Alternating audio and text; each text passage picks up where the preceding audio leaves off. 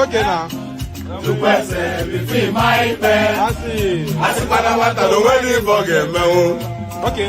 I want to feel. One day you get out. I'm not saying I want to go. I got no Jelumba. Oh, where would he get? I got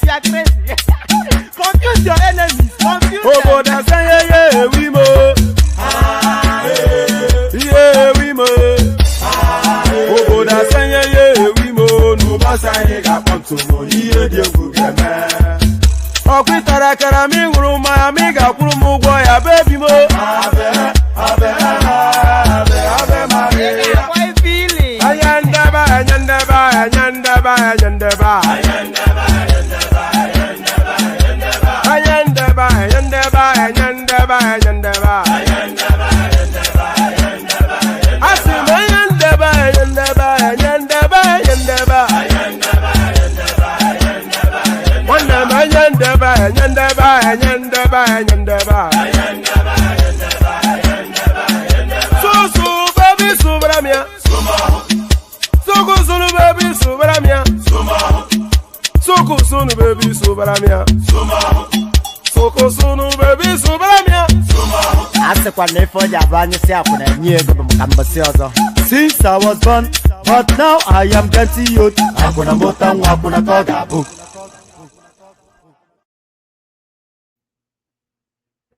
And there it is right there. So there it is right there. Since he was born and now he's getting old. You know, somebody recently told me that music is not actually in Igbo language. So can somebody confirm that if it's not in, because I've always thought it was in Igbo language, but somebody recently told me that it's not in Igbo language. So if it is not, then what language is that? But since he was born and now that is getting old, you know, you don't say Sherlock. Since we were all born, we get old. You know, the moment you draw your first breath, I think you get old, don't you? But that's that.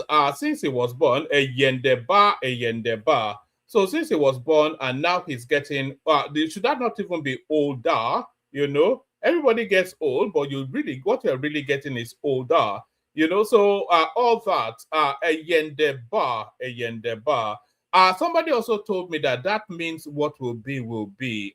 If that is true, please let me know in the comment section. A yendeba. So a yendeba. Good day to you. Good to be in your company and all that funky stuff.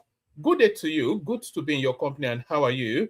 I hope you've had a gloriously wonderful day so far. The glory of the day continues, of course, for spending time in the company of your favorite or your laughing man. One man went to Mo Kabiesi, one man of London, Ekale, so Ekale, or wherever you are.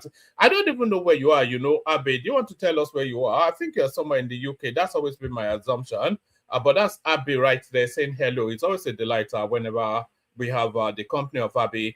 But good day to you. Good to be in your company and all that. Good day to you. Hope you're having a wonderful day so far, or hope the day was wondrous, because of course we cascade, we transcend all of the time zones. So we're not even sure whatever time zone you're joining us from, but whichever time zone you are joining us from, hope the day is going your way if the day is still ongoing, and hope the day went your way if the day is already spent where you are. So all that. Good day to you. So the protocol remains the same. Click on the like button, just as I'm inviting you to do so. Please do so. Click on the like button. Very, very important. Subscribe if you're not already subscribed. Very, very important. Click on the hyperlink that says StreamYard if you want to come and join me on the screen. That's more discretionary. The first two are mandatory. The subsequent ones are so I always give 4 calls to actions. The first two, they are mandatory. They are things you must do, and then the latter 3, they are discretionary. That's at your whim. So if the spirit takes you, then adhere to the latter 3. But by compulsion and by law, please comply with the first 2.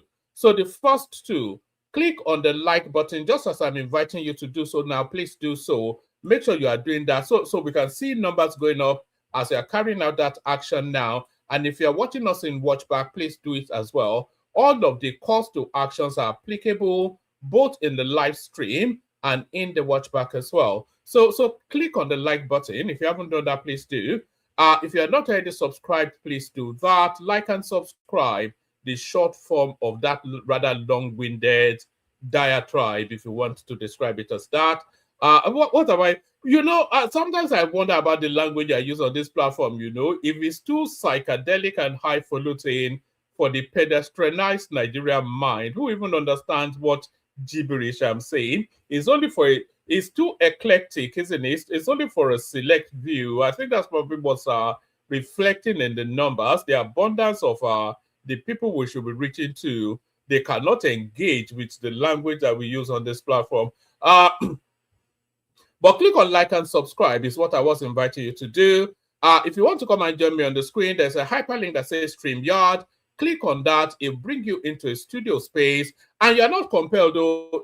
If nobody comes in, we shut it down. But if people come in, we have a session. So the thing has to move organically, you know. So, you know, they say don't sweat the technique. It falls apart when you start to force it. So let it take on a life of its own. So everything is at your discretion. However you choose to engage with the platform, you engage it with it in that form. But I click on like, that's not discretionary. Click on subscribe, that's not discretionary. Click on the hyperlink that says StreamYard. That is if the mood takes you, do that. Share the links as widely as you can. That's compulsory. You must share the links. Say hello to me in the comment section. That is highly desirable, but that's discretionary as well. Super chat if you will, don't if you don't. So all of those is at your discretion, but the likes and subscribe, you're compelled to do those. So all that, please make sure you have done exactly as we just discussed now. Like, and so we want to see numbers going up. Numbers are not going up, as you all have noticed, and numbers should go up, as you all know. So the numbers going up then is entirely due to your activities. So if you comply as requested, then you will see the leap in the figures. We have the product, so where is the market? So all that. So what are we talking about? So we're talking about do you know that okay, we had Wakwanso join ADC just a couple of days ago, but another big fish is about to join the ADC over the course of this week. It said by Thursday, which will be is that day after tomorrow, or is that tomorrow? No, the Thursday. Let me just check again. Sometimes you lose count of the days. So Thursday will be day after tomorrow. So there's another big fish that will be likely joining the ADC day after tomorrow. Who is that big fish? Then you have to hang around to find out. So the excesses of our brothers from the southeast in South Africa. So that's still gaining some sort of currency in the news cycle, with the South Africans baying for blood, and they are saying they cannot distinguish Nigerians by ethnicity. So anybody that looks or sounds vaguely Nigerian is in for it. So there's been a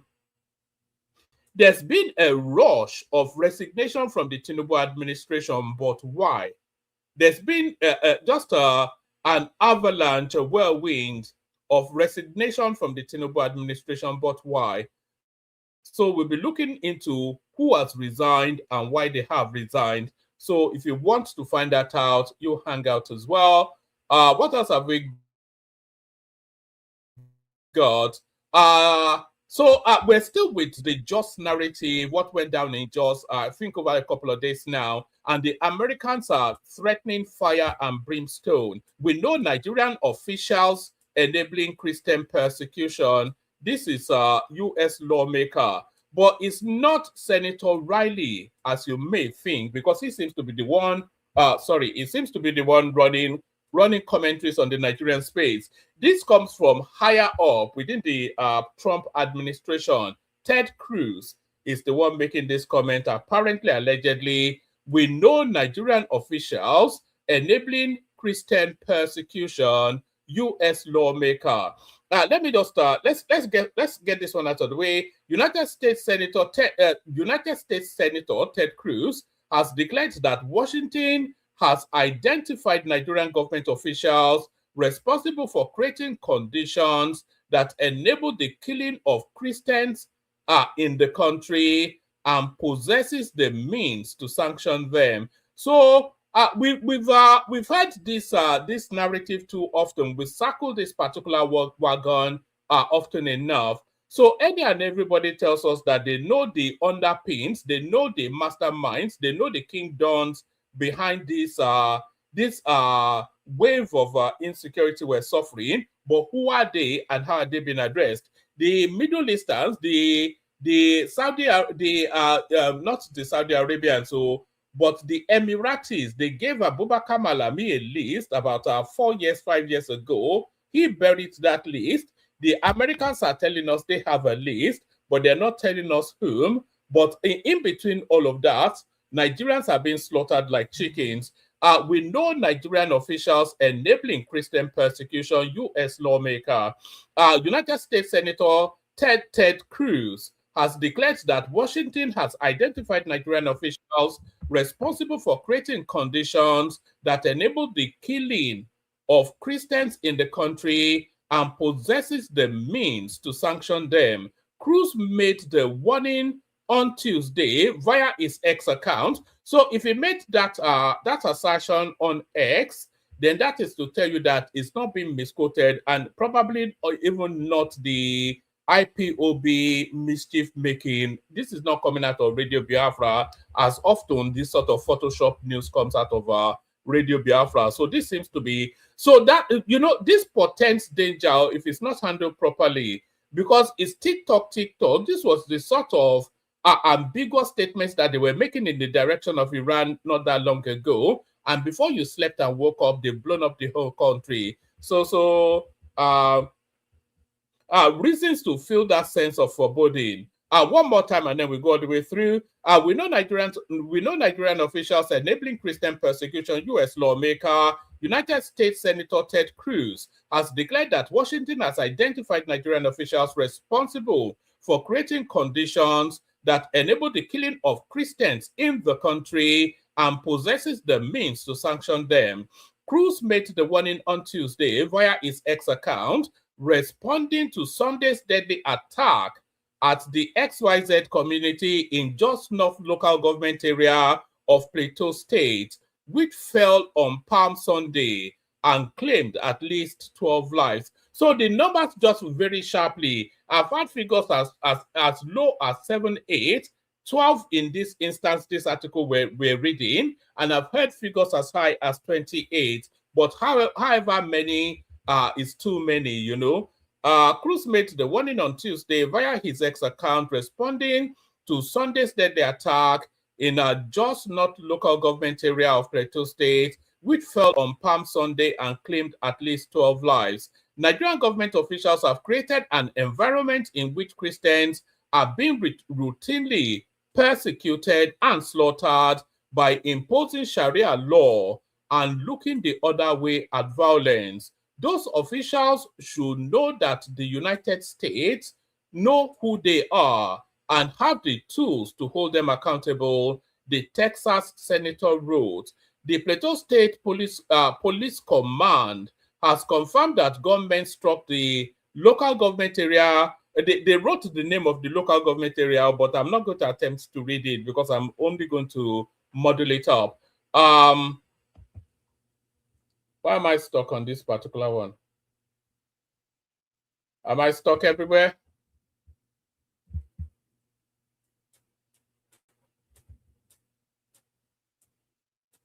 What's going on? Oh, all right. Where were we? Are you guys sharing the link, by the way? And now you clicking on like. Click on like and share the links. Now, what the Jim Jam is going on? What the FUCK is going on? Where were we? Which one were we reading? Yeah, we were reading. So anyway, yes. Where were we? The Plateau State Police Command has confirmed that gunmen struck the community around 8:30 p.m. and it's not even in the dead of night. So 8:30 p.m. is pretty much just early evening, not even late evening. Plateau State Governor Caleb Matfuang, in a state broadcast on Tuesday, confirmed the death toll of 28, just as I said, describing the victims as law-abiding citizens going about their normal activities when the enemies of peace unleashed this senseless attack at about 7:30 p.m. So it's just, I wonder what sort of structures we have in Nigeria. They can't get the time right. They certainly can't get the figures right. So how can they even get the people who perpetrated it? So the state police command, they're telling us that they struck at around 8:30 p.m. The state governor tells us that they struck an hour earlier, 7:30 p.m. The Americans are telling us that 12 people lost their lives. The state is telling us 28 people lost their lives. So you can see then why they are not able to tackle these things when they cannot even get basic figures right. Plateau Governor Caleb XYZ, in a statement broadcast on Tuesday, confirmed the death toll of 28 people describing the victims as law-abiding citizens going about their normal activities when the enemies of peace unleashed this senseless attack at about 7:30 p.m. He said a suspect had earlier issued threats against the peace of the state, had been apprehended. So they said they actually gave prior notice that some guy on social media, almost certainly TikTok, because that's where the bandits seem to habitate. Apparently they picked up that guy that was issuing the threats, but we'll see what comes out of that. He said a suspect who had earlier issued threats against the peace of the state had been apprehended and vowed that all those involved in the attack will be prosecuted. It says at this time, we will pursue the course of justice to its logical conclusion. So why this time and not previous other instances? So they won't do anything, no. By the time it's next week now, we would have forgotten it until they strike again. That's just the way that place goes. It's just so alarming. You know, we have become inured now to the loss of human lives in Nigeria, completely inured. So that's that one right there. All right. Okay. Let's go on to something else. Let me put this one on the screen. I don't think there's anything on the screen yet. Let me put this one on the screen.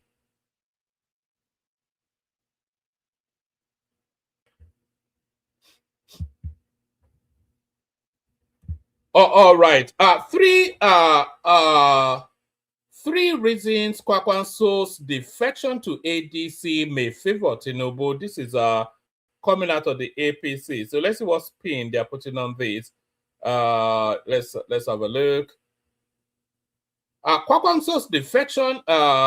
Rabiu Kwakwanso, the former national leader of the New Nigeria People's Party and an ex-governor of Kano State, recently dumped the party and joined the coalition-adopted party, the African Democratic Congress ADC. However, three things have been identified as reasons the move could eventually favor President Bola Tinubu in 2027. Kwakwanso's defection came weeks after his political son and current governor of Kano State, Abba Kabir Yusuf, dumped the former minister's camp and joined the ruling All Progressive Congress APC, a move the Kwakwansia movement described as a betrayal, but the governor insisted on the need to align with the central government. So the coalition movement, let's see, have we missed anything? The coalition movement, which adopted the ADC as its political platform, was started by former Vice President Atiku Abubakar. The former Vice President has been at the forefront of the campaign to stop the second-term ambition of President Bola Tinubu and the APC at the center. However, the party has been urged to maintain a united front if it is willing to actualize its aim in the 2027 presidential election. Olajumoke Victor, a political analyst, in an interview with correspondents, noted can only help the ADC if the party stayed united. So what she's saying, his comment, this could strengthen the party, especially if it succeeds in building a united front with other opposition groups. At the same time, three things have been identified as reasons Kwakwanso's defection could favor Tinubu, listed below. Further fragmentation of the opposition. Kwakwanso's defection to the ADC risks splitting opposition votes across multiple platforms, weakening any unified challenge against Bola Tinubu and the All Progressive Congress in the 2027 Nigerian general elections. This is due to the fact that Kwakwanso was not ready to surrender his presidential ambition.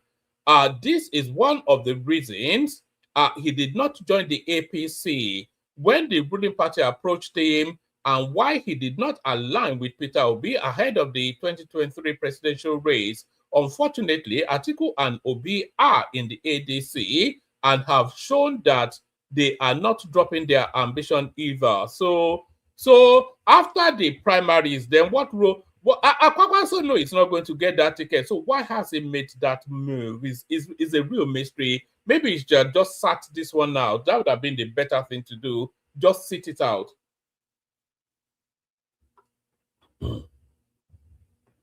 Disruption of coalition efforts. His move could derail attempts to build a broad opposition coalition, creating distraction amongst key figures like Atiku Abubakar and Peter Obi, and making consensus around a single candidate more difficult. This is due to the fact that the consensus is achievable where the big wigs are willing to let go of their egos and support another candidate in an election. However, the case of the ADC appears different as Kwankwaso, Atiku, and Obi are not ready to bow. Potential internal crisis. So these are all known things. I'm not sure that there's any new thing to be gleaned from there. So let's now see who's resigning from Tinubu's administration. 2027 elections, list of Tinubu's ministers, other appointees who have resigned. They're resigning, of course, to participate in the elections and vie for elective posts. Some cabinet members in President Bola Tinubu's administration have resigned from their various positions ahead of the 2027 elections. This follows Tinubu's directive that any appointee who has political ambitions ahead of the 2027 elections should tender their resignation or before Tuesday, March the 31st. So Tuesday, March the 31st being, of course, today or yesterday. We already know Yusuf Tuga resigned yesterday anyway. As reported by BBC PJ, no fewer than 2 ministers and other appointees have resigned, have tendered their resignation. Yusuf Tuga, so we did that yesterday. So who else has resigned? Yusuf Sununu. Tinubu's first appointed Sununu as Minister of State for Education before he was later deployed as Minister of State for Humanitarian Affairs. Sununu contested and won the House of Representatives seat for a local government in Kebbi State before Tinubu appointed him as a minister. He resigned in 2019 as the chief consultant, special grade 1 to join partisan politics. Nasiru Gawuna resigned as the chairman of the governing board of the Federal Mortgage Bank. He was, so where is he going? What is he vying for? He was the 2023 governorship candidate for the ruling All Progressive Congress APC in Kano State. So he cannot resign to try to vie for the Kano State seat because, of course, there's a sitting governor in Kano State already who still have one more term to serve. So I think that ticket automatically goes to Kabiru Yusuf or whatever his name is, the current governor there. So that's that. Abdulrasak Namdas. Namdas is a member of the governing board of Niger Delta Development Commission, representing the Northeast Zone. How can a Northeasterner be on the Niger Delta Development Commission? So that's already a mystery. The Adamawa indigene resigns to contest an elective position in the forthcoming 2027 elections. So I thought they said the Minister of State not the Minister of State, the Minister of Power. I thought they said he also resigned. So Tugor resigns, etc., etc. So all these resignations, of course, are to seek elective posts in the upcoming elections. So there's that one. What else do we have? All right, let me bring you this one. Jos attack was done to embarrass President Tinubu on his birthday. This is the misjive coming out of Cubana chief priest. So, oh God, look at that. You know, this is one of the circulating images of that. Do you see this image of this woman right here? I'm not sure if it's covered up or not, but that boy is cradling right there. That's our only child that was pied by the Abokis. Socialite Pascal Okechukwu, aka Cubana chief priest, says the terrorist attack that occurred in not local government area on Palm Sunday was carried out to embarrass President Tinubu, who marked his 74th birthday on the same day. In a post shared on Instagram this afternoon, March the 31st, Chief Priest called out the state governor Caleb for visiting the scene of the attack in an armored tanker. He also stated that it is embarrassing for the security agents to allow such an attack happen on President Tinubu's birthday. So that's him saying it's gibberish right there. So people are going to backlash him for this, and I think they are already backlashing him for this. I have been called in the past few days. Is that called or told? I think called in the past 2 days. I have been called in the past few days. The video of the woman and her child can't get out of my head. When will this killing stop? How do people desire happiness in killing one another? When will this ever stop? The governor in Jos pulled up in a bunker. Does it mean everyone should pull up in bunkers because he's scared more than the people? To lead a state, I don't know what it means by that. It says to lead a state, you the people. To lead a state, you have to be fearless. You have to have the ability to lay your life for the people. I feel for everyone in Jos, this was clearly done to embarrass our president on his birthday. Security agencies should brace up to their task. Allowing this kind of embarrassment on your principle is embarrassing. I pray God gives President Tinubu the energy to select people capable to lead with him. That's what he said. Apart from the Tinubu bit, I don't think there's anything that is excessively extreme. But it's already been backlashed for that anyway. So that's that one right there. Let me play you this video. This is the video then of actually let me play it. Tell me in the comment section if you can hear the volume. Let me play you this video.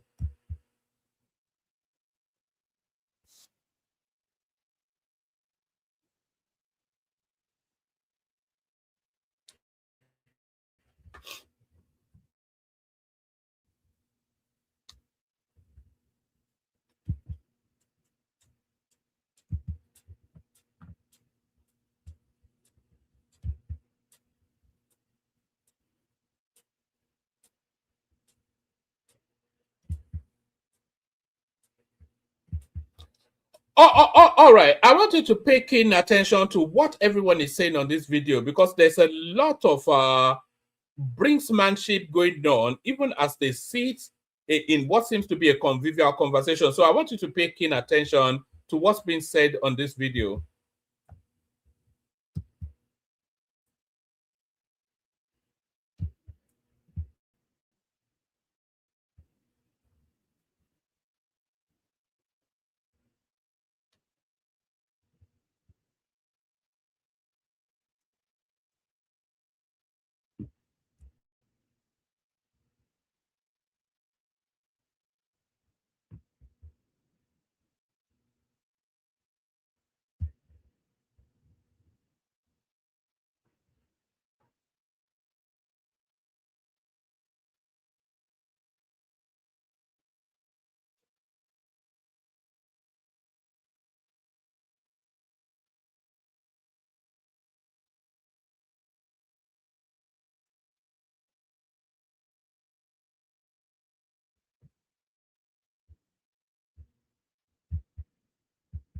All right, no sound, somebody says. So whenever I play these videos, if you can't hear a sound, please tell me quickly so that I know that you can't hear the sound.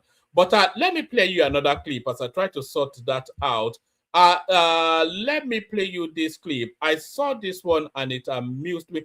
Actually, let me play you this one. This is something that happened in Delta State that shocked me. I wonder if it will shock you. Watch this. Good morning, my name is Harrison Guamnishu. Now, this is a hotel robbery. Like armed robbers invaded this hotel, tie up the security men at the gate, and rob the entire hotel.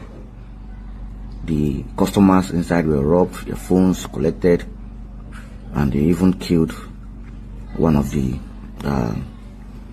customers lodged in the hotel. Now, you think staying in a hotel is also safe for you? It's not also safe for you. It's not also safe for you. Maybe you feel like you stay in a hotel, you just sleep off, doze off, and you think people cannot come into the hotel rooms to rob you. They can. And wherever you go to, whether you're in your house, in your friend's house, in a secured hotel, you feel like it's very secured, all right? Just be careful, because people monitor your movement. They know how you go in, they know how, when you come out, they observe you. Somebody may be close to you, you don't know, maybe they are planning to do something evil to you, all right? So just be security, conscious. Now, if you encounter such situations, the only thing I feel you could do at that time is, if you don't have security people's number to call, because before they rob 1 to 3 rooms, I believe you might have heard the noise. Sometimes you may be sleeping, you don't know, and they burst into your room, all right? But in Delta State, we have the Delta State Police Control number that is available 247. Reach out to them, call them when you see or hear anything like this happening. This incident happened in Delta State, all right? And they are still going around house to house, robbing people. All right. So I saw that earlier. I thought I'd bring it to your attention. Nigeria is a crime scene, as they often tell you. So now tell me if you can hear the volume now. It should fix itself now. So tell me if you can hear the volume of this now. Chairman of African Democratic Congress. Senator Mark sent us here because he's fully aware that the coming battle between us in 2027 to elect new people to lead Nigeria can only be successful if all the various segments of the country that have good intentions and goodwill towards the Nigerians are able to unite to stand and resist the impending disaster that is waiting for us in 2027. We are fully aware that if we make a mistake and allow this government to continue post 2027, Nigeria will probably be no more as we know it. But then we probably will be packing people of starvation in trailers, but then we'll be packing people in trailers who are unable to afford medical services and everything. And the insurgency will get to the level that they'll be moving from bedroom to bedroom, harassing and killing and maiming people. So with this in mind, the Senator David Mark sent us to seek to speak to the Kauram Bauchi to join the ADC because he's a noted fighter, he's a warrior, he's fearless, and his energies will contribute to what we already have in ADC. And so that's why we are here. We've had very fruitful discussions in a very friendly, brotherly manner. We understand the task before every Nigerian and the task before Kauram Bauchi as a governor, that when he joins ADC.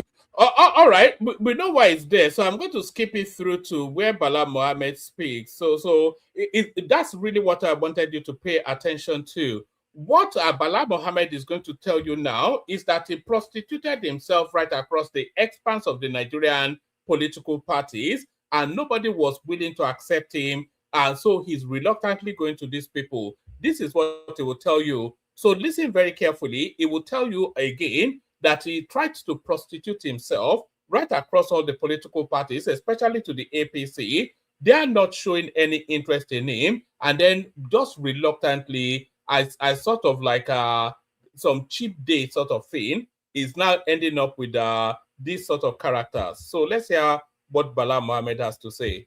Where my mentor, my boss, Senator David Mark is leading, and he has sent an olive leaf to me to reconnect me with the umbilical cord of the opposition, where I have always emerged from. Certainly, as a leader in the PDP, we have found ourselves really in a very serious ambivalence, where our party is headless. And of course, I have pursued all avenues for reconciliation, but it has not worked. And our people are putting me under extreme pressure. And we have set up two committees, one in Abuja at the national level, because of my position as a leader of the party on the other side, and one here to look at where to go. We let all our options on the ground, including APC itself. But certainly, we have discovered that we cannot be where we are not wanted. We have to find a place within the opposition. That is where our fate and political destiny is taking us to. And ADC appears to be a very enduring and, of course, luring, a more acceptable platform by the people that are talking to me so far. But because I'm managing two constituencies, Bauchi and the Federation, we will try, if we are doing something, we do well. If we are doing well, we have to come together with all the parties, all the interests in the PDP at the national and subnational level.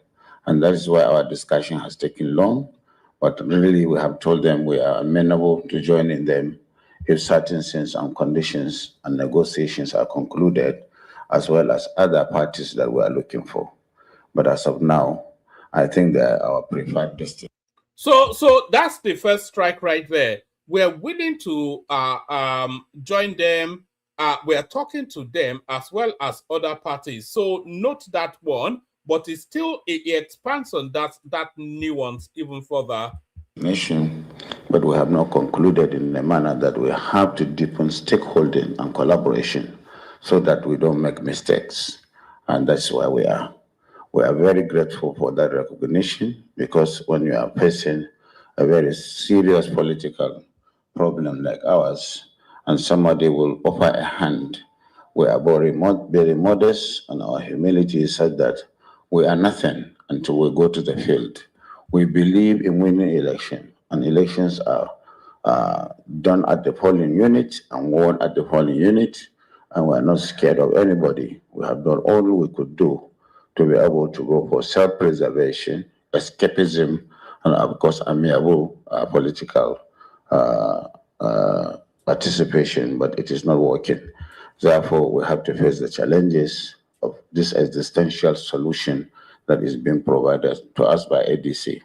We, on behalf of the people and government of both states, and indeed the PDP, the other faction, the faction that has been distraught, thank the national chairman of the ADC for offering this opportunity to us. Definitely will not allow it to slip out of our hands, considering the pedigree and antecedents of those that have been sent. Thank you very much. And timeline, we are very conscious of the timeline. Everything will be concluded by Thursday, so that we'll be able to be on the same page and not to exclude ourselves from participation.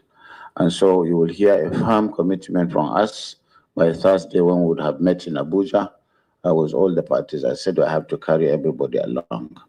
Regarding the reconciliation, I have done everything I could. I met the APC, even at the national level. I met the chairman of the APC, because as a leader, I must open my flanks. And So did you hear that? He met with the so when they say that there's no ideology in Nigerian politics, this is a good example right there. So is that going to describe to you that he met with the APC, but they were not willing to accept him, and that's why he's now defaulting to the ADC? It's also told you that he's fighting for his own political survival. So it's nothing to do with Nigeria. It's nothing to do with Bauchi State. It's nothing to do with anything that evolves or progress your life. He wants to it wants to remain a recurring decimal of relevance within the Nigerian political space. And that is the overriding thing that propels this. and he's telling you exactly that. He's talking to he's brought the cameras to show us his conversation with the Atiku camp. But in that, is that a press conference or an outing? Let's call it an outing. In this outing that we're seeing now, is also with that guy, Babachir Lawal, sat next to him, a functionary of the ADC, is also telling you right there that he's also fraternizing with the APC, that he fraternized with the APC. They were not really yielding to him in the manner that he wants, so he's now defaulting to the ADC. And so if the APC has accepted him, what language, how would that language that he will use to campaign against them, how would then that have applied? All the reasons why he wants the APC out, are those reasons not relevant had the APC accepted him? Do you see what I mean? So there is no moral fiber, there is no underlying ideology, there is nothing at all other than self-interest. That's all he's telling you right there. I even went to see Mr. President 3 times so that he will engender the reconciliation, because we have somebody called Wike that is being used to destroy us. And in fact, he is causing so much disaffection. And the president was amenable to reconciliation. But by the time I came, I decided to even see Wike himself in his house. I swallowed my ego and met him. But what he told me was, he is already a conqueror. He has conquered us. He's taken all the position of the PDP. And what I was thinking, that the convention will not hold and will discontinue our litigations so that we can come to negotiation. But neither the presidency, Wiki or anybody called me. They went ahead with their ill-conceived convention. And as it is, anywhere you are, either you are on Wiki's side or you are on my side, you run the risk of winning election and losing it in the court. Because even those caretaker committee that midwifed the convention, they have been discountenanced by the competent court of law, that is the Court of Appeal. And in our own case, our convention has been set aside. So we are not novices, we are not arrogant, we are law-abiding, we believe in the rule of law, and that's why we have to find space for our people. Thank you. People may want to know why ADC and not APC. ADC because it's the opposition. APC, we are not wanted there because we have not been approached, and we try to get there. But certainly, our antecedent. Did you hear that? ADC because they are the opposition. APC, we are not wanted there. And we tried to approach them, but they told us to get lost. He said it. Did you hear that? This is just prostitution, isn't it? Just hear it again. ADC and not APC. ADC because it's the opposition. APC, we are not wanted there because we have not been approached, and we try to get there. But certainly, our antecedents will connect most of the people around us preferring ADC or other parties than APC. Open up, if they said we should go to APC, we will go. But I think the preference is to go to opposition parties. Right, so there's that one right there. If they say we should go to APC, we will go. So there's one more clip that I wanted to show you. It's still along that same two-facedness of Nigerian politics. I want to show you this one. This is it's the same man, but in different situations. Tell me if you can hear this as well.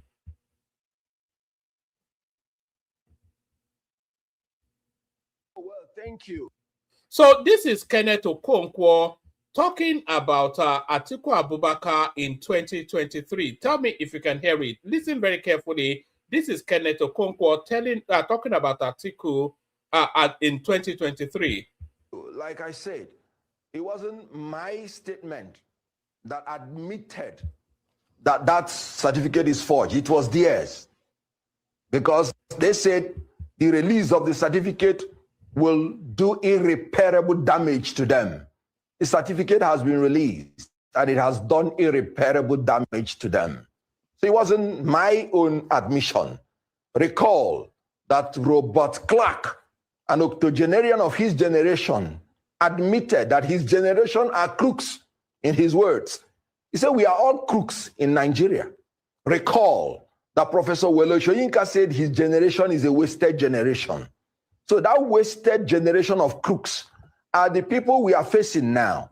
And unfortunately, Atiku Abubakar, like you rightly pointed out, who belonged to that generation, is rather coming too late.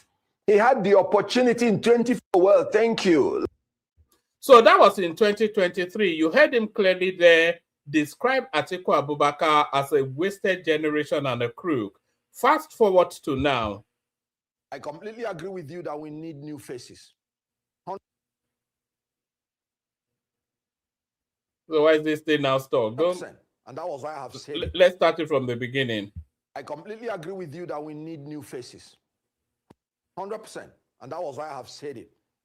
That Atiku, P2B, Tinubu should step aside. And the reason is because the ruling party has failed, the opposition has failed. I completely agree with you that...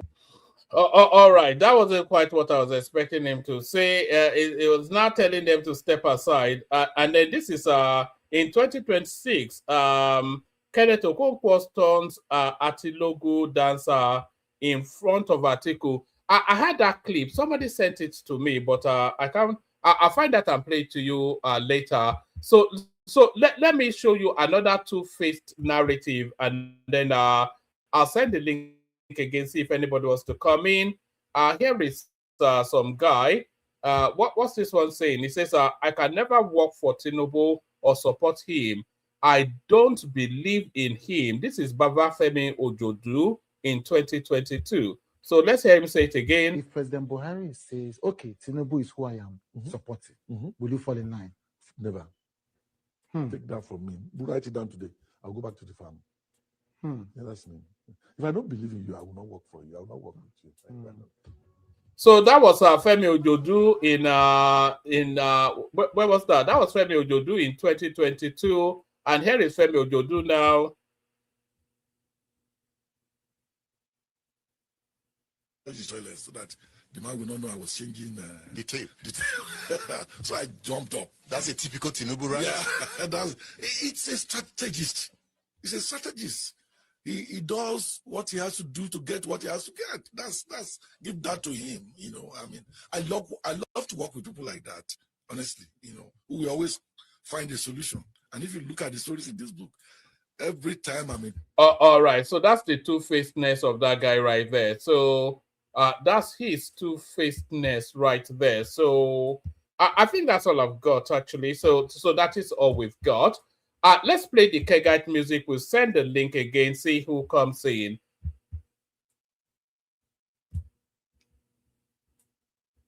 Where's the Kegite music? So yeah, that's the Kegite. Let's send the link. Only water, only water, where they see ma. Water,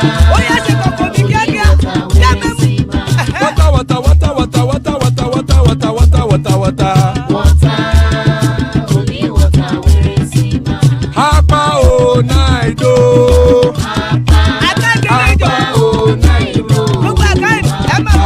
Hapa you don't come o.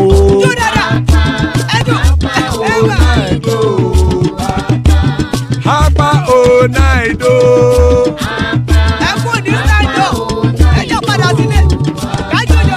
Oro kẹ̀kẹ́ ẹlẹ́mù yé o. Ilé sọ́díyà kẹ̀kẹ́ rẹ̀ ẹlẹ́mù rẹ̀ o. Bobby master kẹ̀kẹ́ rẹ̀ ẹlẹ́mù rẹ̀ o. Chifu Faila ti kẹ̀kẹ́ rẹ̀ ẹlẹ́mù rẹ̀ o. Eruku lẹ̀lẹ̀ ẹlẹ́mù dé. Eruku lẹ̀lẹ̀ ẹgbẹ́ ẹlẹ́mù dòde ojàre o. Eruku lẹ̀lẹ̀ Ghana ti dé ẹgbẹ́ bọ́dì o. Ọmọ ẹlẹ́yẹ ẹyẹ o ó dìle o. Odúyẹ̀lá ẹyẹ o ó dìle o. Petrosodana ẹyẹ o ó dìle o. Petrosodúnkẹ́ ẹyẹ rẹ̀ ó dìle o. Ẹlẹ́kọ̀ ọ̀run mú ìní o.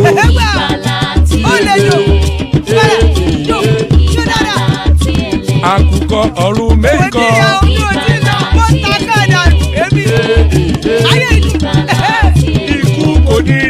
gbéṣe o.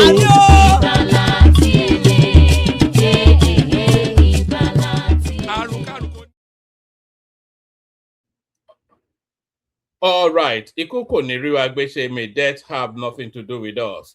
We will not be bailing out early today because we have the company of Baba, so that's Baba right there, and we also have the company of Bishop, that's Bishop right there. So that's sufficient enough to be going with so far. Anybody else that wants to hop on, please hop on. So thank you for joining us, gentlemen. Thank you for being here. There's not an abundance in the news cycle, so maybe we'll pull through from yesterday all the way through to today. So yesterday we were going to discuss Fanika being rejected by the Germans, which might well prove to be fake news from what we're now hearing latterly. The South Africans protesting against Nigerians, they're up in arms. And now we're discussing what's it called? Bala Mohammed fraternizing with the ADC, but still leaving the window open for the APC. It's telling us to expect a decision by tomorrow. So we wait in anticipation of that decision. The US are breathing hard on the neck of the Nigerian government regarding the goings on in Plateau State. So that's in play as well. Also, the people resigning from Tinubu's administration to contest elective posts. I thought the Minister of Power was one of them, but I've not quite seen his name in the news cycle so far. So either those or whatever interests you. We start it off, kick it off with Baba. Baba, good to see you. Hey, one man, how are you? I'm good. Good to have you here. Okay, I hope your week is going well. And how are the betters? One shade of I want àwọn wíníwíní lójú orogún èjìvọ̀rọ̀ lójú ìyẹ́ ẹ̀ ó wọlé alákìsà dáláṣọ. You are doing a tough job. Serve them well, please. It's great. Hello, Bishop. How are you? And AI and our people in the commentariat. I hope you are doing well. I could see Latu Rich. I could see Olumuyiwa Olagunju and Deji. Of course, is always in the commentariat these days. Not coming to join the panel. I know the hour is odd with Nigeria being its a place of abode, and AB, of course, the Baba Saleh of the commentariat.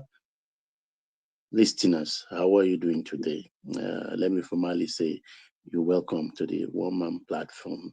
Have you clicked the like button? Please do so.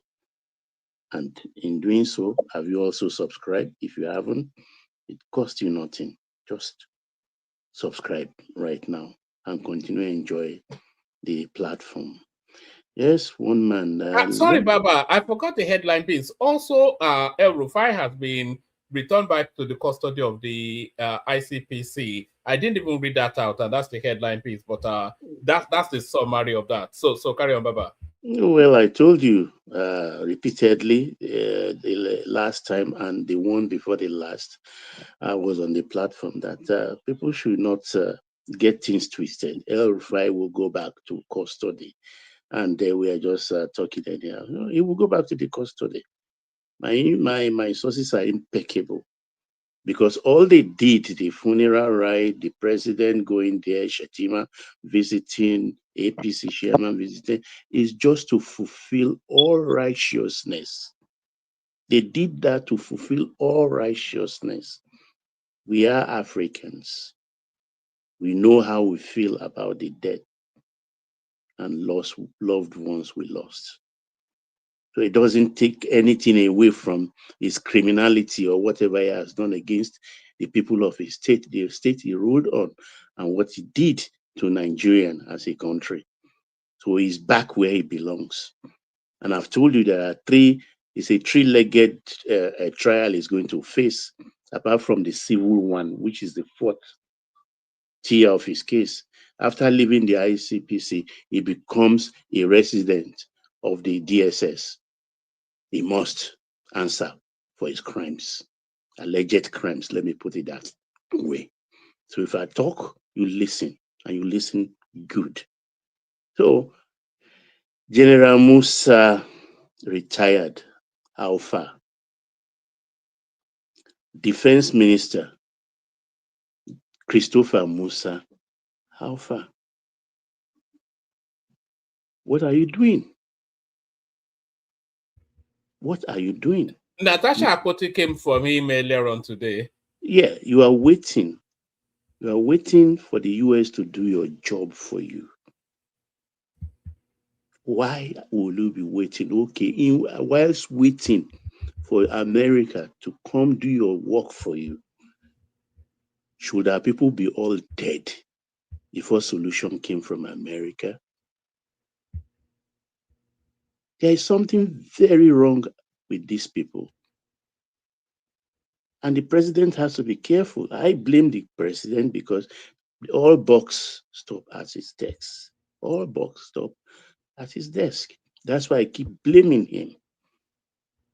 Because I've always complained, from General Musa to the current Chief of Defense Staff to the Army spokesperson, General Onoja, who is from Middle Belt, and also the Army Chief of Staff, who is from North Central.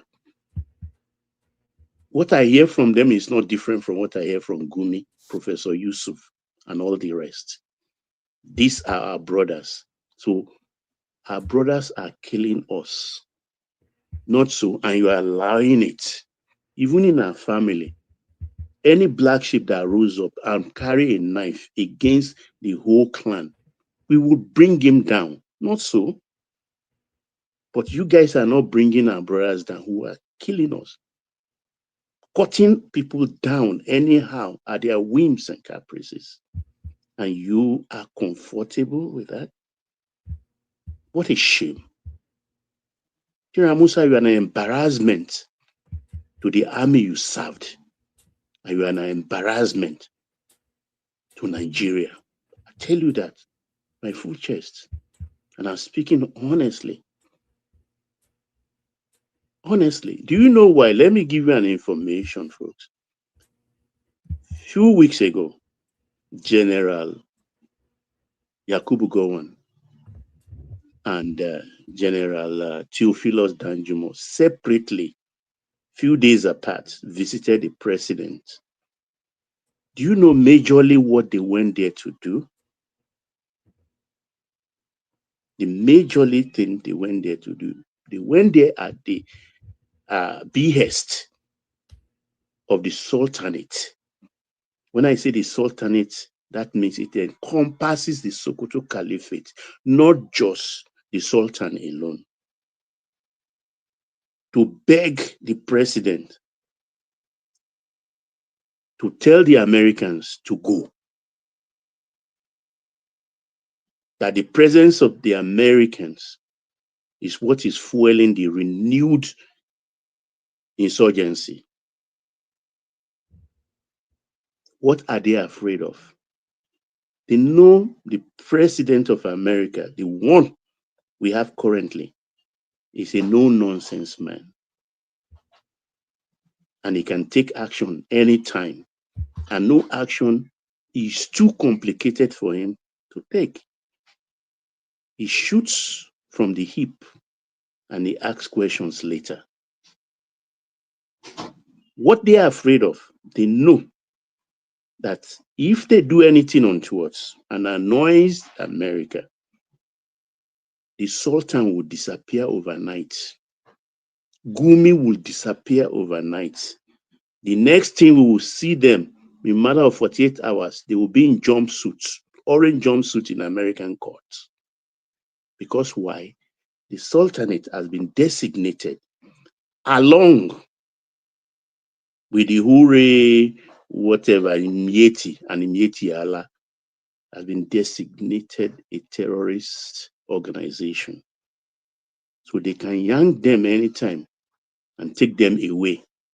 And that is, and don't forget the man, the opposition they are excitable about today is on that list too. Who is that man? Kwankwaso. Kwankwaso is on that list as a sponsor, as a funder of terrorism in Nigeria. Kwankwaso is on that list. And they are getting excited about it because we don't think. We've lost all senses of decency. Look at what happened on Palm Sunday. It's abhorrent. It should not be happening in normal society. And I like the Americans are acting. So until they put their acts together and start doing the needful, so is this how we're going to fold our hands? Look at that young man, the young American. That young man is a bait. He's calling out the Northerners, the Southerners. He's calling them out by names. He's going from village to village freely. You would think they will kidnap him or they will maul him down. They are clever. They know the extent to which they can push the Americans. Look at the boy, that young man can be more than 30. He even said, look, I contact the American embassy every day. He said it. You mean the NGO guy or the NGO guy? NGO, they took over Nicaragua. NGO, they took over Peru. Supposed NGO. It's supposed NGO. America is compiling this thing. It's embedded, and they can't do anything about him. You think if he were to be an ordinary person, he will be gone long ago. He will be gone long ago, but they dare not touch him. And they know who he is. He's part of the complaint. Please, President, remove the Americans. But why should the president remove the American? This president, I think, is lucky in a sense.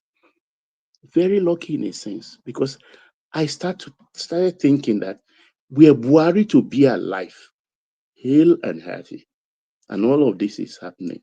Will the president move against the Fulani like he's moving now? I agree with you on that. I've had those thoughts as well, but apologies for. I thought the death of the arrest of Abubakar Malami would not happen El-Rufai if Buhari was alive. Exactly. Because they were all under his protection. And if you remember, at the tail end of the Buhari administration, Abubakar Malami went and married one of the Buhari daughters, the one that couldn't stay with her husband. I think that's her fourth husband. So he went and married her to use the Buhari name as his immunity. But now Buhari is dead and he's in prison. It will have been difficult because for 8 years, Buhari protected them. And in doing so, gave them wings to fly, gave them money, gave them weapons, empower them, embolden them, enable them. For 8 years, they gained more ground and influence.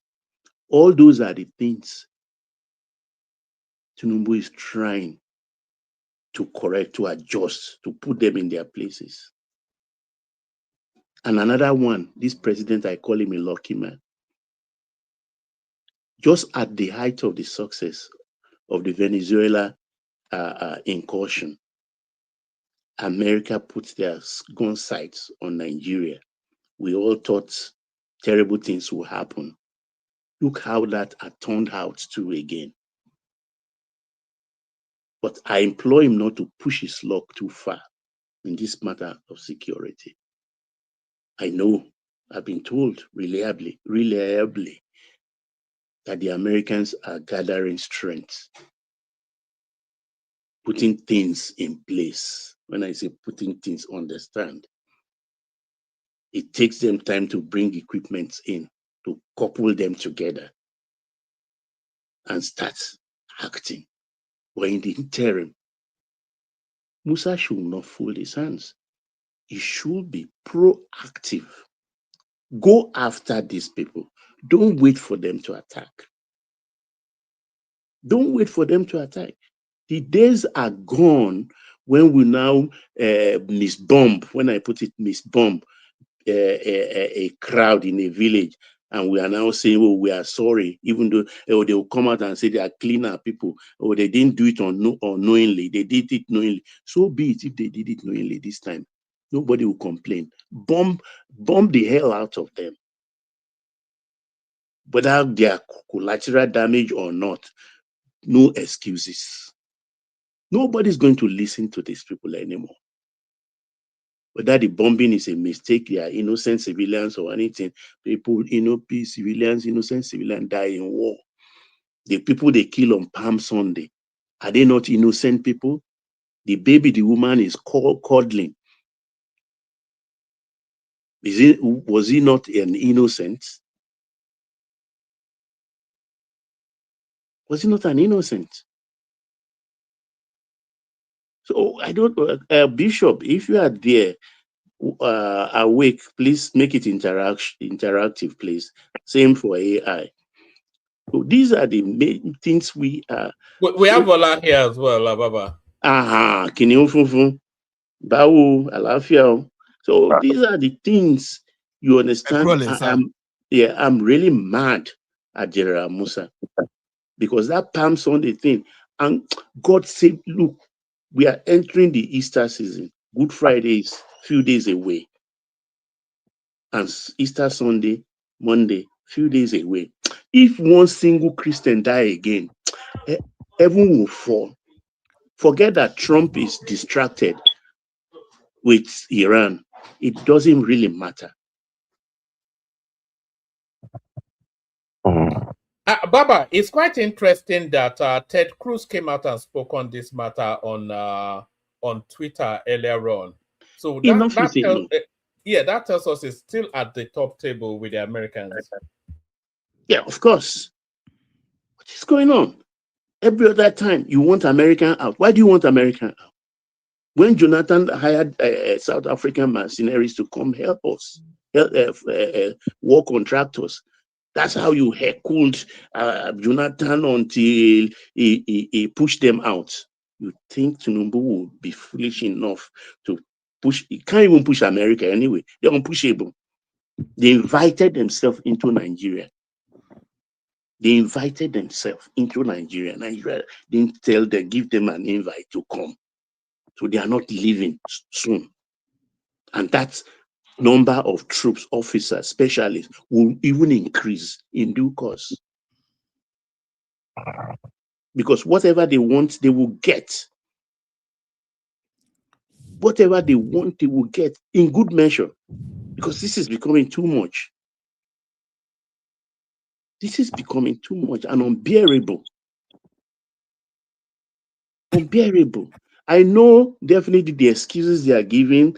I know the middle belters or this thing, they are not that innocent, actually, because there was an incident on Salah Day where something happened to two Fulanese herdsmen, and that's why they always come after. But when they come out like, I don't know, in 1,000-fold. In 1,000-fold. I know there's no smoke without fire, but we have to be very fair here because they started all of this. They started all of this. And it's high time. And I know somewhere along the line, I hope soonest, they have to get their names out into the public. Let's know who is that, Bishop or who? I wanted to comment something. Yeah, go ahead. Bishop. Yeah, Bishop, go ahead, please. And by the way, AI and Uncle Beno, we're just having a relaxed session, so don't wait necessarily to be called. So long as it's not rowdy, we can just free flow. Yeah. I just wanted to say, much as good evening. I want to confirm. Say, what man should be better to start with. But I can't be in now. I thought that I thought that was known, but yeah, I do have a set of, I was just emotional one you. Anyhow, by the way, it's late for one. So congratulations to my no, not recently. They're grown. Oh, okay. They're grown. Yeah. Better Trophy nìyẹn award winning. Exactly, the lucky man. But we are aware, a lucky man. Why is Bishop afraid? Bishop, you can still do like triplets or more now. I will be lying. I will be lying. I should be true. Hero. àwọn ọmọ kan ti fẹ́ ṣíwọ ọmọ bíbí wọ́n ti fẹ́ dóbi. Ẹni ìlà ló bá parí. Bá ọmọ compete. Àwọn ọmọ ti fẹ́ dóbi báyìí. But I know the family that the uncle is younger than the, the uncle is younger than you. Not too good this season. Nǹkan tó dálé ẹ̀ kí ẹ̀ máa kọ́pì kò ṣe nǹkan burúkú. Okay, go ahead, Bishop. The topic on that Baba was discussing is very painful. And sometimes we get a little bit emotional, but the reality of it is that many more of those things will still happen because we are not to the end yet. I cannot independently verify what Baba said earlier on about the mission of the duo, the visit of the duo of CY Danjuma and General Gowon to Tinubu. Because that would be very foolish of them, considering the fact that the middle belt, especially the Benue Plateau axis, on the Plateau axis, have been a very the victim in all that is happening. But there are certain realities that we must be able to, we will have to get to at some point, ultimately. Unfortunately, we cannot get there in a hurry. The narrative of the genocide narrative has taken deep. And I don't know if it is just luck or providence that helped Nigeria, that were able to manage the intervention of the Americans the way Tinubu managed it, or God gave him to manage. I don't know what happened there, but I think he came out, he handled it beautifully well. But the big but is this: how did we get to where we are? The incidents, the brutal attack, the murderous rampage of last Sunday is one attack too many. Baba said very clearly, and I take that part very well, that they are not altogether too innocent. Even the middle belt has, because I know them a little bit, and I know the axis where those things happen. I know Angwa Rukuba. I'm not a I'm not a stranger to that place. I spent some time in Rukuba Barrack in Third Motive. So Feringada and what have you. So I spent some time there. I know that place is not just some fringe. It's really right there in the metropolis. So the question is, what went wrong? And I will actually ask, what was our intelligent people, intelligence security agencies or places, what were they doing? Now, I'm not saying why did the attack happen? Attacks happen every day, everywhere. But what happened after the attack? How come we don't have an eye in the sky that can trace how these people came and how they vanished? They don't just vanish into the thin air. Is it that some people are complicit? I don't want to believe that the state is complicit. Maybe some individuals are. Maybe some operatives of the state are a little bit, not complicit now. They are not up and doing. They are not doing what is expected of them. And I don't know about other people, but I think every reasonable Nigerian should be tired of this bloodletting. The question we've not been able to answer is, to what end? Why are they doing what they are doing? Unfortunately, that last Sunday's attack is not going to be the last. and I listened to one gentleman that was giving a kind of a security situation update about that there are other impending or pending looming attacks, especially as we go to the Easter celebration. I will not say General Musa had failed. I will not call his competence to question. I will say he has failed if there is a repeat by the Easter celebrations itself. But unfortunately, it's not something. Is that the first incident since he became the Minister of Defense? Is that the first incident? No, the bombings, the multiple bombings in Borno, and several others. No, I wanted to. Exactly. So where do we get to the point where we say that he has failed?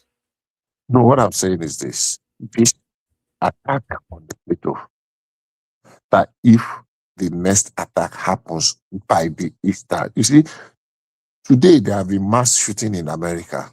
There were yesterday 30th. There have been mass shootings in America. I don't know when we will get to a place that will be able to forestall all criminalities or criminal when criminals want to strike. There have been mass shootings in America. There were yesterday. There was a mass shooting somewhere in Philadelphia. There was there were about 3 yesterday that I got over. People were killed. But I'm not using that as an excuse to say that. I'm not using it to justify why it has to happen in Nigeria. One thing that happens is that most times when those mass shootings happen, they either succeed in taking those people down or they're able to trace them. People cannot just come on motorbikes in their hundreds or in their dozens and mow down people in cold blood, and they will just vanish into the thin air. It is the failure of the intelligence, and we must hold the man at the helm of affairs responsible. I had they arrested 1 or 2 of the people that carried out this, heinous crime. I'm not expecting them to make them public yet. I don't think they did. I think they arrested a TikToker.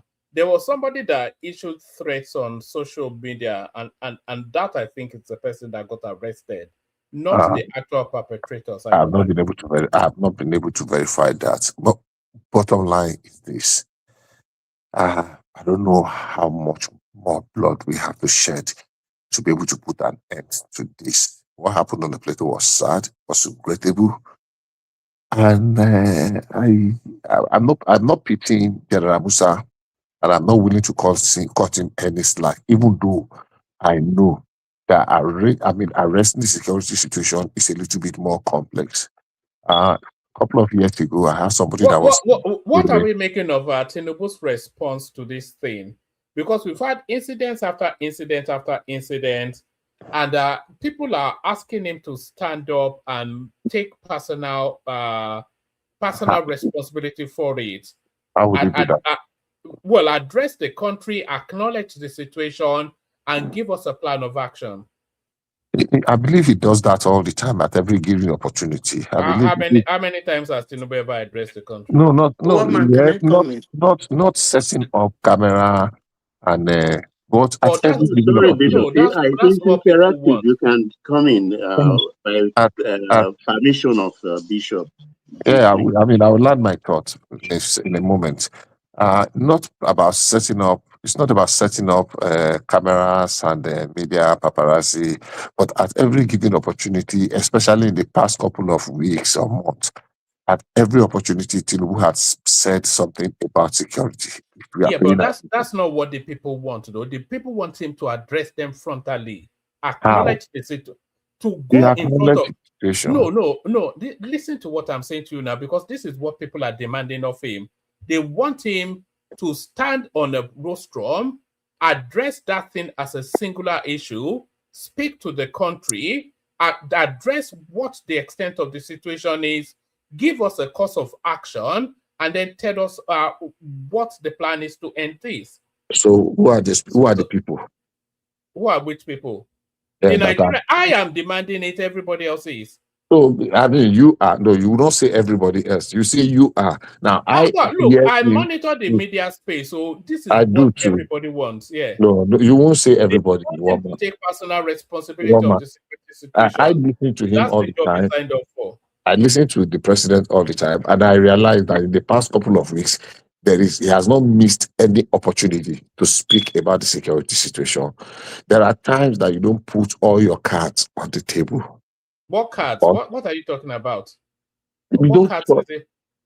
don't divulge your strategies. You don't What divulge what you are strategy? doing. You don't divulge what you are doing. You don't divulge what you are doing at the back end, because you might be saying, What they're not doing anything. I don't agree with you. Is No, there no, any no, is no, there no, no. any indication in terms of what we are seeing that anything is being done at the back One, end? one man, Tinubu completes yeah, 3 years in 2 months. there's been more in the past 2 or 3 months. There's been more onslaught. They've brought down more criminals, more terrorists and bandits than the previous 1 year or thereabout. Yeah, but they've Bishop, always brought down. let me give Yeah, you this sorry. information. Yeah, Let me give you. So, I think Zita wants to come in as well. Yeah, carry on. Zita, just give me 30 seconds. Bishop, we have active army, that's soldiers, 160,000.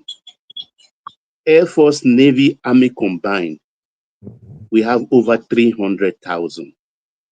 If they dedicate just to div about 10,000 soldiers or more to the middle belt, permanently lock the place down, don't you think they will achieve something rather than maybe send 16 people down, a platoon or a company, which is under 100, a patrol unit? Can I answer you? Yes, sir. Or you want Zeta to come in before I answer you?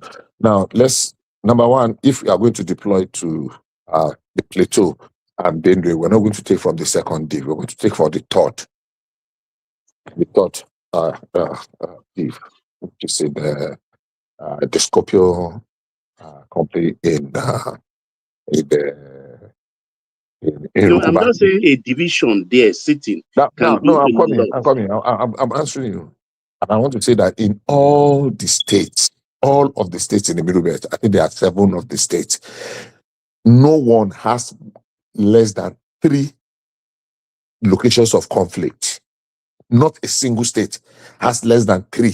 Some has as much as 5 as 6 locations where we have military deployment in the Middle Belt only.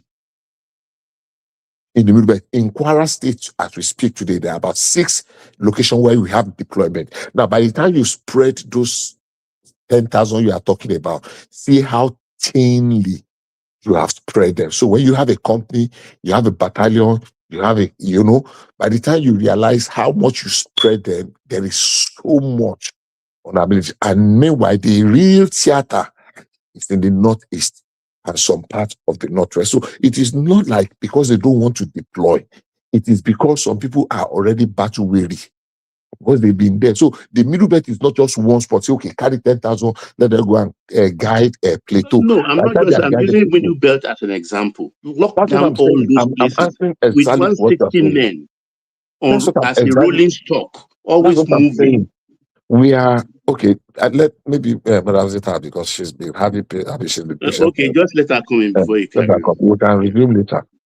Uncle Beno, you are invited.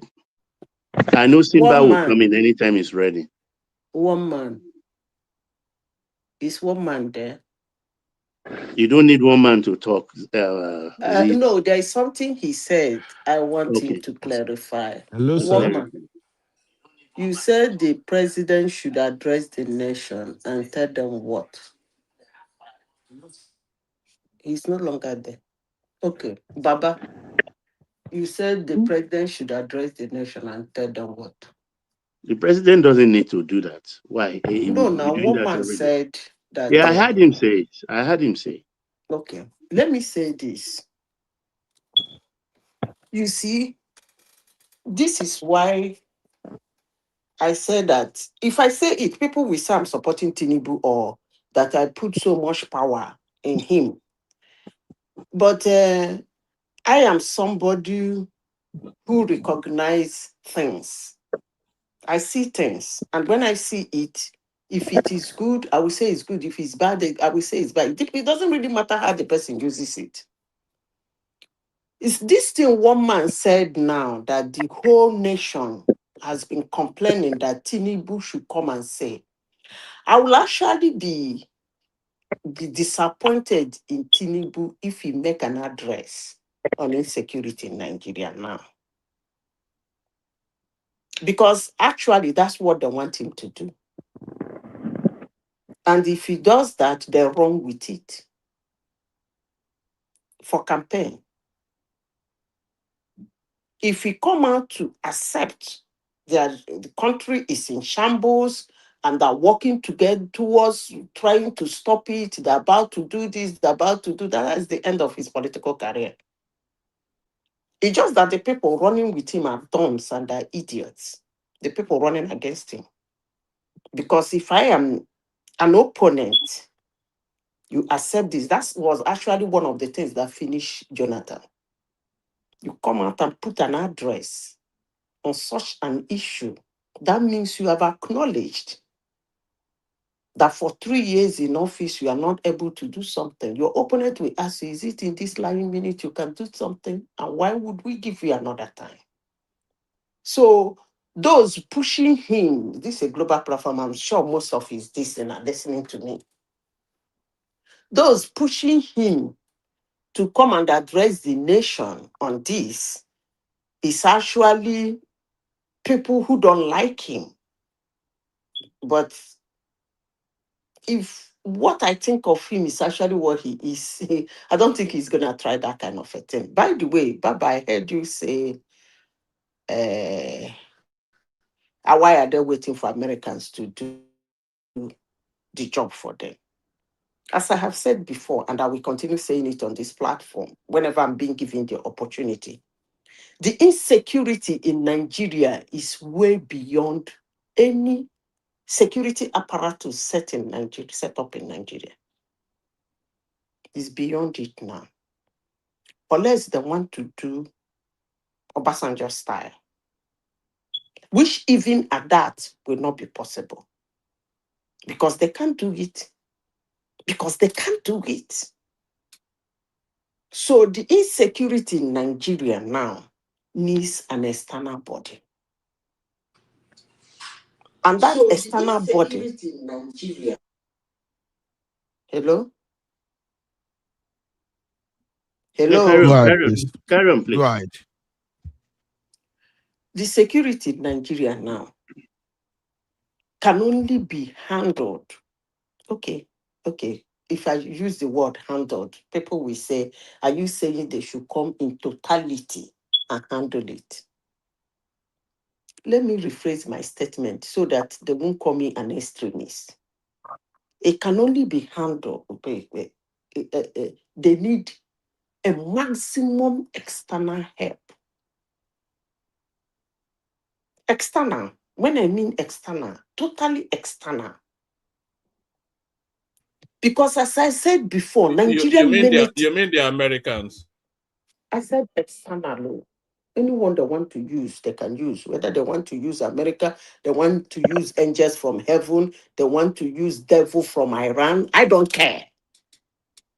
And they want to use madman from Israel, I don't really care. But what I am saying is that they need maximum external help, period.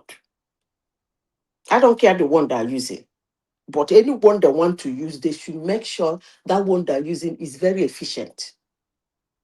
But if anybody sit down and call himself a Nigerian and is waiting for Nigerian military to conquer, or Nigerian security forces to conquer the insecurity in Nigeria, the joke is on that person. More especially our military, they are Boko Haram.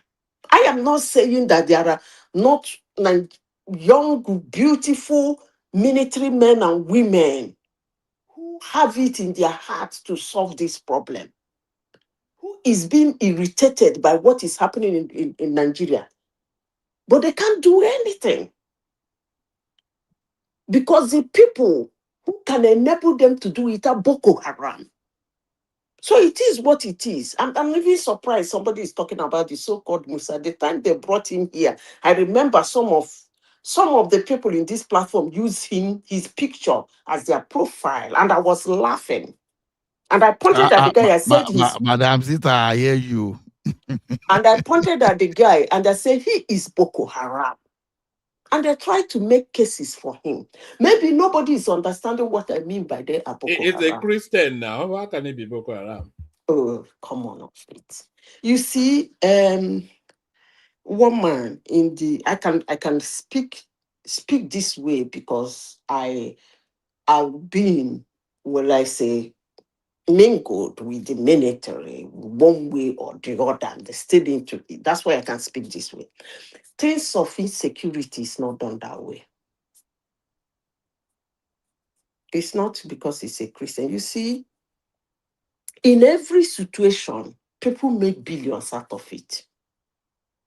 In every situation, no matter how bad or how terrible you think that situation is, people are, there are some people, it is their time to become financially and otherwise. It might be so bad, the whole world might be screaming, this is not working. But some people are scooping billions on that situation. And that's what is happening in Nigerian army. It has gotten so bad that they can no longer do without. So for anybody to solve that security situation in Nigeria, you got to have a strong, trustworthy, willing, controlling, that should be the word, external body. And I believe the next president, come 2027, is going to do something drastic. Because they cannot be making money and be sending our beautiful young military guys to go and be bite by ragtag smelling rats that live in holes to buy them. Not because they are more trained than they are, but because the person that sent them to be killed. It's not working. So we should stop all this, this person to do this, person to do this. One man, you said that Tinubu should address the nation. Exactly what I'm asking you. Address the nation about what? Hello? About the state of insecurity now, is that not sufficient enough for him to... So what is he going to tell the nation? Just paraphrase what you expect him. Because he said, let me finish, to acknowledge please. Don't be fast in answering the question. Let me finish the question first. You see, you said you are one of the people who, among those pushing for him, believe and strongly ask him to do a state of a press conference on what is happening. Can you please help us paraphrase what you expect him to say? Just in few sentences. I want him to first stand on that rostrum and acknowledge the severity of the situation, not a press release saying the presidency did this and the president, with not the presidency, but the president. So I want him to acknowledge that we're in a situation, that's one.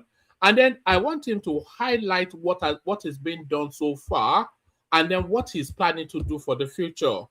You know, so he has to go in and touch to the hearts of the people who want to hear from him. We elected you to resolve this situation.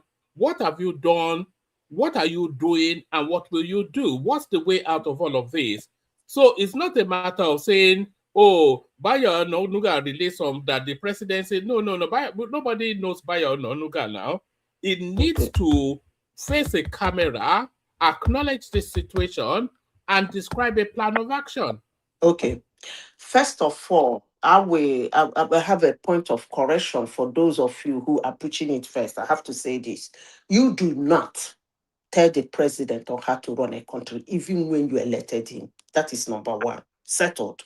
Number two, I noticed that most of us that talk about politics, electioneering, politicking in Nigeria seems to be new in the field. I will take us back to 2015. This is actually what ruined Jonathan. Just as they were pushing Tinubu to come and do a press conference or address the nation and say what he has done, what he has not done, what he's here to do, how the thing is biting hard, accept to bring back ideas like even Jonathan went as far as apologizing that he didn't at a time. And no opposition will run with it. In the first time when Tinubu was elected, first few months into his administration, if he has come out to do address the nation on these issues, that's fine. Not 3 months to his next election. That's suicidal. Anybody who is telling him to do that, if I am the opposition, but the luck he has is that he has some kind of assholes as opposition who doesn't even know their left and right. But me alone, if Tinubu come out to do a national, address the nation on this issue, accept the chaotic situation and tell us what he has done and what he's going to do. Come on, man, I'm gonna run him straight. And make sure that's the end of his political career. Because I don't see the reason why he should do that. He has told people to go and work. He has brought some Americans into the place for intelligence. He's speaking to people he needed to speak. And for citizens of Nigeria to tell him how to go about everyday which word will I use? Day-to-day administration. On the strategy. Day-to-day administration of Nigeria is actually ridiculous and laughable. You shouldn't do that. But if you want to hold it against him, hey, don't get Can me I say wrong. You can something? hold it against him. I don't care. But you don't tell him how to run the nation. Yes, you voted him, but you don't tell him how to run the nation. He knows best. He's the one sitting in Answer Rock. Come February or January or wherever, whenever you people are doing an election, if you think that you don't like the who are way his he's holding up, employers? Who are his employers? come on, man. You employed Who me. are You his give me employers? excuse me. You employed me and you give me a job description. Yes. Period. You don't tell me how to run the job No, description. but then you give me progress reports now. That is what you don't tell me how to run the job description first. That's exactly what you people are trying to tell Okay, him. then it should come and give us progress You are trying report. to tell him when to come and address you. That is uncalled for. You don't have the power to tell him that. If he's going to address you, he will address you. But you don't push him to come and address you. It's not done. You don't tell any president you must come out and address us. On air personalities and come on now. The president should come and tell us. Now we want to know. We want to hear the president. That's it. Okay. What kind of rubbish is that? Baba, hold on. I don't support the address, but then at the end of the day, I think the president is too slow for what is But he talks about it on. every day. Hold on. Let's remove at every given opportunity. He talks about the situation and keeps assuring us that no, we know it, not it's only assuring it's taking steps, but those steps are not yielding fast. That's the problem. Don't know what you mean by they are not yielding. Is that Allah right? No, Allah. Yes. Allah. Yes. Because why it's not Allah talking, no, it's the people of Borno, the people of Jos. Excuse me. That makes it even worse. That makes it worse. Sorry, let Allah land, but I was just agreeing. Allah is just echoing what the lived experience of Nigerians tell us, that whatever steps are being taken is not working. Wamba, did you listen to? No, because where I'm saying, no, I agree with Zita, at least 90%, to be honest. So, what will the announcements, what will he announce? You don't need to, we've known all these things. The steps you are taking is what matters. Okay, you are talking of state police, you'll be running around to get a used attack helicopters, you'll be borrowing money to buy military equipment, you'll be having an arrangement with France, Italy, Britain. I think it's actually taking steps. But the problem I have here is this. You know, you can see what I put here, Lieutenant General Judas Oluyede.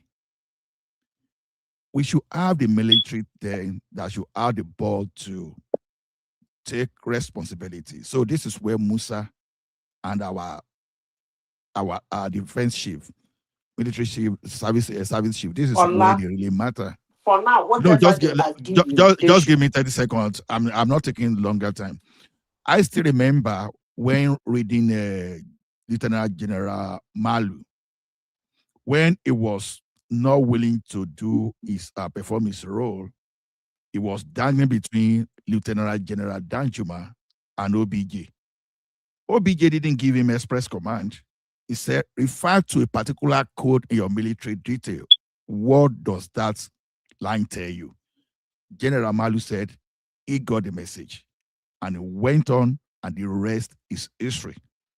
But we now have a general now that they are now the advocates of reforming terrorists. It's so shameful. Ola, see that reforming terrorist, I know I've addressed that thing here before. Unfortunately, the media is giving us a narrative that is not correct. During the No, I listened to Lieutenant General Oluyede myself. I listened to no, hold on. I would address what Oluyede said because it's been misconstrued. When the Minister of Defense spoke during the APC convention, if you remember, this guy, Sheung Okinbaloye, I think, and Chamberlain, they interviewed him and they asked him about the repentant terrorists, blah, blah, blah, blah. And I remember I have addressed that thing on this platform before, that there is no combatant, repentant terrorist that is being rehabilitated into the society. There is none. I know a few of the officers that were involved over the years in the profiling and the separating them. The ones that they give the opportunity of reintegration are not combatant terrorists. They are the ones that were either kidnapped, abducted, conscripted, forced into. And mainly they are young girls and women, both young and old, and young men that were conscripted. Some people, they will go, and families will have no option than to surrender one or two of their young persons, because the option is that they will kill all your family or you give us. So those are not willing. They did not go there willingly. And those are the types where they profile them. Look, ordinary forensic analysis of their fingers under their thumbnail. If you have fired a firearm, in the past 1 year, and they subject your fingers to that kind of analysis, it will show. So the ones that were doing this rehabilitation, whatever, this Operation Safe Corridors for, are not the real combatant terrorists. We have said this over and over, but media people will keep parroting, and when people keep hearing the same lie over and over, gradually begin to have a semblance of like it is the truth. But the former chief of the defense staff, now the Minister of Defense, addressed it directly. And those were the exact thing I have said on this platform many months ago, that the ones that they are rehabilitating are not combatant. Can I interject you, Bishop, please? There is one. Sorry, Baba. No, carry on. Now, there's one Emmanuel that was a combatant in the military.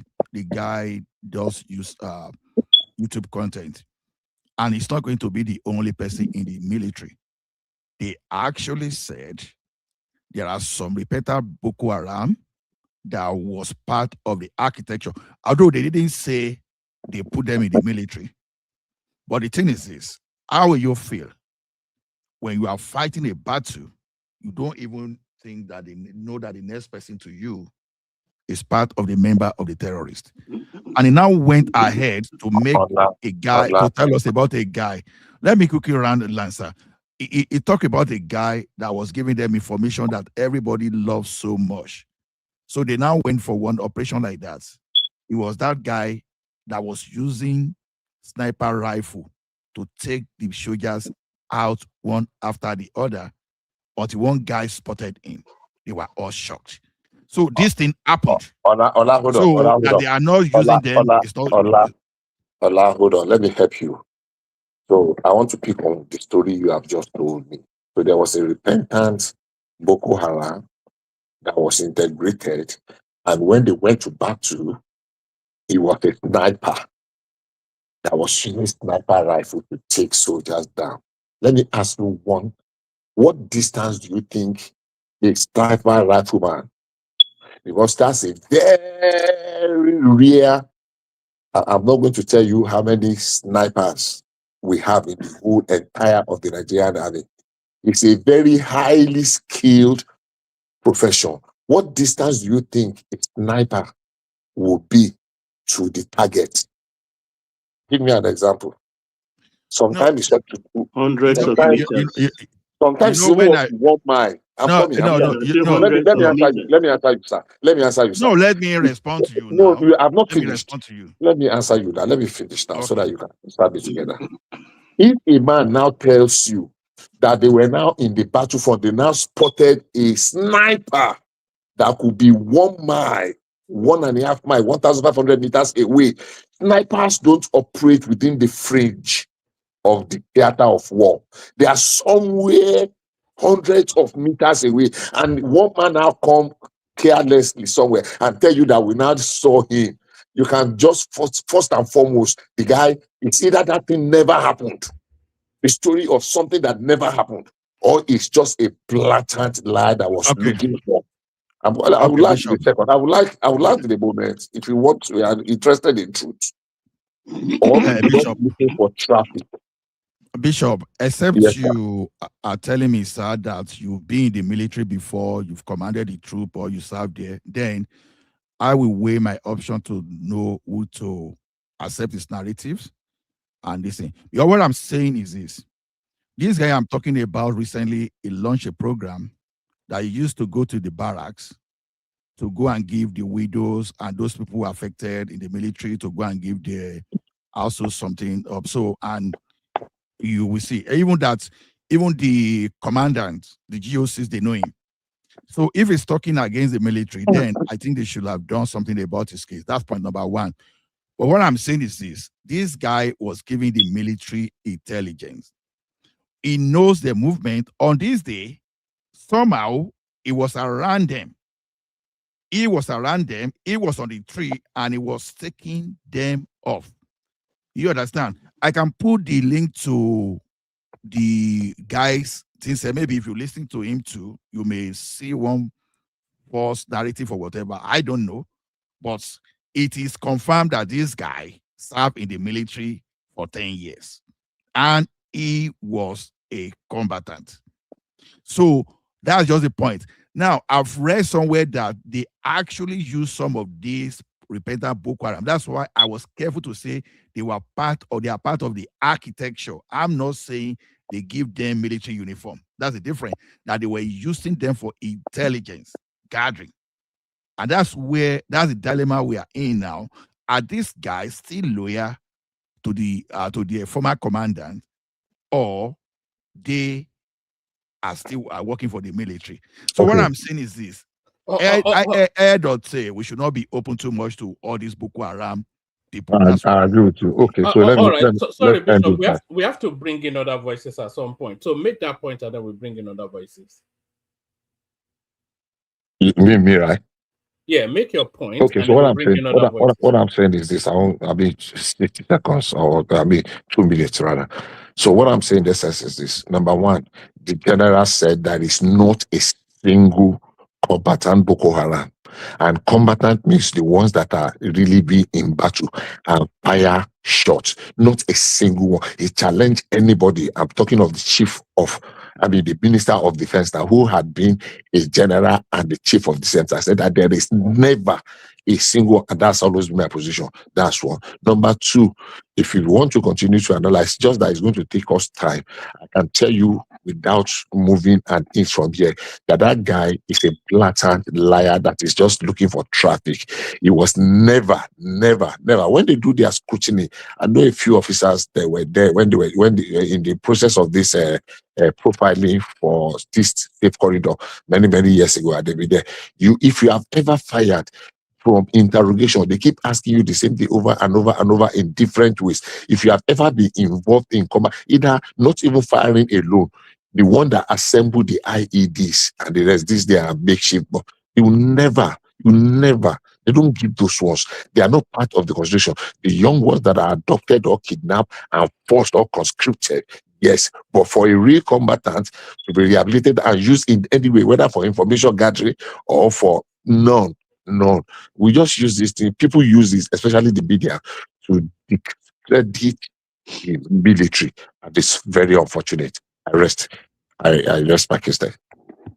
All right. I'm not sure if Simba is there or not. If Simba is not there, let's bring Charles and next. I'm here. Okay, you don't want me to talk. Why are you starting by saying you are not sure whether I'm here or not? No, Simba, let me tell you why. Because usually you are not quiet when you call me. So if you are quiet, then I'm thinking maybe you just come. You always come gun blazing. Yes. I mean, what if you go and bring just what if you fire away, Simba. I'm just trying to be calm. Yes, carry on. Because good morning, everybody. Baba, Zita, Ola, Bishop, Charles. Alafia, welcome. Yeah. Let me start by saying, by first addressing what Ola is saying, that some repentant Boko Haram are there in the army. They are the one actually serving and giving the bandit and the Boko Haram intelligence. I don't think we don't need to have the repentant there before you have people that are giving them information now. Ola. So I emphasizing that I said they are part of the architecture. I never told you let me tell you, the people that are not even Boko Haram, the people that are not. Hold on, Oga. That's why I said don't misquote me. A Boko Haram can be on the streets and they rely on him and they can be working with the security architecture. I used my word carefully. I didn't say they gave them military uniform. I said they are part of the architecture. What I'm saying, just get my point. Simba today can be part of our security architecture without enrolling in the military. Get my point. Okay, but what I'm saying, just get my own point. My own point is that you don't even need the Boko Haram repentant. Even a normal military person can be an informant to the bandits, to the Boko Haram. So if we are emphasizing that is one of the major, it's not an issue. Even a regular member of our army can do the same. So it's not, we should not be looking at that. What I want to say, I don't want Tinubu to win the next election. I want Nigerians to put another person, and let's see what that person is going to do to address this situation, so that Nigerian eyes can be clear. One. Hello, the bad Simba. May God not. No. You know why? Mean that I'm a supporter of Tinubu. But let me tell you this. In as much as now we have made security as an electioneering campaign starting from 2011, but it got worsened from 2015. And Nigeria will always come here, and I think what they wanted to achieve is what they're achieving, and that's why we see. Look at the way Baba was talking, and everybody was, even one man said, President has to address the nation. Let me tell you today, in as much as we are just using it as a political tool, we can never get rid of insecurity in Nigeria. For example, look at when Tinubu came in 2023, for the first 2 years, 2023, 2024, it seems that they were getting everything right. Until middle of last year, everything started escalating. Let me ask you, okay, and then the notion of a Christian genocide, if they want to kill Christian, they can kill Christian at any time. But why that moment of whatever is it Easter Monday or whatever Good Friday, whatever they are doing, that was now the target, the day they wanted to carry out that action? Whoever is involved in this security, whether a group of people, whether internal or external, I think they have a kind of plan for that country. They want to destabilize that country. The Nigerians are not aware. And then we are just playing to the script that they are playing for us. Let Tinubu lose that election, put another person there. How many military hierarchy have we removed from 2015 till now? Anytime there is any small problem now, everybody will just say, oh, remove this one, it's not working, it's not getting it right. Who can get it right? The people that are in opposition today, are they not part of the problem? But when you do it from 1999 now, tell me who has not been in government among the people that we want to put there now? If they are able to do it, are we going to be in this situation? So every time we say change this one, remove this one. Simba, are you denying Yes? the fact that terrorism has become a political tool in the hands of the political Islamists? He's buttressing that. He's not denying it now. Everything he's saying is But that's what I'm saying. But for you to put it, maybe it's not a religious. That is what I'm not agreeing with. no, it's just Because let me tell you, the people that are there, they know those sensitive things that Nigeria responds to, religion, tribal, and everything. And those are the things that they will use, because they know that anytime something like that happens, it agitates the masses. Look, Simba, let me tell you one thing plainly for a fact. Just give me a moment. I don't care. I'm being very honest now. Islam, political Islamists, killing Islamic practitioners, I don't care. To me, but when they start laying their dirty, ugly, grubby, leprous finger on the Christian knot, that is where I have problem. Okay, let me ask you now, what happened recently in Plateau State? What intelligence do you have? What information do you have that they said that it's the Muslim that killed the Christians in Plateau State? But we know the antecedents now. We know the let me tell you. Let me answer him. Let me answer him plainly in simple language. The victim said they are. Okay, you see, anybody can say that. Oh, no. Not people who suffer. Don't insult them now. I'm not here to come and let me tell you. I'm not here to come and be arguing. Hold on, Bishop. Let them conclude that. Okay, Karen. I'm not here to come and argue whether it's one religion or not. But me, I cannot fall for the scripts that they are playing for us. I cannot fall for that.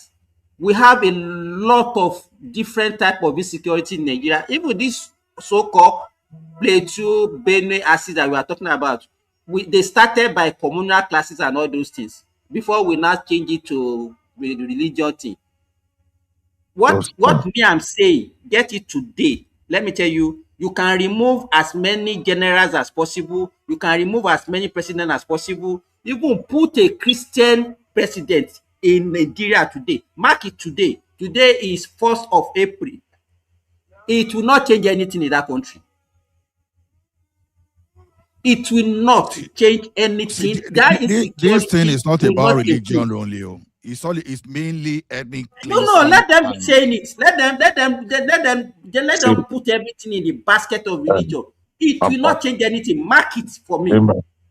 That is why Bishop, sorry, that is why I said let them change Tinubu. So Nigeria, their eyes will be clear.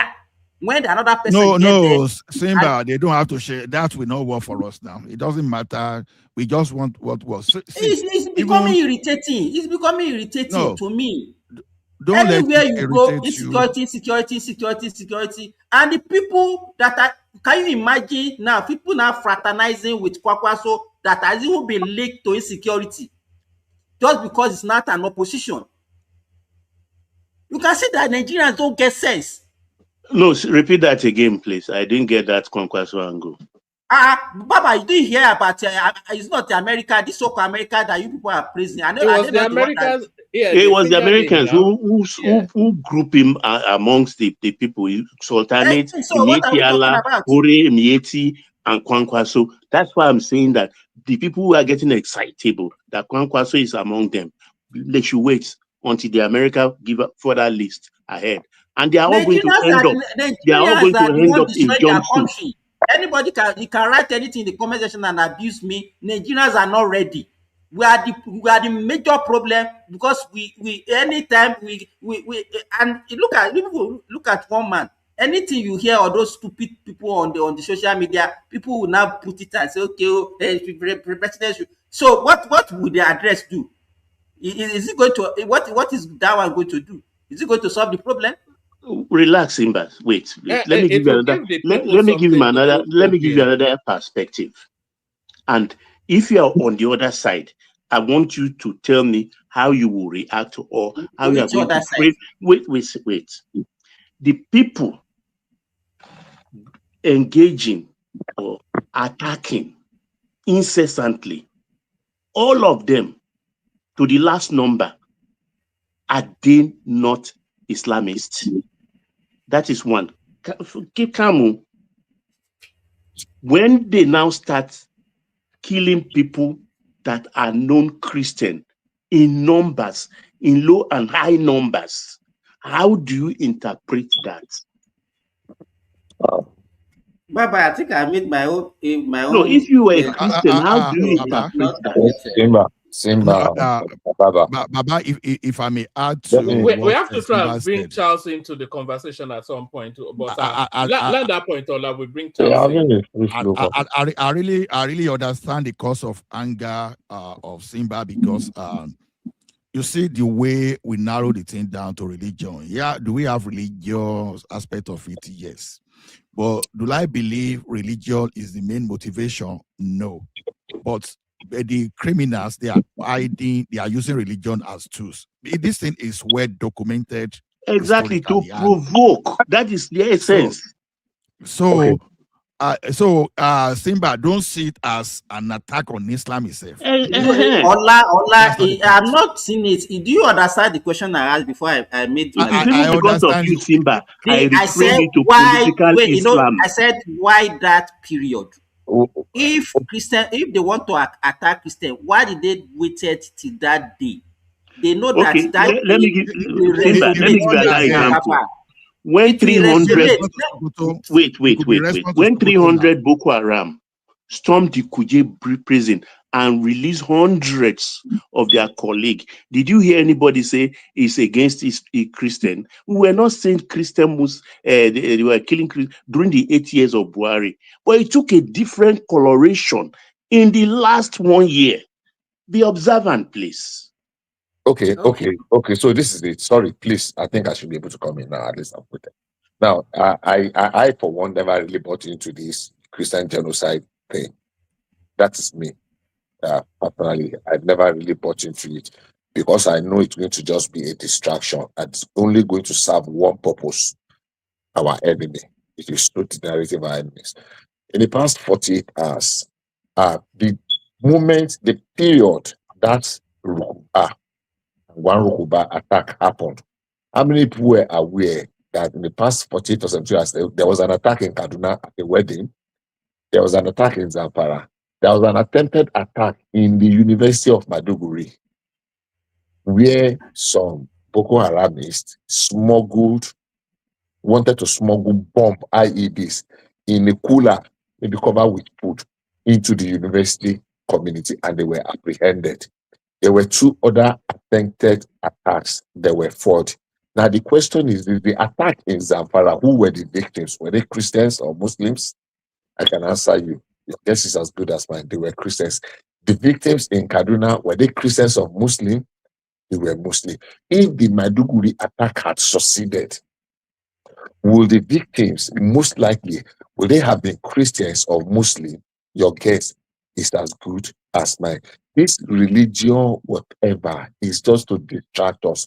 If there's an attack in most places in Jos today, the victims will be Christians. If there's an attack in Plateau, in Benue today, majority, 8 out of 10 of the places in Plateau, in Benue, the victims will be Christian. The same thing with Taraba and some parts of the southern Adamawa.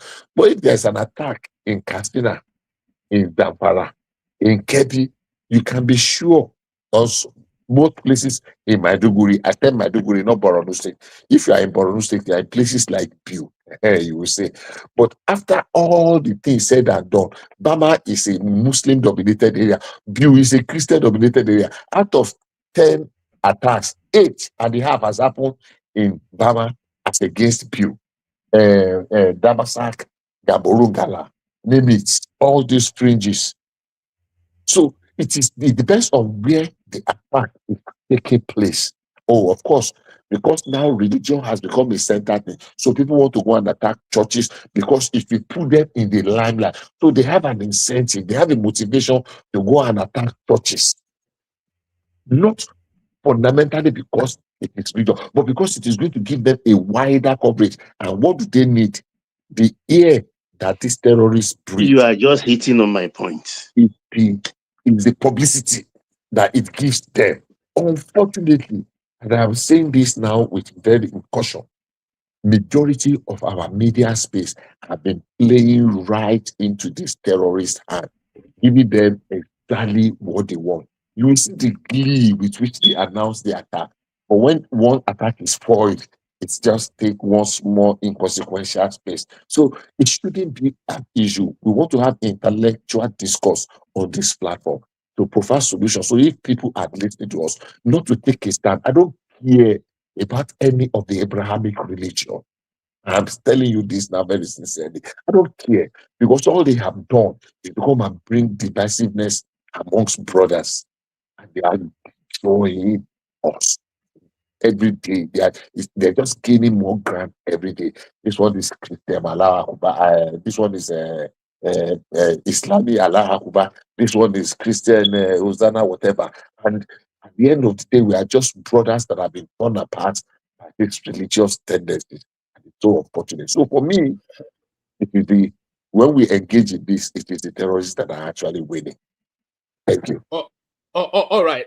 Charles, are you there? Did you want to chime into the conversation? Yeah, I'm here, but like for the attack and everything is unfortunate. Like, I understand the idea of like the president not giving any, because normally those speeches are just meant to create some reassurance, national unity. But they are so important now. People want they're important. So this is the thing. This is the thing. Like, the only reason why he would not give a speech, which is logical, is because I think when you continually give speeches and the same thing keeps happening, right? After a while, truth about it is that it's best to just keep quiet. Like, even he himself, he obviously knows very well that for me, this tone it's out of my hands. Like, I can give a speech today, and after that speech, tomorrow, they will actually attack again to make me even look more useless, right? So him keeping quiet it just shows that, to be honest, the guy it's out of his hands. He has no idea what to do. He has no control over the entire situation, right? But like, there's some certain questions I normally ask myself. Like, for example, with all these terrorist attacks, right? Do we even have like a hotline, just as simple as that, like a hotline that just like toll free, like a 1-800 that anybody can call, and it goes to the counterterrorism unit that, okay, this is happening in so place, so, and we can have like massive deployment, or at least maybe satellite or something, right? I'm very sure Nigeria does not even have that. Like, as simple as a hotline that maybe people in the village, they don't need credit to call and things like that. They can just dial 1-800 and it goes directly to the military or the counterterrorism unit, those kind of things. And as simple as that is, and I can assure you that does not exist.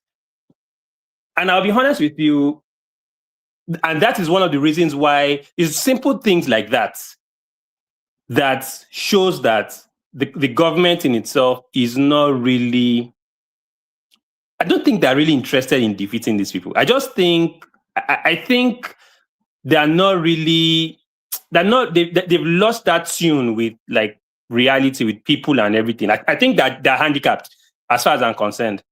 Because something as a hotline that just alerts the security, most of these incidents, we hear it from maybe a day after. Oh, they just struck a resident and stuff like that. Like it just comes as a shock. Like they're not proactive and anything. But for me, I just feel there are two angles to this thing. There's one angle of, okay, could it be a political statement and who is behind this? Could it be oppositions within the government that is trying to swing things to their favor? That's one angle. Is it domesticated? Basically, maybe strong political opposition sponsoring these terrorists are giving them command, right, to weaken the opposition. That's one. The second one is foreign. Is it a foreign policy objective of a country to weaken another and just more or less like control that government? Like, okay, if you don't do what we tell you, or you know how it is now, like regime change and things like that.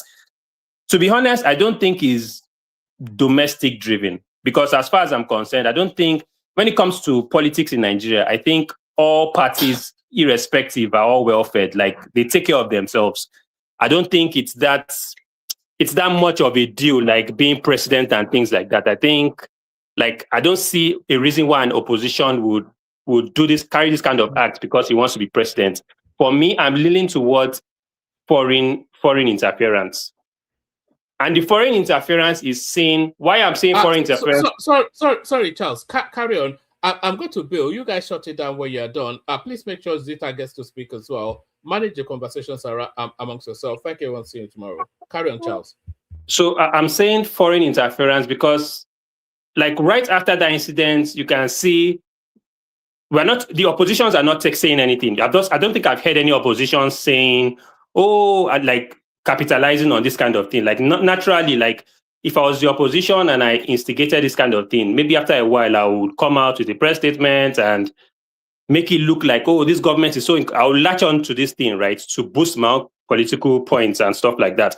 But the opposition is not really saying anything about it, which to me feels like... You think that they are not smart for them to... No. So if you've noticed, the person that is talking about this thing... Charles, wait. If you have been looking at the pattern, if you remember in 2015, as we are approaching 2015 election, the Boko Haram insurgents increased, and the APC used that as a campaign tool, and they succeeded. The same thing in 2019, though that one was so why won't you say APC were the terrorist sponsors? Why wouldn't you think towards that side? Well, because let me tell you, I cannot say it's APC because this thing has even started before APC got to power. So I will not limit it to a party or a group of individuals. If I was going to ask you one question, with this incident that has happened, which foreign organization or body has been vocal about it, has capitalized on it? It's America now. Right. So that's why I'm leaning towards, to be honest, I won't lie to you. That's where my cue is going to. I sent a video to Ola. Ola maybe deliberately did not want to talk about it. I know. Yes, because to me, if I link the terrorism in Nigeria to America, it would be too simplistic. Because let me tell you one thing: America did not start Boko Haram in Borno State. America is not the one hiding under goat in Zamfara to sponsor terrorism, because You know, when you look at the insecurity around mineral resources today, you understand the Chinese, when they started bringing the Chinese in, it started increasing. Yeah, do I think America will have interest when they are to sell weapons and all those stuff? Of course, yes. Well, do I think Maybe, you terrorism know, like, advancement? even apart from No. all those people that are involved in that video, the Americans. Then you remember recently there was a video circulating also that one man that was actually kidnapped by the Boko Haram was saying that Red Cross was the one feeding them, giving them food, give them money and all those things. You know, there are so many things that we can't put one plus one together, maybe because of the sentiment that we have and all those things. It's really affecting us. Let me tell you, if Nigerians don't take this issue beyond politics and religion, we can never solve the problem of insecurity in Nigeria. Take it from me. No, Simba. Unfortunately, we have to our religion. Like I said, I understand your feelings. The problem is this: whether Christian or Muslim, we are too carried away with religion. When something harmful is coming to us, and we find religion element in it, we tend to suspend.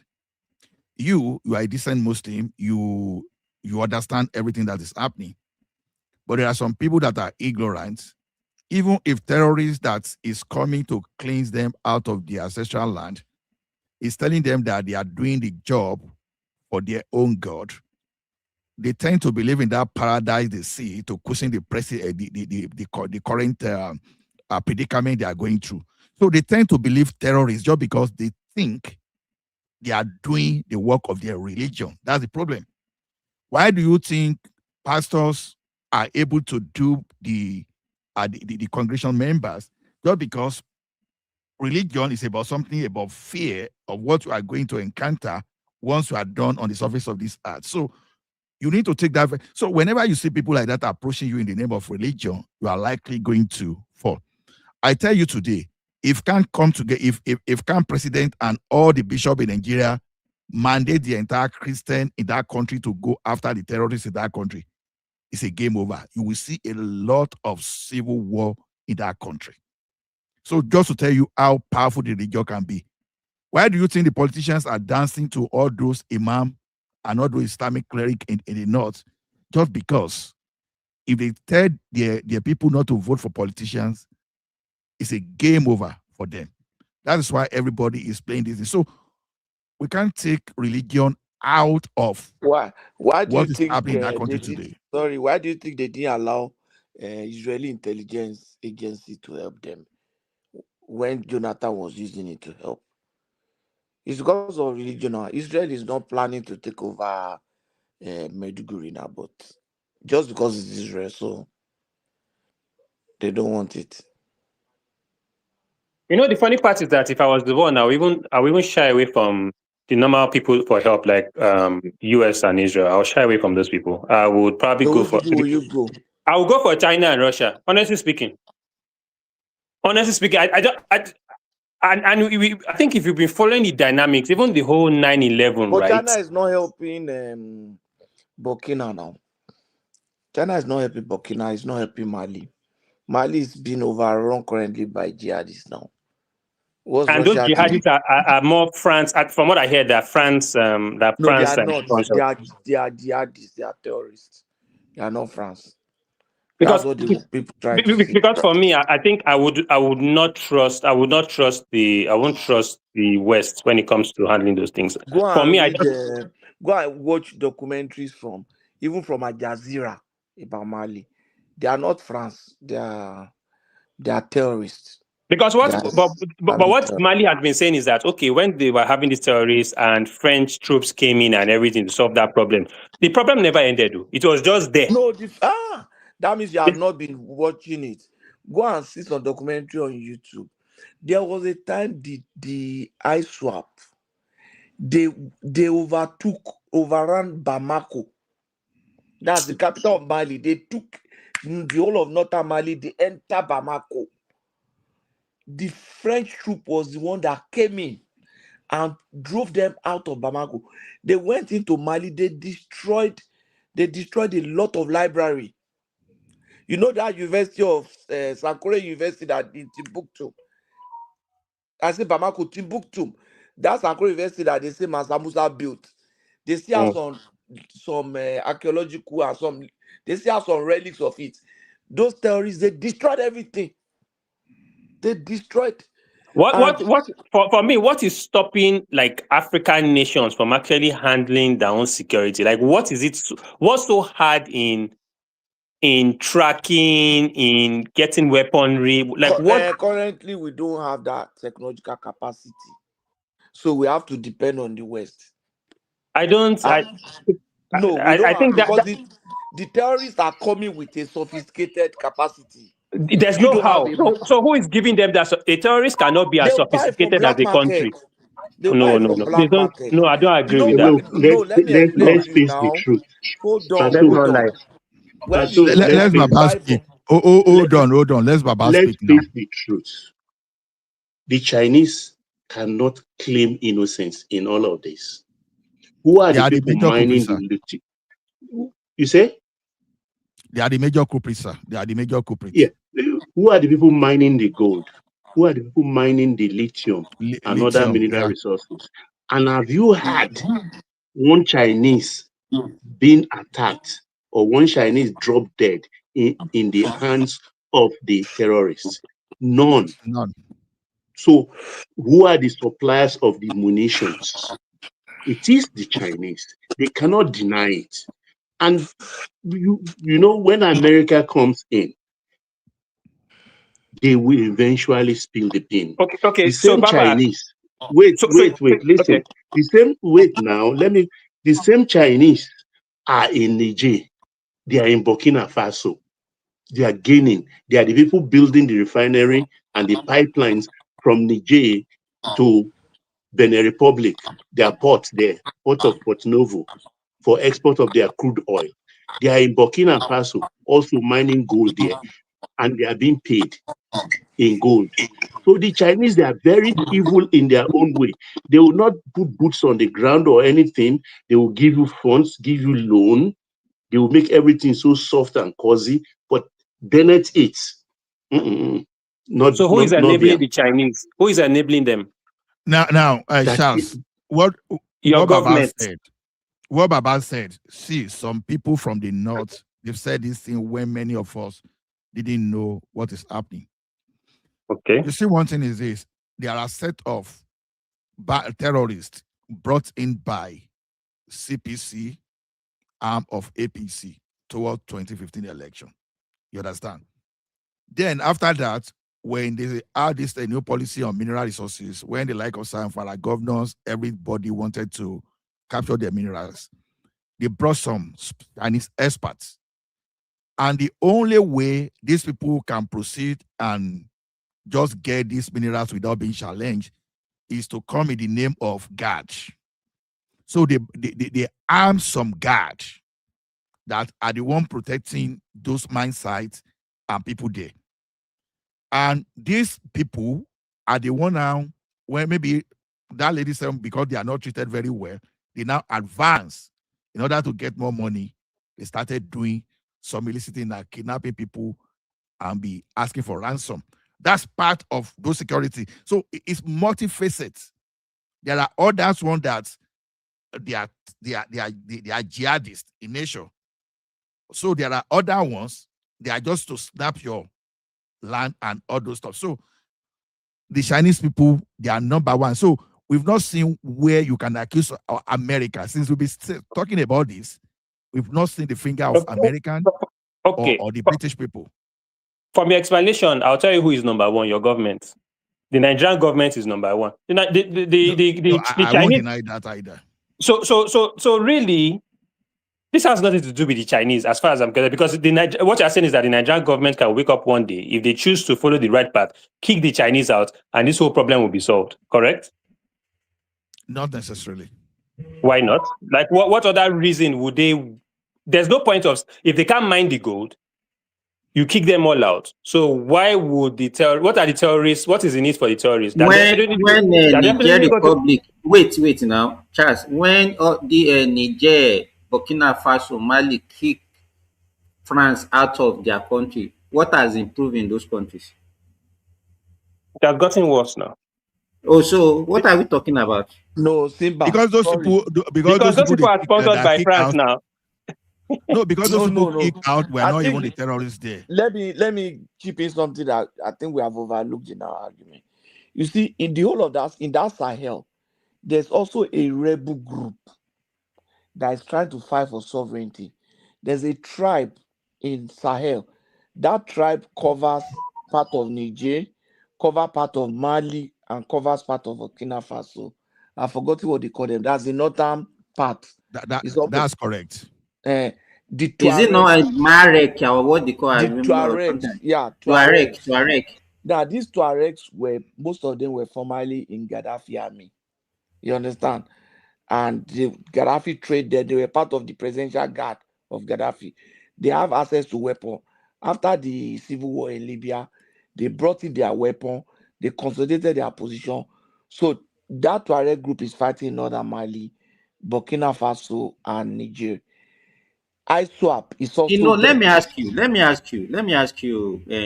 Patrick. These Tuareg people, where are they getting their funding from? You see, in that Sahel, people think there's nothing in Sahel. There are minerals there. Who is buying the minerals? The black market These now. minerals are landing United Arab Emirates now. There are black Mostly sold in markets now. United Arab Gold, Emirates. UAE. Who are those buying the gold from? So it's Sudan? so it's UAE that is buying UAE is is buying clearing those it now. minerals, eh? UAE is look at So what in UAE other is words, doing this whole in Sudan. terrorism thing is more of like an international cartel among states, Yes, nation now, states. yeah. UAE has his own, China has his own, Yeah. France has his The own, US has his Iran. own. terrorism in Nigeria are multifaceted. That's what I'm saying. Some Iran. are That's what I'm economic, saying. some are Exactly. economic, some are religious, and some are just Social. land grabbing. Social, You like understand? So people. ethnic cleansing. So Uh, they are multifaceted. They are multifaceted. the Tuareg want their own freedom and they want their own country because they own the Sahel. No. That desert. Like the one Patoskil is saying, their plan is they want to carve some part of the Sahel out. You understand? I just make that place the headquarters of the terrorism. Where they want to cut the northern part of Nigeria, cause some Burkina Faso, and also they want to create their own republic there, where they will have enough resources. I've forgotten the estimate because the resources there, There's a America, lot, we give America America will run. So Iranian, that's where that America is them. actually interested. But you know those Tuaregs, they Do you actually Ola, let me ask you this question. Because you people, whenever it comes to America, because they control the media and everything, you people want to deflect attention away from. Do you think that if American can have information about how China is sponsoring terrorism, they will not say anything about it? Yes. That's what I'm saying, that they will If they have eventually common spill the beans. interest, And don't forget one of the reasons they why will they not were say. in Sahel. Listen, this thing. They are trying to guide that the mining of the uranium, the naked uranium, doesn't get into the wrong hands for Exactly. refinement. You understand? So Yeah. they are watching, not just because of But the Baba, they gold are or not the doing helium. anything. Since let me Wait, ask you, to you, since to the naked eye, they may Baba, not be wait doing now. anything. Yeah. Since America landed in Nigeria and they moved some of their troops, has there any improvement in our security situation? Has there any? Look, listen, Abeg, there we is just like none. deceiving Wait, ourselves. wait, When it's wait. America, They we are, tend to they be are defending explaining and be that. defending and You, be you defending. understand? Except we are not listening or we are not being attentive. 200, they are even by some, according to sources, they are not up to 200, but officially 200 of them, they are technicians, they are down here. They are bringing their equipments, they are arranging their equipments, they are putting their eyes in the sky. These things takes time, just like the build up that is going on in the Western Asia right now.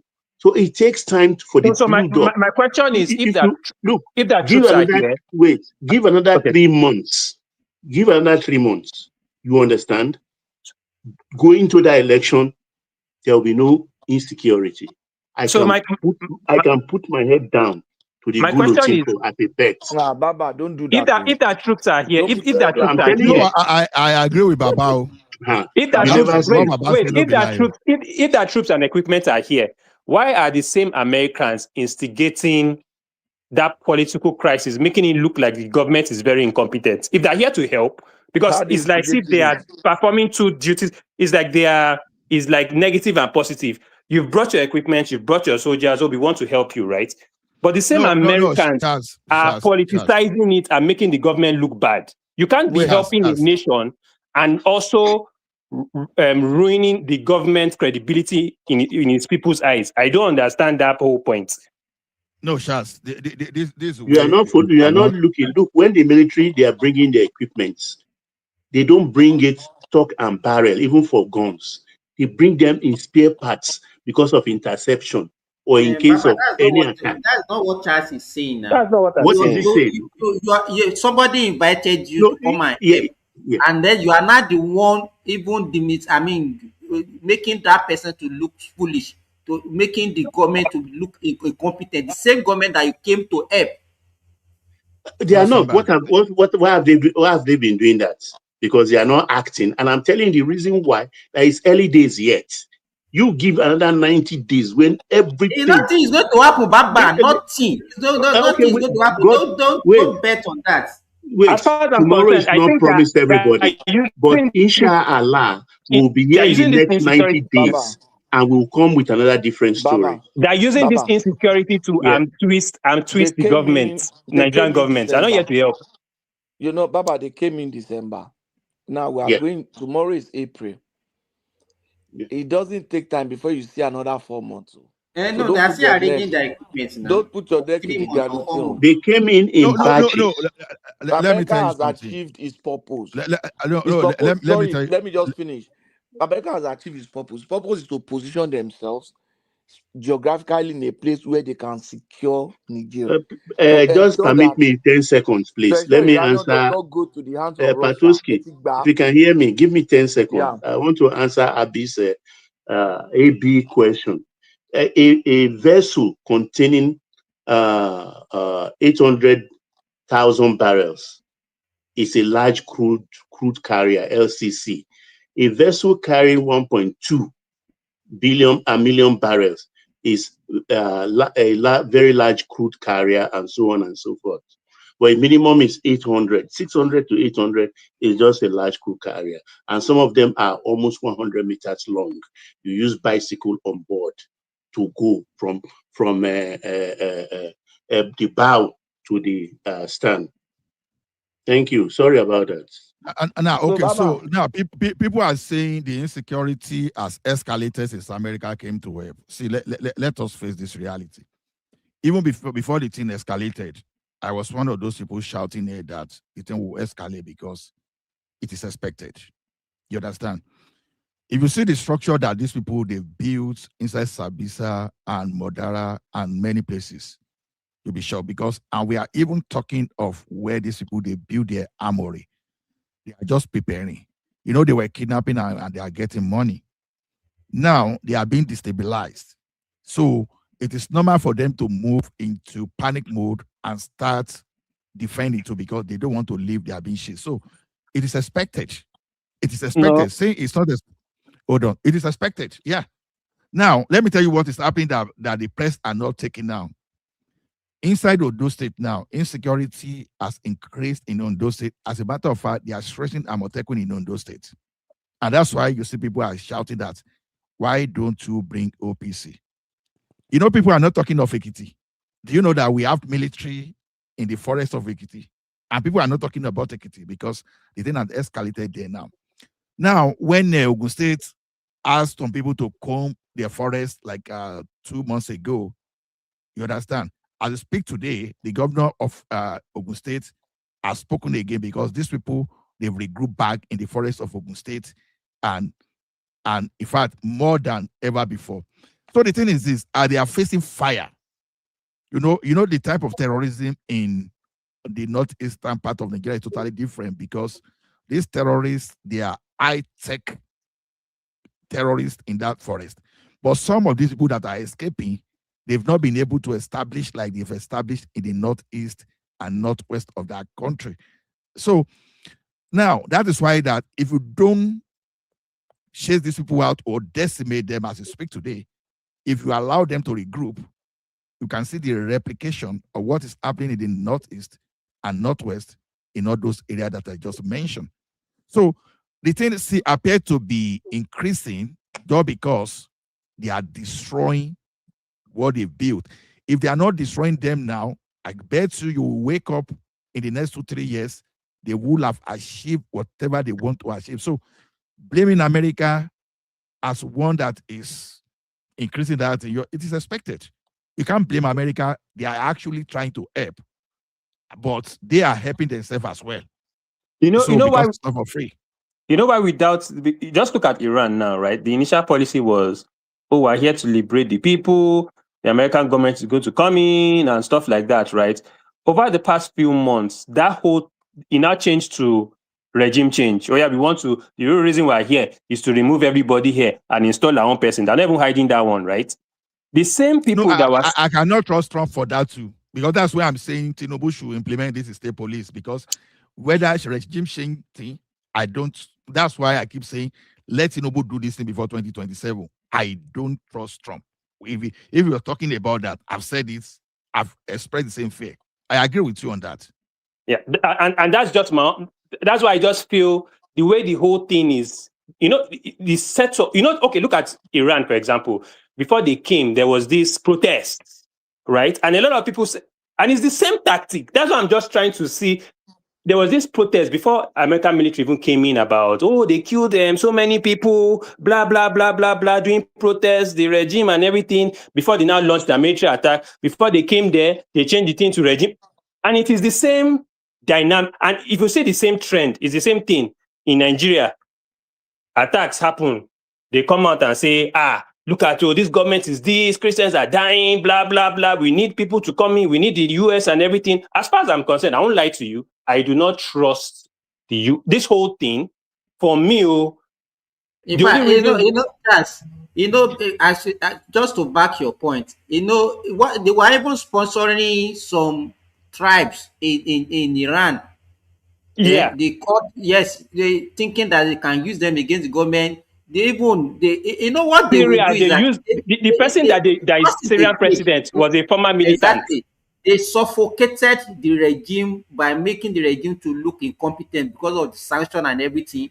There was uprising. Even the people were every now and then you see the Iranian demonstrating against their government, and because and if we don't understand this, let me tell you, if Nigerians don't stand up and say this thing and stop religions, this thing, politicizing insecurity, and everybody stand in one point and say this thing has to go.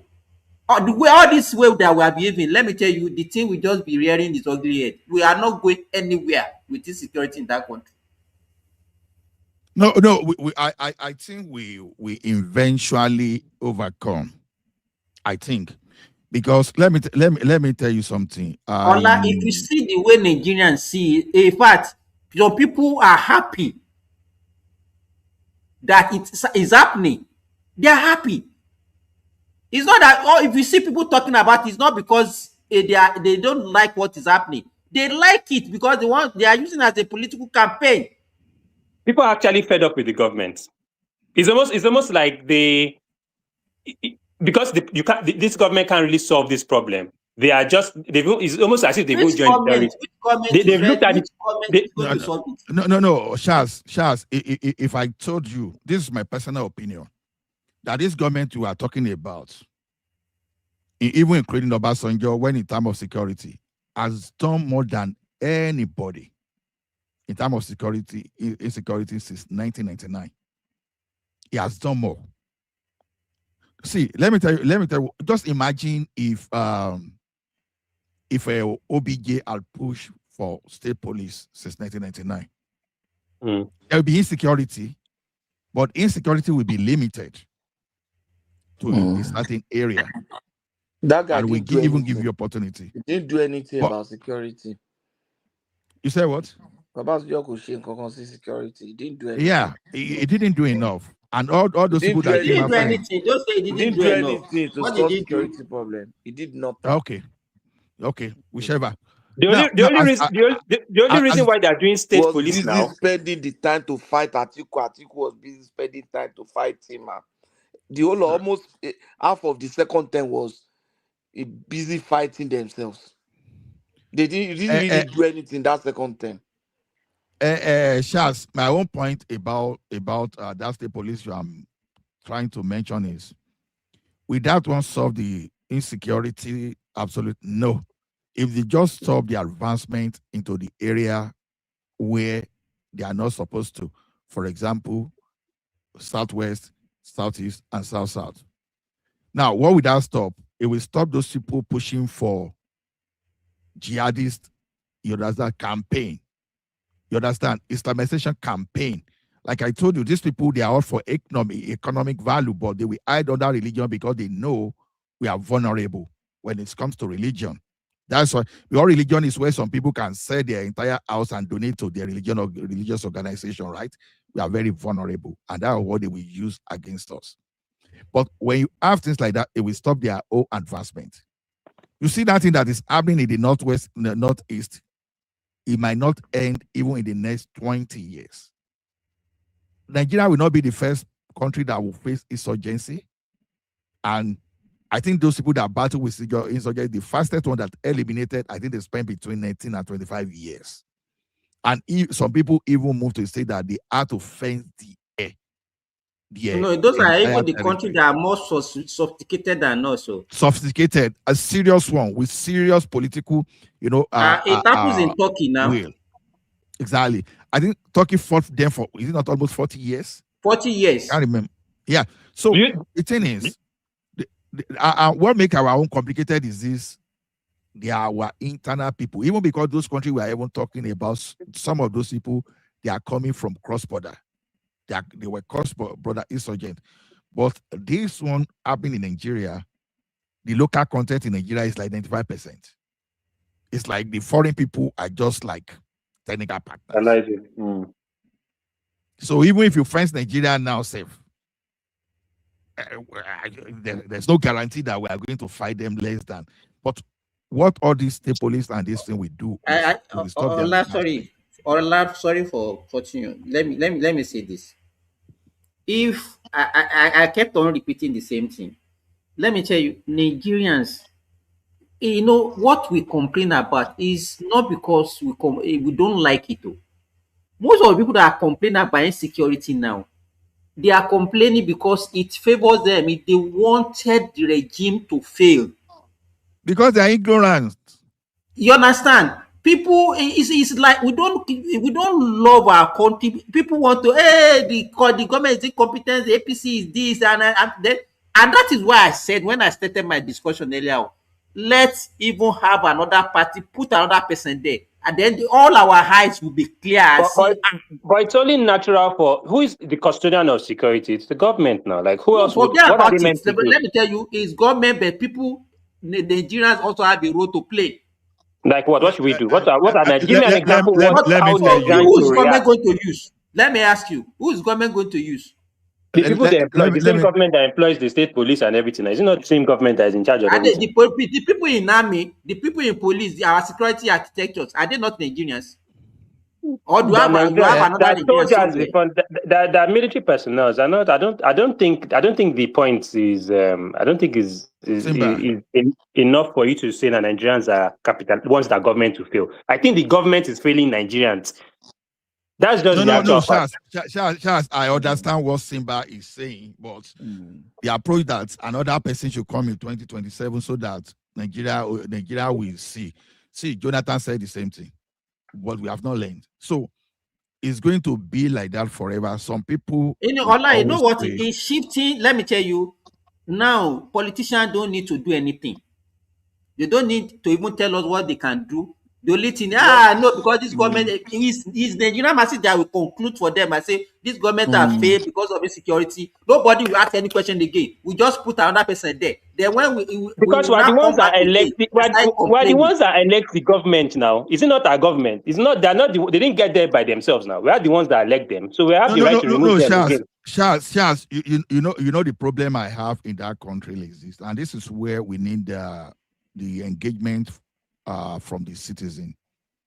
You see one thing, when I said Tinubu has done more than anybody since 1999, if it was true, was it Patoski that was telling us that they've increased the packages for the military and the allowances and all those things? Now, yeah. And when we are talking of people going for the right equipment, you understand? You know, when Tinubu was begging for Tokumbo equipment, some people were laughing, they should buy new. You don't get it. That attack helicopter is Tokumbo does not mean that it's not functional. Tokumbo, you can easily get those Tokumbo attack helicopter maybe within few months. But manufacturing and buying new attack helicopters can take 5 years before you can even get delivery. Just imagine if we're able to get 200 attack helicopters in that country and you really deploy it. But that said, the problem I have majorly is the political willingness. And that is why I want this thing one way or the other to be pushed to the state governors. So that see, let me tell you one thing. I'm not really, I know that I should be concerned. I'm 85% to 90% more concerned about security in the Ekiti states, all the Southwest, than the other part, because the thing is this, if some people want to play the politics of religion, I don't want that politics to diffuse to my region. So that I would need to start asking my governors and and my chairperson within my local government, what are you doing? There are some local communities now where they use local hunter to guide their forest. As I speak today, in Ekiti, I speak today. So if local hunters can be mobilized, you know what this current Alafin did when those Fulani people, when they wrote letter. You know, some of these things you don't get to hear that in the mainstream public this thing. If it was true, they gathered the local people to start guiding the forest. They were able to push some people away. How many people hear about that? Now, a lot of meeting, a lot of movement that the like of Oni of Ife. Though he has pushed a lot. You understand? Even Gani Adams was talking about, Gani Adams was talking about how Allah has summoned him. I tell you, some community as we speak today, they are still using our local people. Otherwise, things will have escalated beyond. Now, when they now empower those governors, because you know these governors, they escape with a lot of things now because of politics. That's why I say everybody that is focusing on Abuja, that is staying at the forefront, like Aisha and Co., you just want political power. It's not as if you want to solve. And unfortunately, people like that, they have voice. They have crowd that are listening to them. They are not for that solution. Do you think a more long-lasting solution is to weaken the powers of like that central power, like the state police? I understand that state police stuff, right? But power still, I don't know how it's structured. I don't know if power still remains in the center in terms of the allocation, those kind of things, right? Don't you think a more long-lasting solution is to mix, how the US is, where the state governor is like in charge of the entire, we're not talking about just state police, we're talking about everything. Like everything regarding that state. Like for me, I think that would be a long-lasting solution. I think as long as power still remains in the center, this whole militancy, I don't think state police is going to change anything. No, I don't think that state police is centralizing. They are just using state. I think, although it's like Baba has seen the document. I've not seen the document. Maybe if Baba can. Is the government in charge of recruitment, financing? Hold on. Let's ask whether Baba is around. Baba, are you there, sir? Okay, Baba is not there. Because it's like I heard Baba say something about it like 3 days ago. I think they just like Are you trying to ask me something? Yeah, sir. That state policing structure, will it be federal controlled, or they are just using the federal police just to come out with their No, they idea? operate side by side. Federal police is separate entirely, and they take care of federal cases, and the state police also take care of state So it's cases, going to be state including control. homicide. But the state police is mandated to also 30% of the force of that state should go serve the community. That means every local government will have their own policing under state police. So the beauty is that there is an ombudsman, a general body constituted to act as arbiter in case two states have problem, or a state have problem with state police have problem with the federal police. No, Baba, I don't No, know what Baba, you mean. What's the question? if I get to, sir, 30% You will say? serve community. You say 30% will serve community. How? It's So 100% that not means to serve the community. Wait, if they have 1,000 police, Mhm. 300 of that will go serve the local government, will be under the control of the local government. That is community police. So 70 will be controlled by the state governor. By the state government. So you are saying the local government chairman will also have their own police, kind of. Yeah, they can't recruit on Community. their own. It will devolve from the state police. But they will answerable to the local government chairman. Of course. It's got technically it is a community police. Okay. How about funding? When it comes to funding, part of the question 3% I want to of ask the now. national cake will be given to the state, to the state police to share. 3%. Okay. Another question, sir, Baba. Now, because state police idea is good, but if we now have another, let's assume that this is a constitutional alteration, right, or amendment. Now, my question now is this: do you have any idea whether the next commander-in-chief, if it's pathetic to some kind of group, will he be able to say, I want to scrap the state police, or we just need a thorough constitutional amendment before anybody can alter that?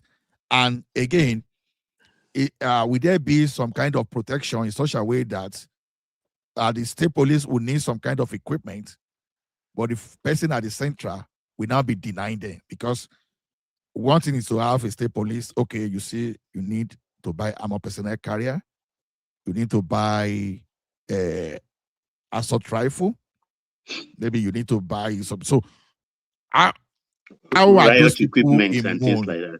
Riot equipment, how are they immune to the policy paper submitted by the police did not address that? But if I have to go by current convention, if a state, because states also, as it stands today without state police, they buy arms for federal police to up to tomorrow. You understand? And they go through the NSA. They give the money, their pro forma invoice, everything to the NSA.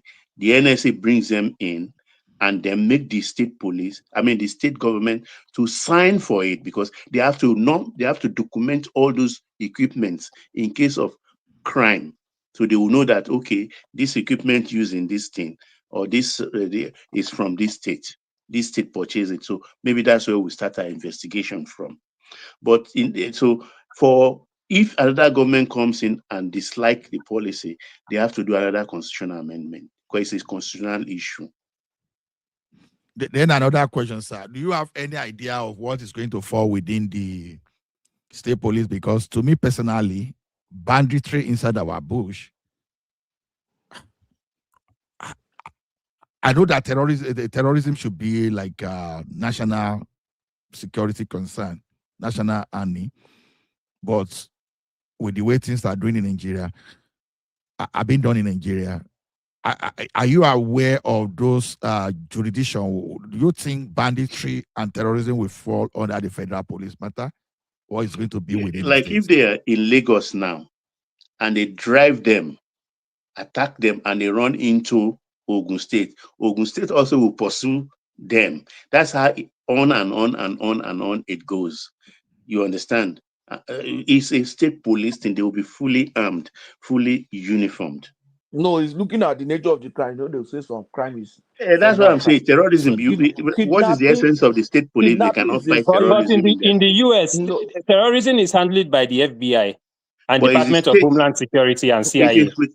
is with cooperation with the state, Yes, it's because corporation, but the primary authority for terrorism acts they will is prosecute federal them. government. They will let me just, prosecute them. They will can help I in chip in apprehending something? them. But in any state they operate from, that is where the case will start. Ola, it depends on the nature of operation. For example, kidnapping is a state crime. Different states have their law around kidnapping. If you catch a kidnapper in Edo State and you are able to convict him, it is punishable by capital punishment in Edo State. You understand? So that means Okay. But kidnapping is still Patoski, just within. let me chip this in. One of the Mhm. implications the states don't realize now, the trap they are falling into, is that every state will have their own prisons too. Oh, Which, Yeah, I love they that. don't. which They is are not. They are better. not No, no, realizing that now. no, It's better I love because that because that's one of the my federal concerns. government are Yeah. not managing the prison well. Now our prisons look like hell. No, They are not I realizing love that. that. Do you know why I love that? Let me tell you one thing that I can guarantee in some states. Some of those terrorists will not end up in that jail. If you know what I mean, you will understand. Some justice will be done to those terrorists at the battlefront so that they will minimize cost of maintaining them in the prison. No, it's That's not a very good one. that would not be the motivation. But the point is that there are some like kidnapping. Now you know kidnapping. There's an overlap between kidnapping as a terrorist act or as a kidnapping. You understand? If, for example, Ibelo Toji, for example, you know he does kidnapping, but Bello Toji is considered a terrorist, and in some cases they refer to him as bandit. So the court is going to be the one that will decide whether they will see him as and the crime in question will be the one to decide whether he's a bandit or is a terrorist. And if But it's state, if we talk about insecurity, we have security. Let's say we have state police. So if they said okay, banditry is under national, when they see bandits, they will just leave them, they be looking at them, or no. It means that when you arrest them, when they arrest them, is you the now federal you police now that will handle the the federal police will case. be the one that will prosecute them in the court. They'll be the one that will make the case against them. Whereas if it's a state a crime, the state police can be a prosecuting witness. They can be the one, you understand, appearing in court and doing all the paperwork. So it's me, you know the way they say transfer this case to Abuja. If it's not a federal case, nobody will say transfer this case to Abuja. Because if the arrest was made by the state police and it's not a federal crime, nobody can say transfer to Abuja. They will try him in that state according No to the law of way, that no state. power. It stays in the state. Yeah. Yeah, that's why I like what So Baba is just federal government to, because highlighted. I don't think there's any state now that federal we don't have prison service. The federal civil service. Simba, you know why it is very good? A state like Edo State now, if they have state police and they are able to empower them, kidnappers will leave because they know that if they commit kidnapping in a place like Lagos, it will be jail. But if you commit it in Edo State, they will buy It's going you. to be death sentence. Look at that guy that they caught, that Igbo guy that they caught that was a kidnapper, Evans. You know, of all the crime, the kidnapping he did, they were not able to prove the one he did in Edo State. If they're able to prove the one he did in Edo State, by now Evans don't go. No, That's no, why it will not go. The governors, that's why he's in did they prison now. have did they have the temerity to sign the death sentence? Oh, you How know many? when Let me Oshomole, let me ask you. Oshomole, Let me you ask you, remember Patrick. Oshomole When last did you hear that somebody is actually, there are so many people on death sentence in Nigerian on prison, though. death row?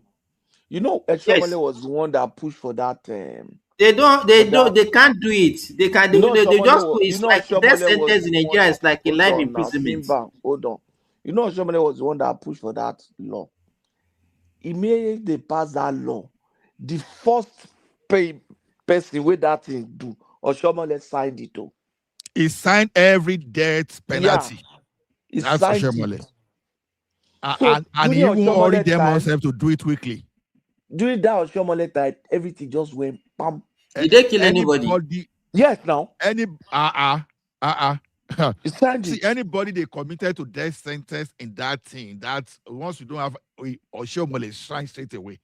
He did not even have any mercy on any of them. So, So, but I'm sure there are some governors will not. If, for example, somebody like Fayoshe was the governor in the KCC, you think Fayoshe will not sign it? no, Fayoshe will no, not even Patoski. go to an I can interview. tell you, I can tell you about Fayoshe. Some of those bandits will not even They will not get even get to court. Their Will not justice even will get be to court. done in that bush once they are caught. They will, so This taking them Okpebolo. to the court is wasting resources. That's what I'm saying. In Southwest, I can guarantee that most of those bandits, they will not get to the courts. They will be high in the on the line. So they will make sure that they keep their crime to their state. It's good. And some governors, like that governor in Tarafin, Adabawa, the guy is ready. When I listen to his interview, Patrick, you see now, every now and then, every day we come here, the only thing we discuss is insecurity, insecurity, insecurity, insecurity. And we are approaching another election. We are not even discussing any other issue. Simba, you know one thing, I'm tempted to think Tinubu is who disappoints me in that area. I'm telling you. I don't know how long it's taking him. Who disappoint is a disappointment in that area. I don't say Tinubu now. I don't know how long it's taking him to get state police, to put state police in place. This is something he even knew as a governor. Let me tell you. When When we say now. wait now, wọn kò sẹ́ni tí wọ́n débẹ̀ tí wọ́n ní bàjẹ́ mọ́ lọ́wọ́ Patrick, let me tell you. State police will The help kind him of now. wait now, the kind of democracy you people always think that things are just easy like that. Do you think there is anybody that will be there and then you want this kind of situation? We always think that this thing is as easy as the way we look at it. Let me tell you, if we have a let's say a dictator, or we don't you I think one of the things that can help us is to maybe they can increase to like 6 years one time, so that you know that you are not coming asking anybody for, and then you can go frontal and do whatever you want to do. But that will also not No. be wait now, Ola, If they let me give finish. them 6 years, then some people go take and play. The only thing is that there won't be also motivation to perform. No. Exactly. You are talking. So there won't be any motivation to perform. So but let me tell you, you cannot within the framework of what we are, the kind of democracy that we are practicing in Nigeria, you have as a politician, you have a lot of limitations. But we masses, we are not looking at those limitations because they also have something to do. If you look at, okay, have you listened to this that professor from the north that used to spill all those rubbish? That's the most dishonest Yusuf academic Usman. I've ever seen.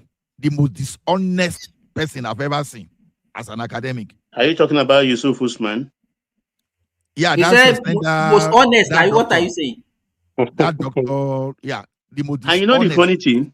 He was educated in the United States. Yes, and he's a doctor. He practiced. That He's a man professor can of lie. medicine. See, once they mention I think he's Buhari, a drunkard, the way he looks.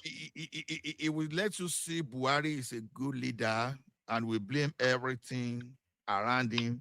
But when it comes to Tinubu, all of a sudden, Tinubu is satanic and No, Ola, another thing that we are not looking at. If you look at 2019 election, you will not see all these northerners that are crying of insecurity, there is no security. Everybody kept quiet. because it was Buhari. They didn't raise any issue. And that's why we should be divided into And regions. so even Regionalism so, is we Southerners, we also have to we have to think and look at it. If they succeeded again in removing another Southerner, Simba, there are a lot of Southerners supporting the northern politician too. Gentlemen, please, AKO, can we give him some chance to come in if he's available? AKO. He's just idling away there. No, he just came in now. Just came in. Let him document his voice. I'm listening to the discourse. You don't want to talk yet? No, not yet. AKO. Okay, Professor Simba, carry on.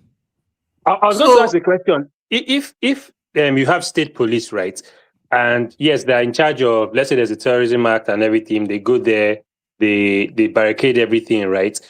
Normally, like in the US, when it's now identified that there's a terrorist incident, right, what normally happens is that the FBI takes the lead and the police supports. In Nigeria's situation with the state police, who would be, it's not really like the state police is leading the investigations. Who will be in charge of that? Like, is it the DSS? Ola has answered you. They won't even report to federal police. They will finish them there. You want to charge dead people to court, or you want to hand over dead people to Baba, federal police. another thing that even whether they do anything or not, I think one thing that state police will achieve, it will shift the attention away from the federal. Exactly. So that at least people will now be able to hold their governors and their local government chairmen accountable. Exactly. Because all these the federal that control the security and even the state are not even doing anything. I think if it's not going to achieve anything, it's going to achieve that. Simba, I want to say something there, and anybody that's listening, please come and debunk me.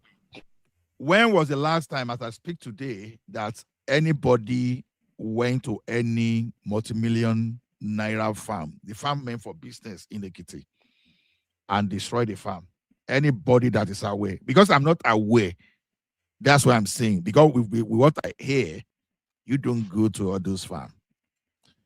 The last time was about 3 years or 4 years ago. The El-Rufai farm. That was about 4 years ago. That was the last time. The thing now is this: if you go to all those farm settlements, and when they say private security, who are the private security we are talking about?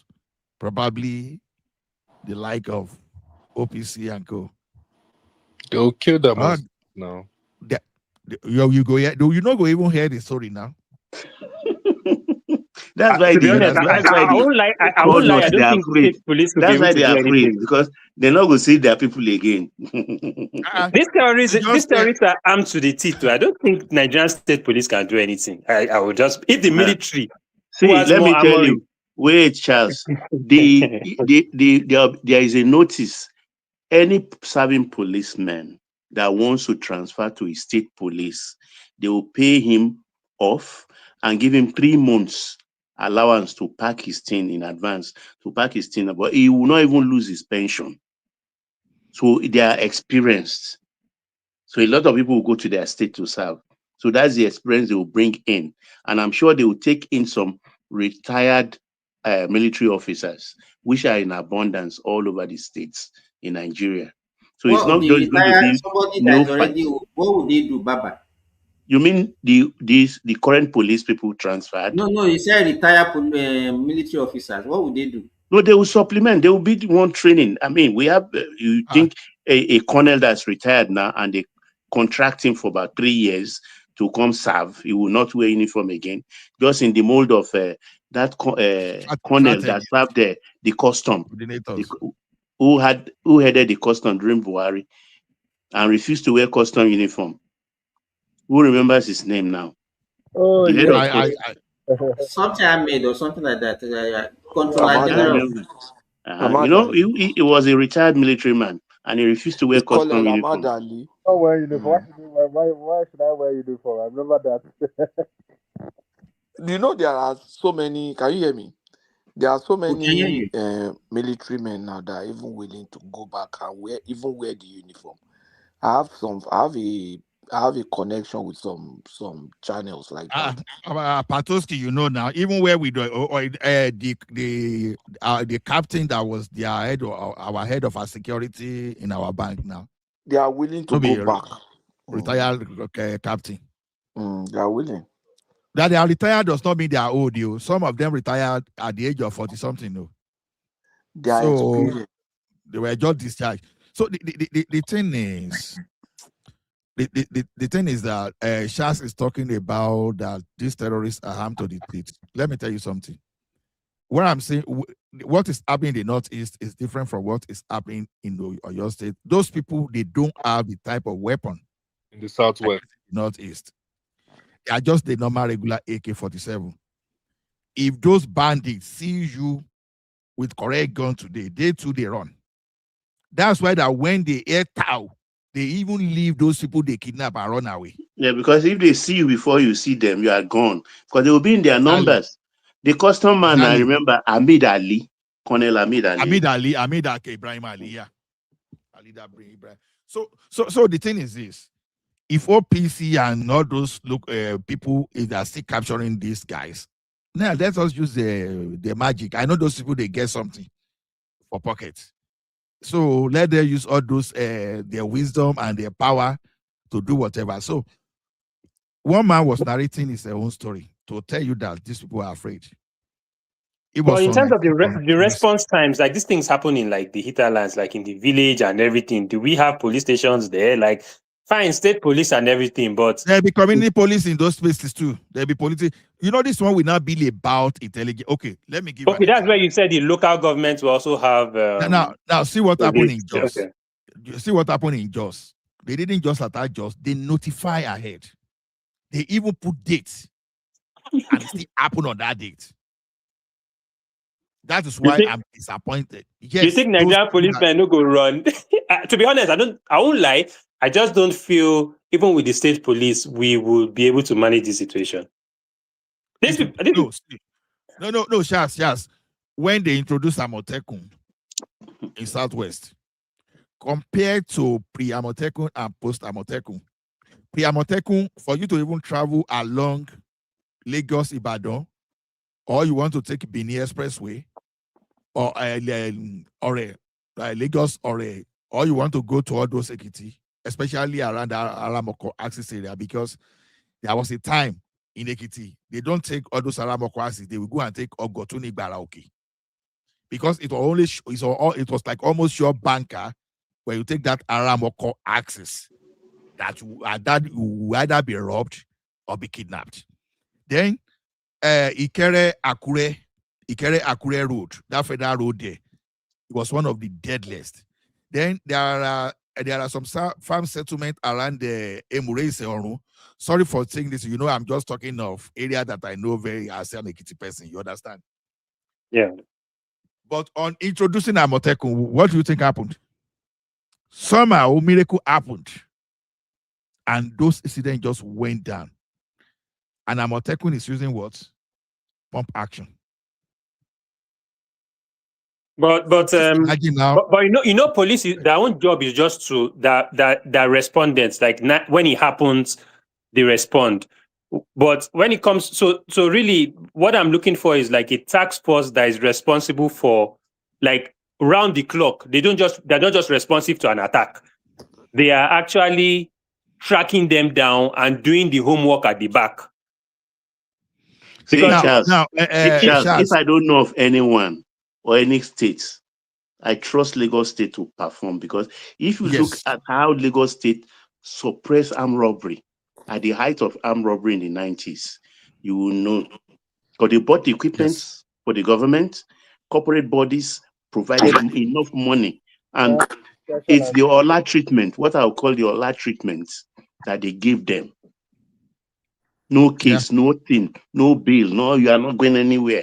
If you go to Odudu at that time, all their charms, everything, like a mountain in the entrance. For me, I they think call them Nigerian grass government, cutter. they should just form a counter-terrorism unit that is not domiciled in that north. That's their job. No, Shaz. Fine, there's police, there's everything, but they need.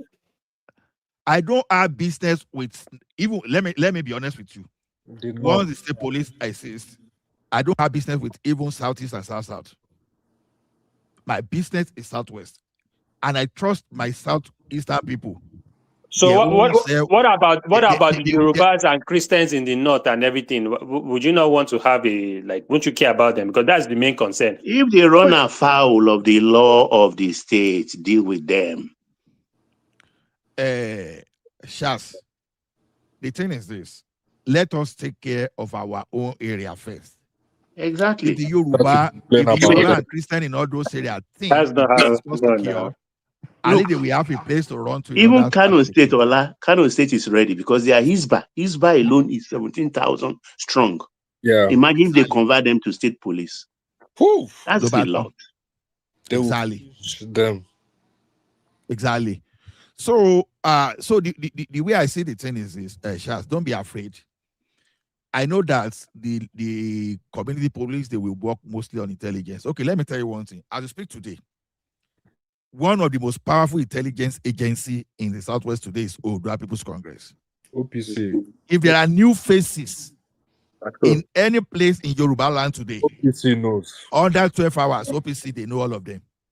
Yeah.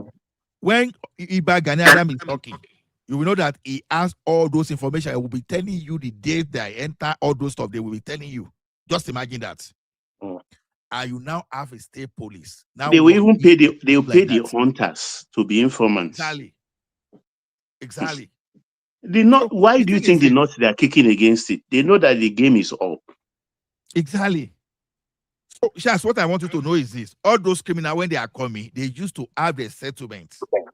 They will build their Abba or whatever, maybe Ruga, whatever, and they gather themselves. It takes them time to launch. You understand? But we have people that immediately they are entering from day one, Once you dismantle them from day one, they don't even have time to gather together. That's the importance of that. But the Northwest and Northeast, do I think they will end immediately? I will be deceiving myself. Let's just give ourselves 10 to 20 years. 20 years. We are in emergency. Ola, states are. I can tell you the color of Lagos State Police. As I stay, I can tell you the color of the uniform. If states are ready in the Southwest. Oh, so they will have individual uniforms for each state. Baba, of course, each state will have different uniform. Baba, I know what Lagos State Police did to bank robbery. And after they defeated bank robbery, they moved to Ogun State. Are you telling me? I still remember the time I ran out of redemption. No, I didn't even actually run out. I was in one of their our branches. They announced that armed robber just enter. I remember how I entered Bush that time. The first thing I just ran. We suffered. I just ran into AK-47. I just ran into AK-47. Already I was like, "Grand, swallow me." The man just said, "Calm, I'm your police." At that time, my mind just. But why am I saying this is that to see how they ran to Ogun State. But in Lagos State, if I was working in the branch, I know the fear. I know the fear because they will not come. You know how Lagos State Police they used to say when officer or people that went on patrol, they will ask them, "How many grass cutters are killed today?" How many grass cutters? Baba, let me give you one analogy. Before Oshoni Bank along Ozuba and by the way, oh my goodness, how that branch did not go bankrupt is a miracle. They used to rob that bank. It was a little bit isolated now. Near the water point. Bank a lot. Yeah, but you know what Lagos State government did? They stationed one armored personnel carrier at Lekki Phase 1 roundabout. Yeah. Another one at Obalende. I remember it. There's another one at Falomo. That's Awolowo Road, right? Yeah. They have another one there. Now, you know what happened? Whenever the last time they robbed, when all those armed robbers just enter boats, you know what they will be meeting police at the other hand. It's better you stay inside that water. But he now got to a stage now. Lagos police now bought boat again for the police.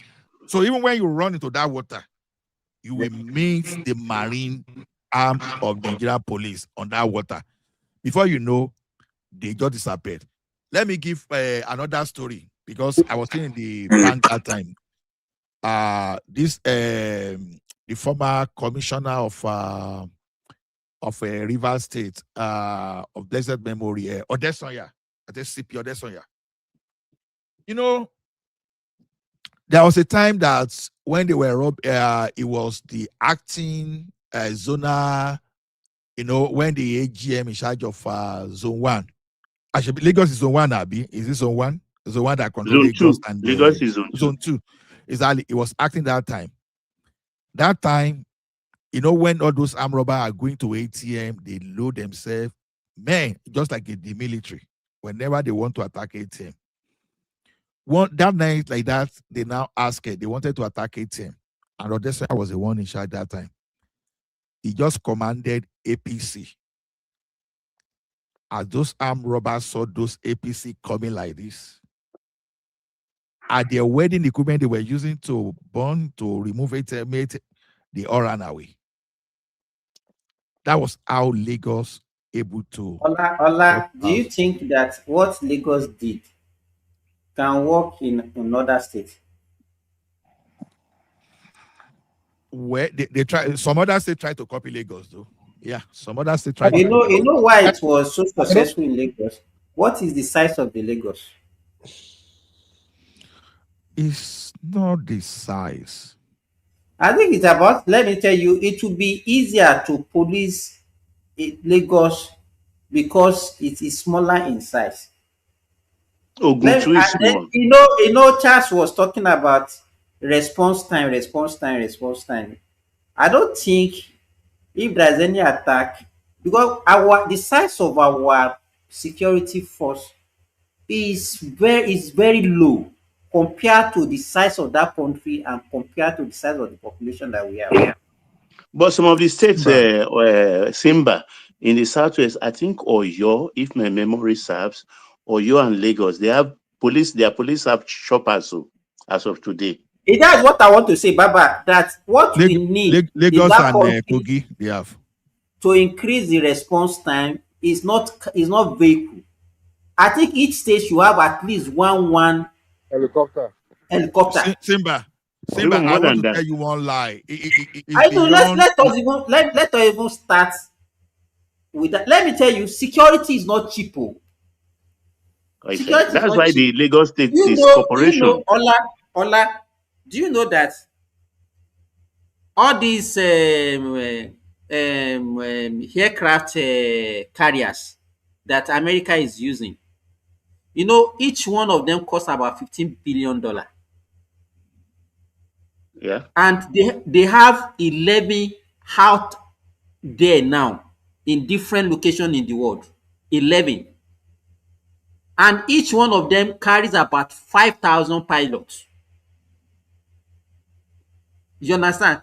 That 5,000 is even more than what they spend on each aircraft operation carrier and maintenance is more than the military budget of the whole of Africa to maintain one.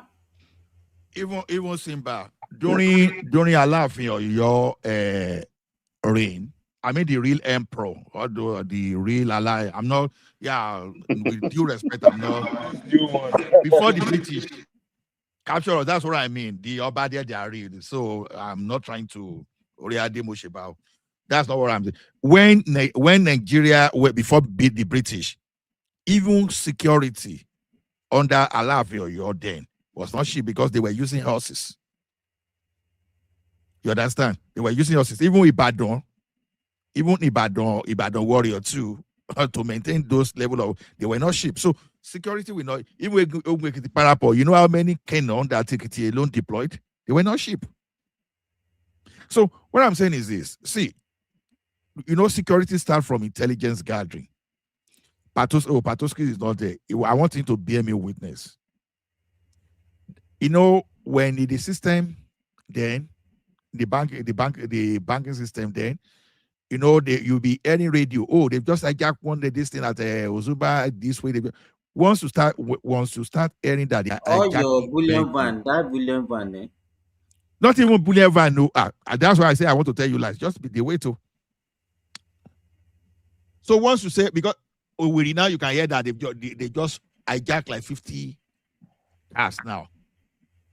The next thing you will see the commander there will say, please guys, I'm not releasing my officers for any bullion van movement.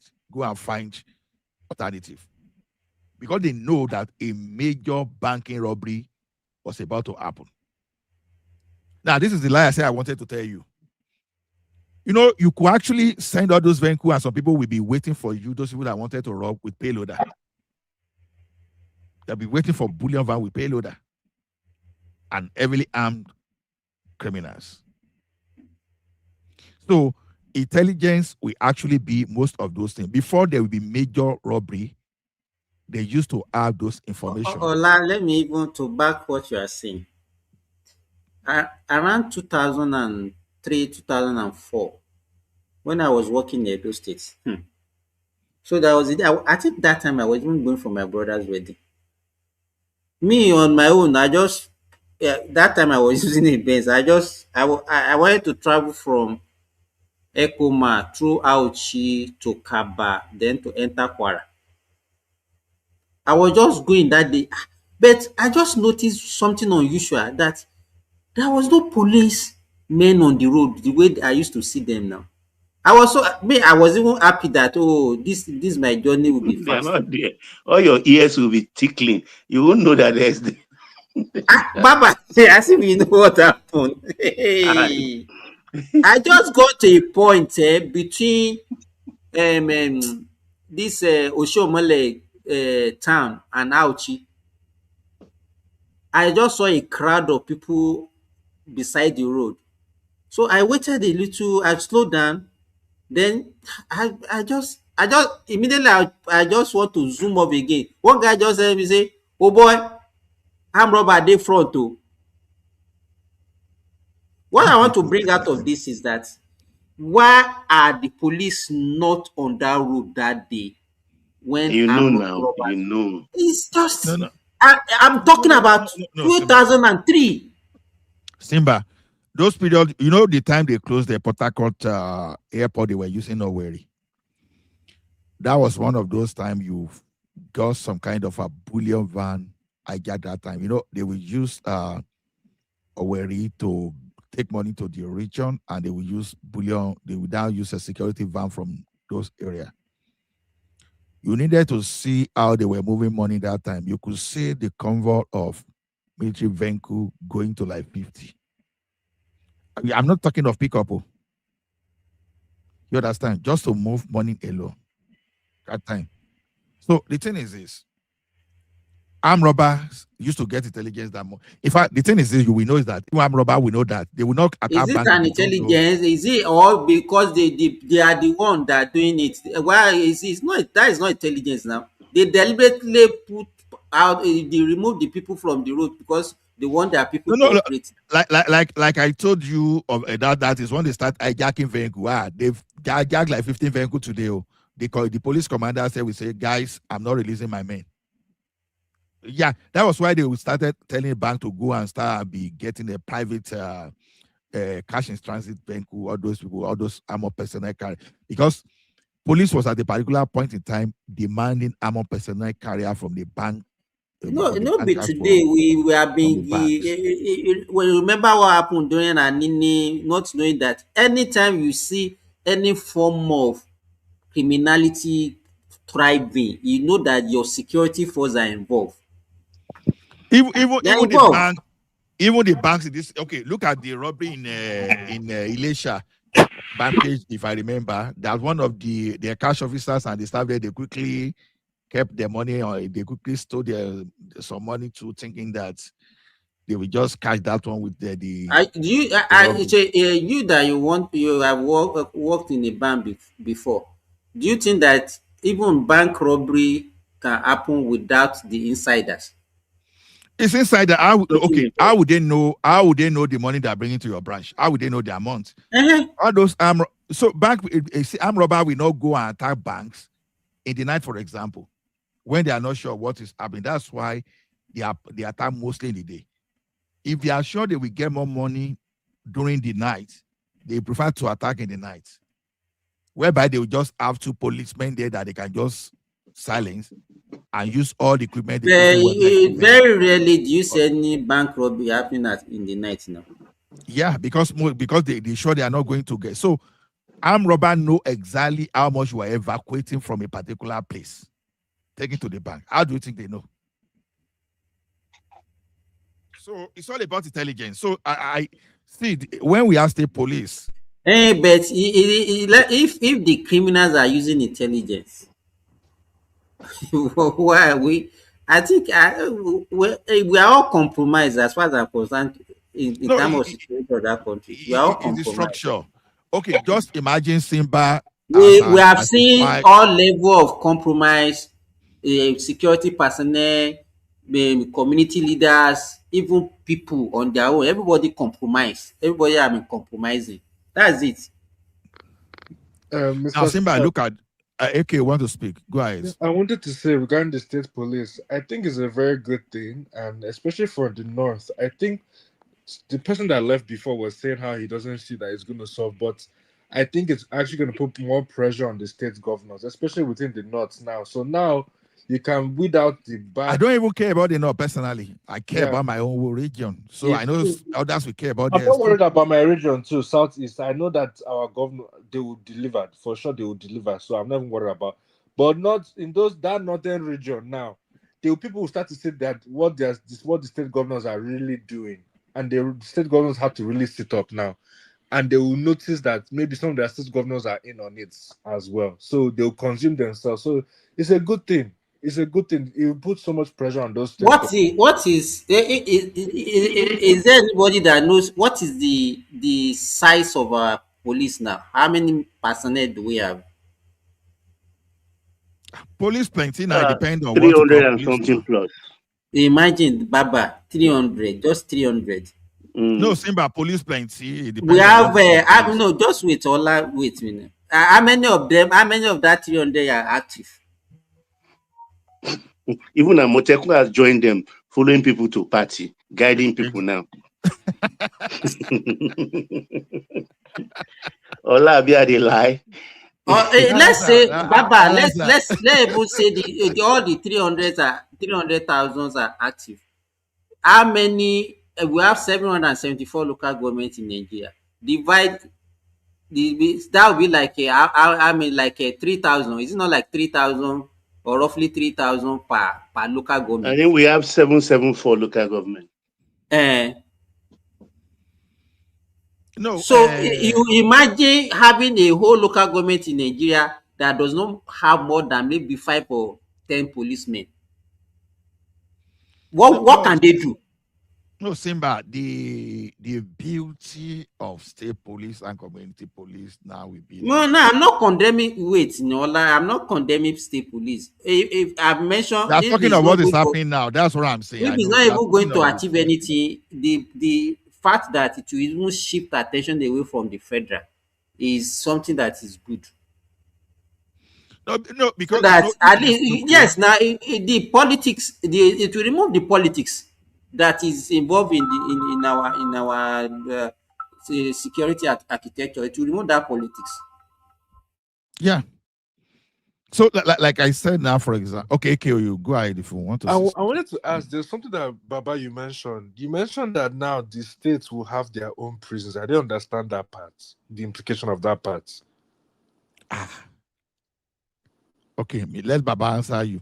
It is right from Buhari's time. He devolved it from the exclusive list. So that because the federal don't have even enough resources to feed the prisoners and take care of them. So they said state should handle it. So the establishment of state police has entrenched it. AKO, let me add to that state prison. You understand? The governor that doesn't want to build enough state prison if you are expecting 100,000 criminals annually in your prison, there's a correctional center, and you have about 100,000 of them committing banditry inside the bush, you know what is going to happen to them. You know, say, no be me go talk at me. You understand? You know that the capacity, the capacity. So I didn't say anything, no. I don't talk. Oh. That's why I like the idea of taking the thing away from the federal. From the federal. Oh, that made you know a pathetic situation. A problem. KBAC escaped bandits in Ekiti, and Abuja was calling that they should bring that KBAC to Abuja now. Until the senator representing that senatorial zone just step in. They wanted to carry Ekiti KBAC to Abuja just because they pay the other KBAC and he escaped. Ask me, what did they won't ask that man in Abuja? They won't ask him. And the military they deployed to that place, when they reported to them, those military said they cannot act until they ask them. And those bandits are inside the bush. And they were begging the military to graze. They say, but our guy, we cannot run away. We know they are there, but we have to wait for order. You see why state police is important now? Yeah. So I guess now this one will be it will be, you know, you buy on site. That's the order they will give them. If they catch, buy on site. Nothing like say, oh, make we take you to court or anything like that. That's waste of money and waste of resources. Just buy on site. That's it. Ogbeni told us something here several months ago. When they say, for example, if you use biro, you point it to someone, like a form of robbery, that person, even though now biro is carrying you, that is pointing to someone, if that person will panic and just obey whatever that person that was using pen to threaten him, you understand? If that case is decided in the courts, that would be death sentence by hanging. I'm trying to build something new. I'm trying to build a case. Mm-hmm. Then why should someone now see bandits in the bush? And you will not be able to send that bandit to where he's going to get his 72 virgin or whatever is the bandit is trying to claim, for example. They give a free visa to heaven. Exactly. So that's the situation you are going to fight, because you know that you don't have facility for 100,000 bandits, and you need to clear your bush of those bandits. You understand? So So the thing is, there will still be military occupation in the north, but as those people are escaping to under territory, you know the environment I want them to escape to, that they be merciless. Let them escape. Let them escape to southeast. No, they cannot. No, you understand what I'm saying? Let them escape to southeast. They won't even give them any warning. They cannot try it. The moment they Yoruba can still be trying to be Omoluwa, still be trying to play politics. Buy on site. Buy on site. Anywhere south or southeast is spy on site. If you are militant, say militant. If you see any, they will be happy. You don't understand. Any they spy on site. It's not a joking matter. That's exactly what I want to happen. Baba, are you aware of the type of speed they want to give to this state police? Because to me, if we can pass that state police this year, I think it's going to be better. Though the implementation can be next year, but I guess the question I want to ask is: the northern governors, aren't they against not North Central, but the states like Borno or Sokoto and other, aren't they against this because of the They are against them. Okay.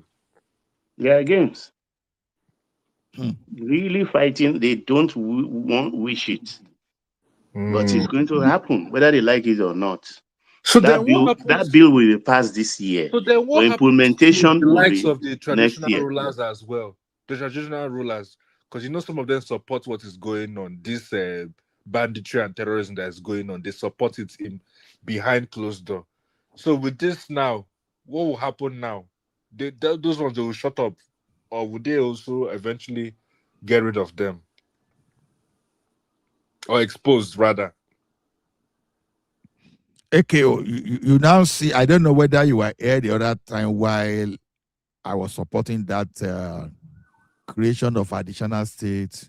Yeah, Whether you attach yeah. that to Southeast or Yeah. South, I don't Yeah, care.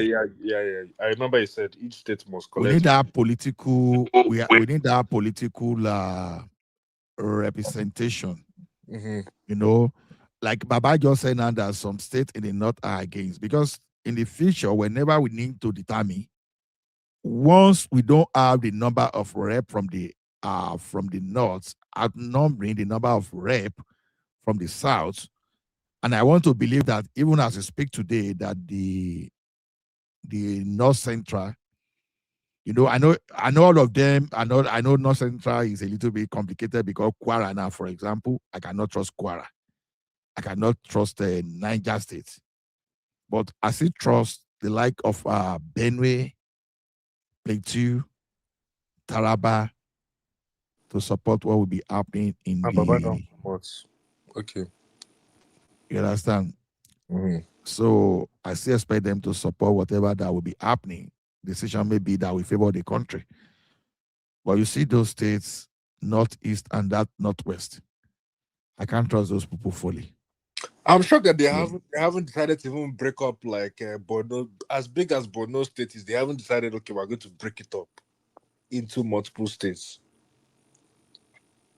Was that Borno No, State?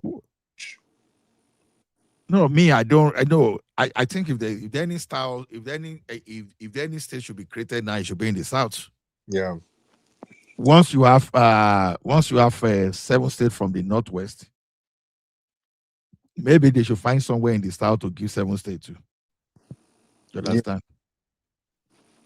Just make sure the number of senators from the north It's checkmate or is, even more. yeah, you have equal representation from the south. The number of rep, you have equal representation.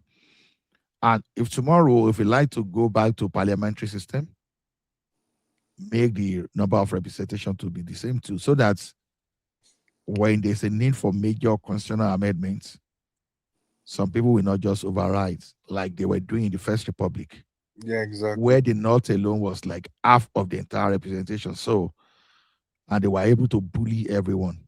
Mhm. They still carry that mentality to today, Yeah. and they serve as born to rule.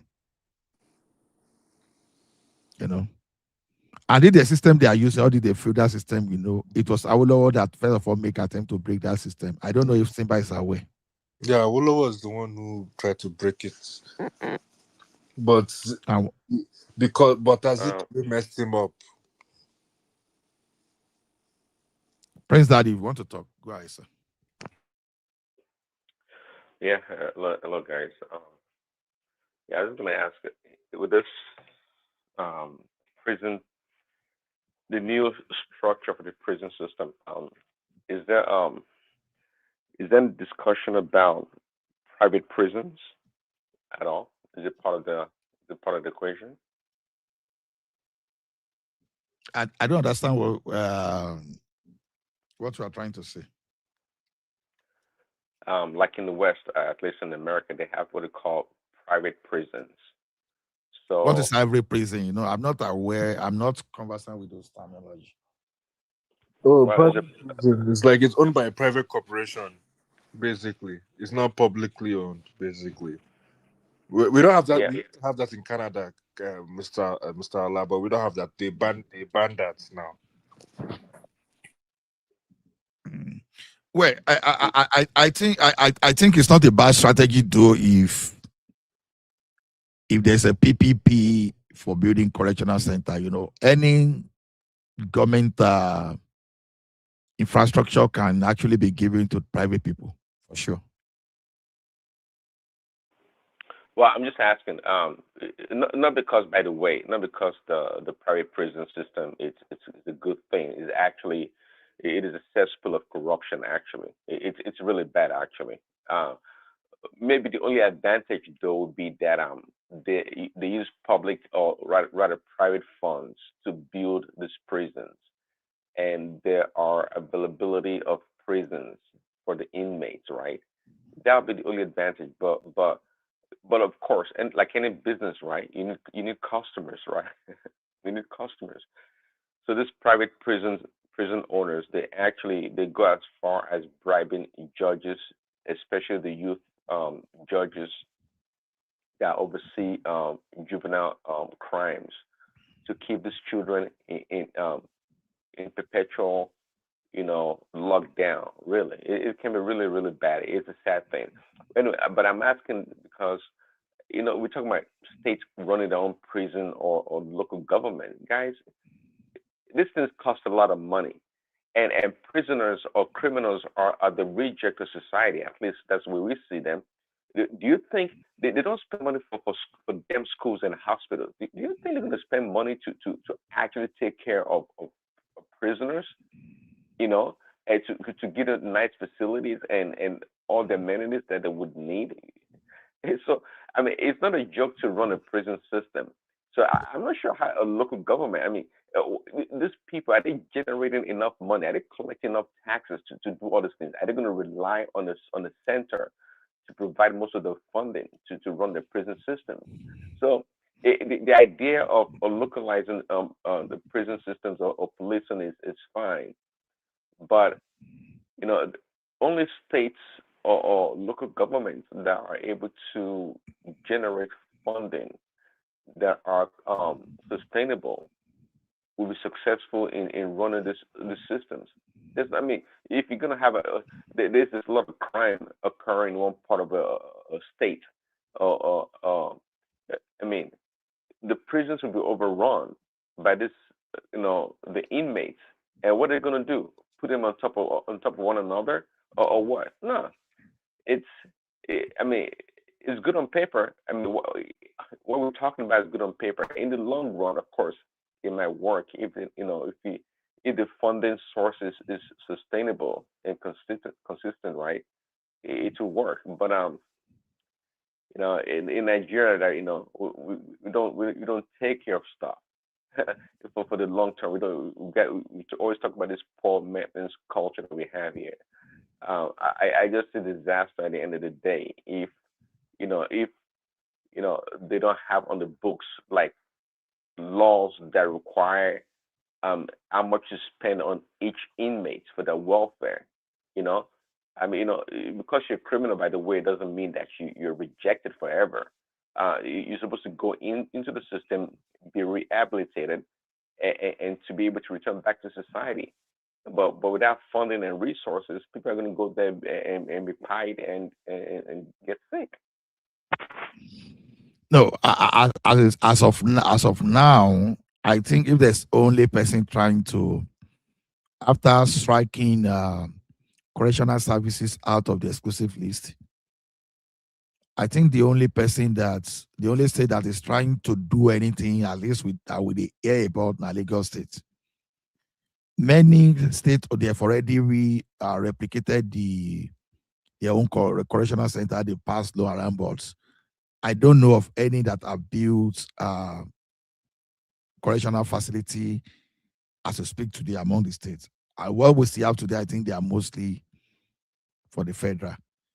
And one thing about those federal, although I've not done my research about that, is that I think some of those federal correctional services too were hijacked from the regional government. I don't know. I will cross-check that one later. But my focus that time was just on this banditry. What I'm saying is, maybe you can call it intended consequences or unintended consequences, that most of those bandits met in the bush, they might not even end up in the courts. You deploy your police and they were facing some criminal carrying AK-47 inside bush, inside the Mr. forest. Allah, you're being too nice with the language. You understand? No, of course, those people, those bandits will be lost in a battle. That's what I'm saying. So they will not end up so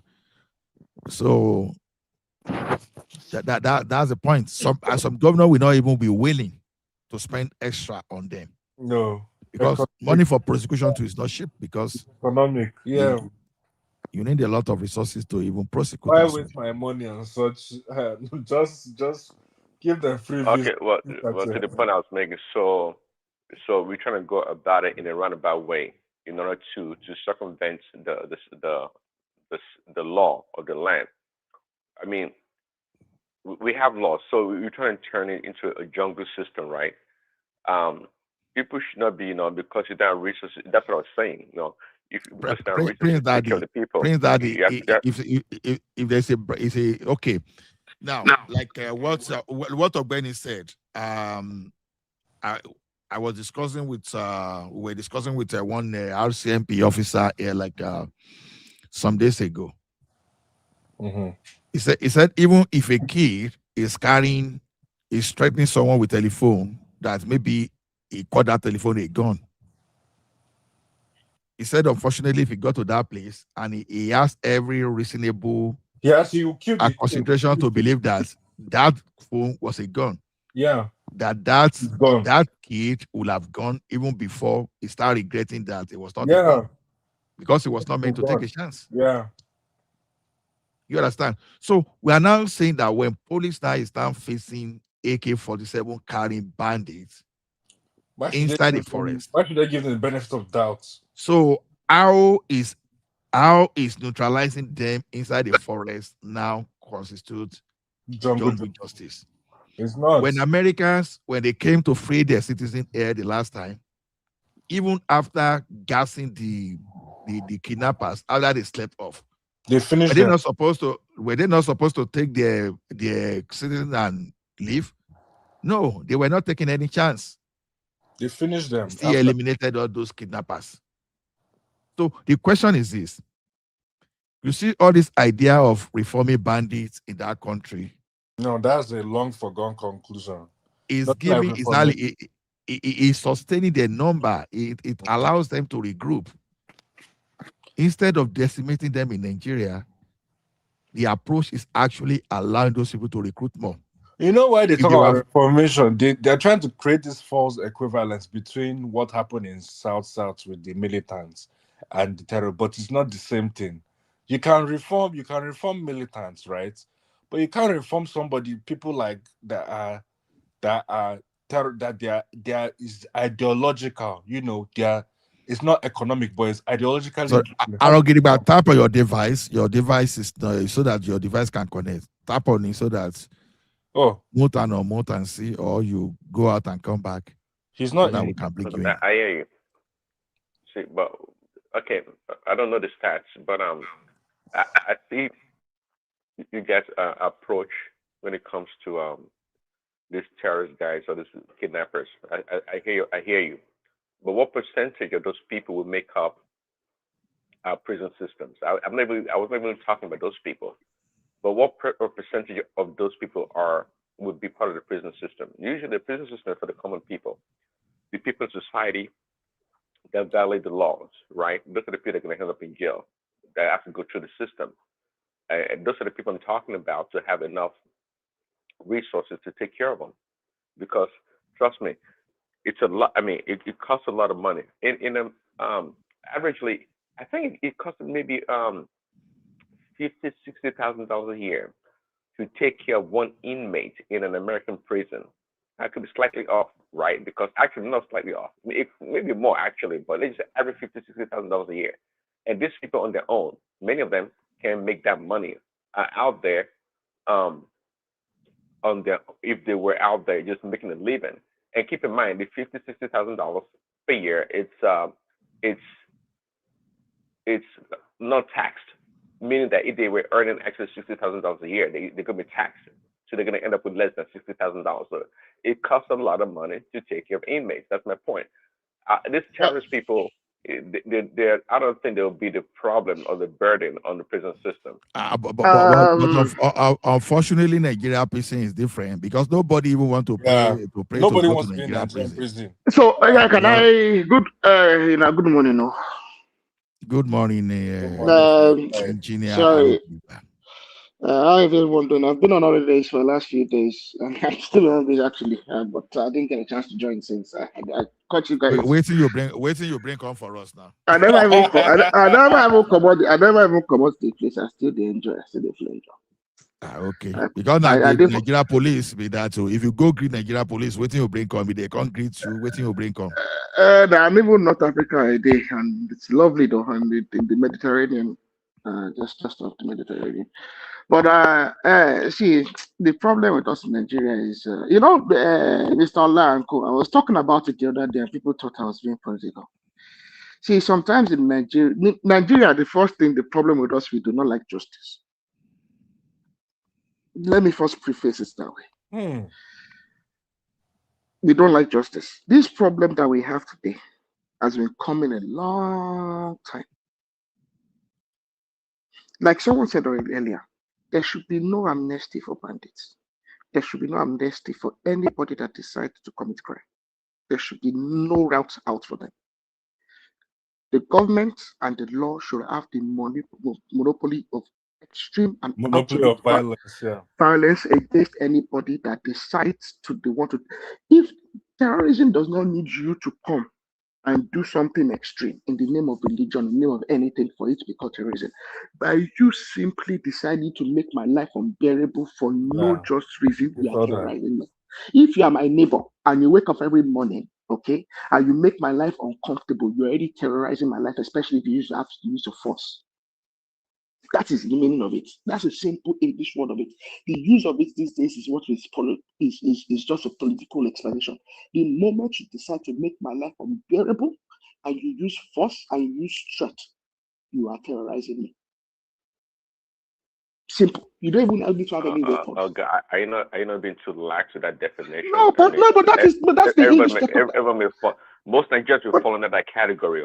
Well, that's the English definition. But that's if you break it down, that's what terrorism actually is. Even back to when it started in France, that was the same exact.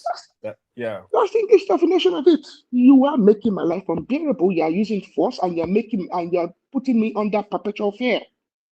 Once you put me under perpetual fear, and I have real reason to fear for my safety, and you continually do it, and you use it as a weapon of intimidation, you are terrorizing me. It's simple. Terrorism just means intimidation. Sorry, but I mean, you kind of describe it as society in general for the most part. So yeah, but that is why the government has failed. A lot of people fall under the category of terrorism. But that's why Mr. Arrow is saying that we don't focus on justice. That is why in a sane society, you can actually have someone you can get an injunction, an order that someone is disturbing your life, and you can get an order they can't even come within 300 meters of you. A school can get an order and say, we don't want this individual in the vicinity of our company, of completion of our business. But in Nigeria, we do not follow law. So now, let me follow through with that. There should be no reason for anybody to negotiate or offer amnesty to bandits. But the day we offered amnesty to militants in the Niger Delta, we did something we did not know was going to come and haunt us in the future. What is now happening in Nigeria is that there's now a political negotiation for a very, very serious problem. And individuals in a position of influence and political individuals are using it as a bargaining and negotiation tool. I'm now convinced more than ever that the insecurity in Nigeria is not just. It used to be commercial, but I'm now certain that it has a political dimension to it. And it has some sort of an ethnic dimension to it. And I believe that individuals are using the amnesty program, the South-South, as an example and as a bargaining tool because there's no other reason why the federal government should not be taking maximal action on this. I know their numbers are the numbers of the police forces and the security agencies is not adequate. I know the area they need to patrol is large. I know there's lack of discipline. There's other, logistical issues they have. I know that. I appreciate that. But I think the government is not applying maximum pressure to this matter. And I believe the reason they are not applying maximum pressure is because this matter has now become ethno-religious and ethno-political. And it did not start today. And the other thing we need to look at it, security in Nigeria has multiple facets. There's now also terrible and dangerous economic advantage for these criminals. The advantage is not just ethno-political. There's also an economic advantage, a personal economic advantage. You have to think about it. There's individuals that might be motivating them, that might be encouraging them because they benefit ethno-politically. But the criminals themselves, at another level as well, personally different to whatever they benefit from their ethno-political arrangement, they also have an economic benefit that they would not otherwise have had, because bandits are now multi-millionaires and multi-billionaires, knowing full well that they will get away with it. But the problem is we do not like to face justice in Nigeria. In Nigeria, justice must be extreme. As much as I do not like Mr. Ola's patron, OBJ. When OBJ knew that there was a problem of armed robbery in Nigeria, what did he say? Shoot on sight. Mr. Ola, did I lie? Am I still audible? I don't know if I'm still. Yeah, you're audible. Yeah, remember shoot on sight now. OBJ used to shoot on sight back in the 2000s. If you're an armed robber, then nobody is arresting you. They're not. The police were trying to arrest armed robbers in the early 2000s. Sorry, shoot on sight. This is part of the jungle justice system I'm talking about. Well, it's not about jungle justice, Mr. I disagree with that. That's OPC. No, not just OPC. No, not OPC. Remember, it was under OBJ that they started all these. Has been a policy since the day of Idiagbo. No. Remember in the like 2000s. Obasanjo really. I'm telling you that shoot on sight policy on armed robbers has been since the day of Idiagbo, and war against discipline. No, you know that and every administration since that time military that shoot aside. You understand? So Prince Daddy, it's not jungle justice. How can are you saying that people are carrying? We cannot be living off a military Prince Daddy way of doing things. Hold on, Arugidi, you continue. No, Arugidi, you continue. Prince Daddy, American police will shoot anybody that is carrying phone threatening in America. If you are using phone and you are pointing to bank like this, everybody hands up, American police will shoot. So why is it the jungle justice? Even for phone or even plastic gun, American police will shoot. Societal order, that's what is in paramount. So anything that brings societal order, you follow through with it. So I don't see it as jungle justice. Armed robbers then behave like bandits now. They will write you a letter to your streets. Well, They'll tell you they were terrorizing people. They write a letter saying they'll come to your street. They come to your street. They start shooting everybody in sight. If you get in, you're unlucky to be shot. You're shot. The people are in the middle of the street. They'll be escaping. They'll just start shooting into the air, shooting everywhere.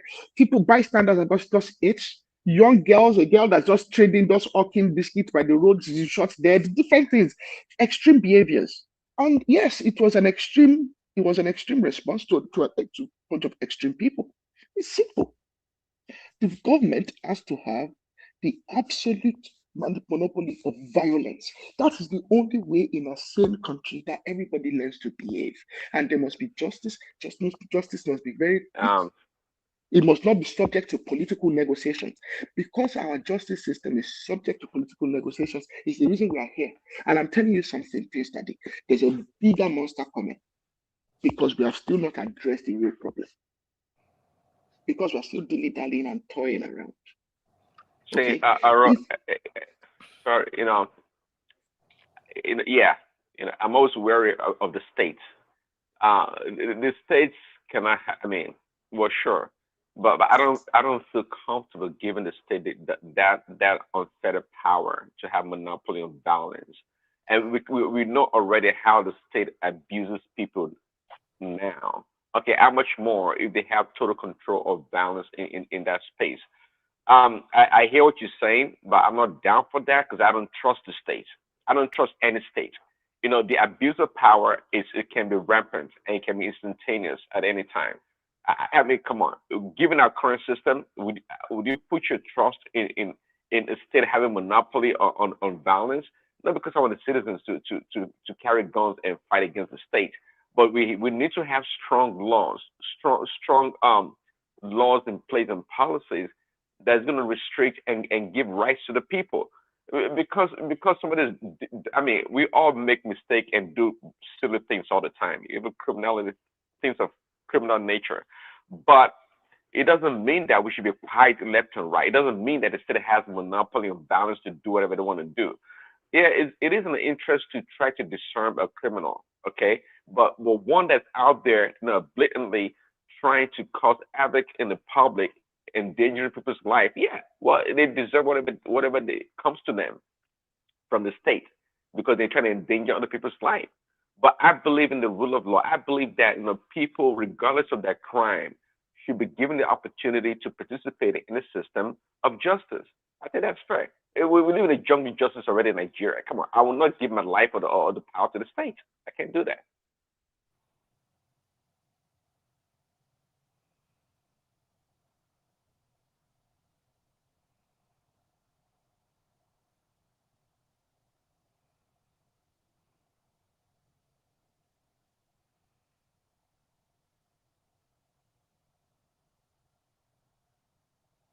Why is everywhere quiet? Where's Arugiriba? I think he is getting engaged with Prince Oh,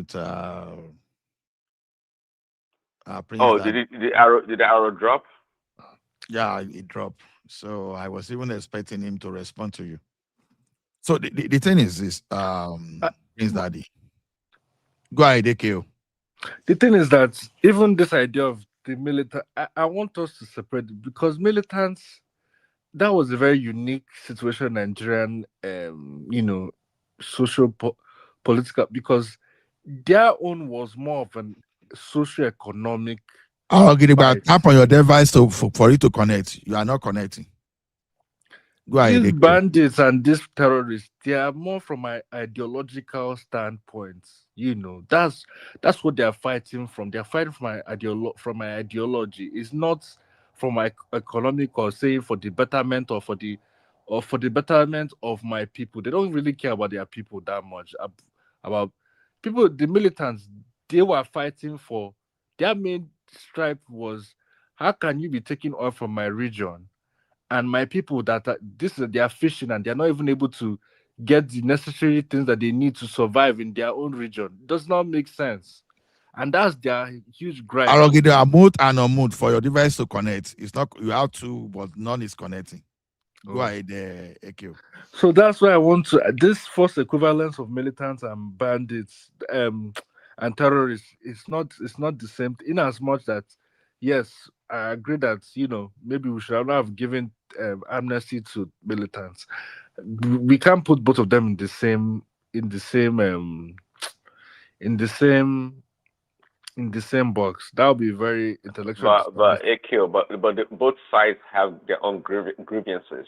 Okay, so how do you rate which grievance is more than the other? Yeah, I understand What are the the grievances people. of terrorists? I don't know, but obviously they're taking arms just like the militants in the South. Okay, so but you to condemn their own grievances that okay, well, the South people is more economic based in geopolitics. Therefore, we should look kindly on them, and the one from the North, we should hide them left and right. They can make their own argument too.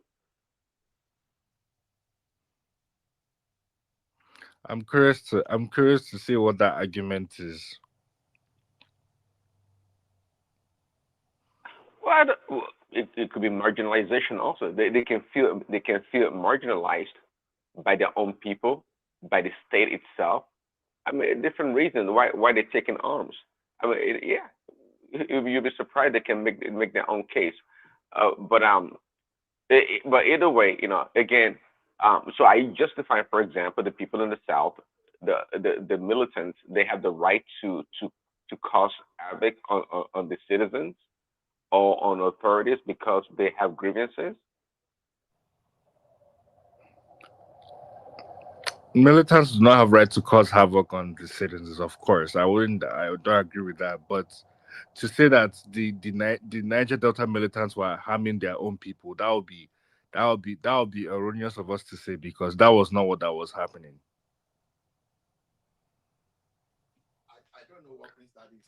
The terrorists themselves, the terrorists in those regions, they are attacking their own people. They are killing their own people. No. You know one thing. Displacing their own people. I don't understand what Prince Have you Daddy ever is. heard that the Niger Delta militants were killing their own people, kidnapping their own people? Well, don't let us whitewash. Don't let us whitewash those guys. I don't want to whitewash some the militants, but I think we need to be there were intellectually some honest. there were some incidents of intimidation. There was extreme intimidation. Can anybody hear me? Yeah, can anybody hear me? But, No, let me tell Prince Daddy something. You are telling us that don't compare the militancy in the South and these bandits. Okay, let's give an example now. The bandits are the South terror militants. You understand? They said you are doing oil mining and everything on our soil, but we are not benefiting. We don't have good water. We don't have education. We are falling sick and all those stuff. Sorry, I'm not. Just like I said to AKO, I'm not trying to substantiate or disprove that their legitimate concern. That's not for debate at all. For whatever reason, they're justified. I'm not even questioning that.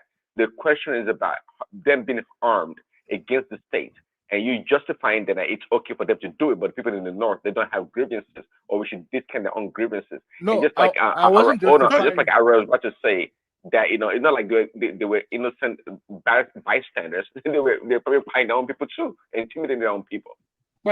Okay. Okay, I know me. I no support Yadua anyway, because I said it that it was a mistake.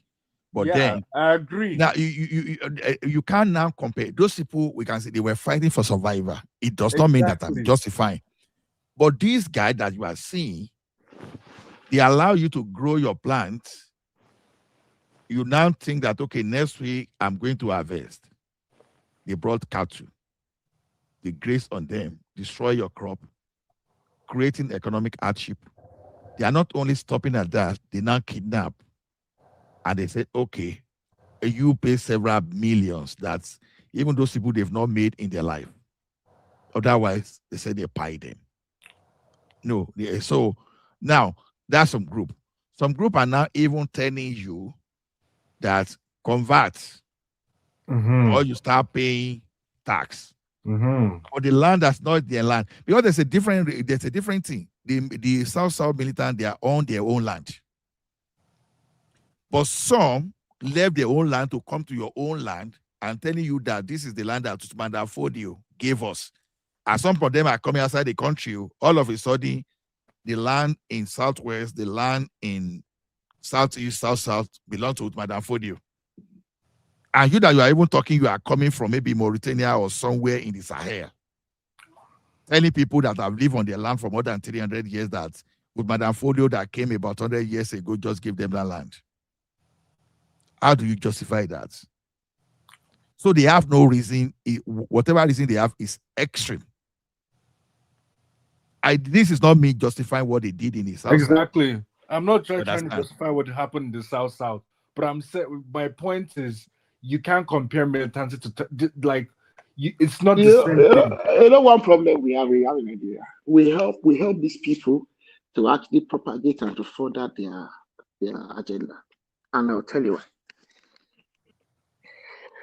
See all that nonsense. Are you talking of the bandits or you are talking of the militants? It's the bandits themselves. You know one thing, we are doing exactly what they want. We are helping them to fuel their fire, to advance the nonsense they are claiming. And like Mr. Allah said, some people will come from far away, they will claim. They know that that is an unreasonable claim. We know that that's an unreasonable claim. And they don't make that claim in any real sense. What they want to do is to make a statement so ridiculous that you first spend a lot of time bamboozled about the idiocy and the idea of the claim. Nobody is ever going to come from anywhere in the public and claim that establishment for those land. That is just a distraction. That is just a distraction. The real issue here is that these are economic criminals using the use of intimidation and force for economic benefit. The primary benefit of this, we are still not seeing it for what it is. And I blame the DSS. All this stuff that we do, where we are making it ethno-religious, it is not. It doesn't help. These people are bloody criminals. However, they know us. They know that because of the nature of who we are so emotionally unstable when it comes to ethno-religious matters, that when we have an ethno-religious matter, that we focus on it and it confuses us so much and we spend too much time dwelling on it. And because it causes conflict and rancor and it causes us to be unsettled, they are using that to their own advantage. These individuals, if they tell them to come and do what's name, and do abolition, they probably can't. Some of these people are animists. They are hiding behind the finger, knowing full well that they are using that as a tool of confusion. And because we are spending so much time dwelling on the ethno-religious, and because that is, like I said earlier on, it's a tool of social, political, ethno-political, and social. It's a tool used by the political and the elite in Nigeria. They are hiding behind that. If you deal with these people as what they are, two-bit criminals that do not deserve the next second to live. That is it. Like armed robbers, yeah. You don't help them to further. Every time I see someone and there's all different kinds of people that call themselves NGO Americans and this kind of useless, I don't know what the DSS is doing. Foreigners everywhere saying they're intervening on behalf of locals somewhere in the north. It's some American guy backpacker that is nobody is there recording videos and says what you are doing is we are helping the bandits and the criminals to further their agenda. Their agenda is fear and intimidation. And every time any Nigerian watches a video on Facebook, on YouTube, on anywhere, they've massacred the boy village over there, 200 people died. I'm not saying that the information should not be out there. I'm not saying that the government should subject information, but a serious government manages this dissemination of information. Because sometimes the information is itself, and it's been proven everywhere in the world. You talk to Americans, you talk to the Brits, you talk to the MI5, the CIA, all these different organizations that look after international security and they deal with international criminal networks. They will let you know all these terrorist groups. They have TikTok accounts, they have Facebook accounts. Why do you think they beard people on TikTok and put it on Twitter? They want to threaten you. They want other individuals to become intimidated. That is why it is important that the DSS wake up. We all are helping these people to further their agenda. We are helping them to actually intimidate new victims. Nominally, these people should not be able to overpower nominal villages. Back in the day, we were able to organize ourselves. But because already people look at the story in Jos. Before they even got there, the police surrendered, they threw their guns away and ran away. Because the police themselves are already intimidated. Number one, they are not well paid. They know that if they lose their life, their families will not be well taken care of. They are not brave anymore. And then when they look at it and they look at this one, they hear that when these people come, they come 500, 300. It might turn out that those people were only 30 that came that day.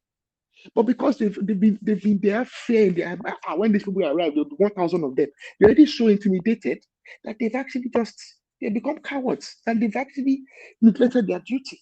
The police officers should be arrested and tried. Because when they swore the oath, I know we don't pay them very well, we don't reward them very well. I know their job is one, but at the same time, they should resign their job rather than stay on duty and then flee and leave people that were expecting them to provide security for them, leave them to the mercy of cowards and criminals. Because that's what the bandits are. Bandits are, they are cowards and criminals.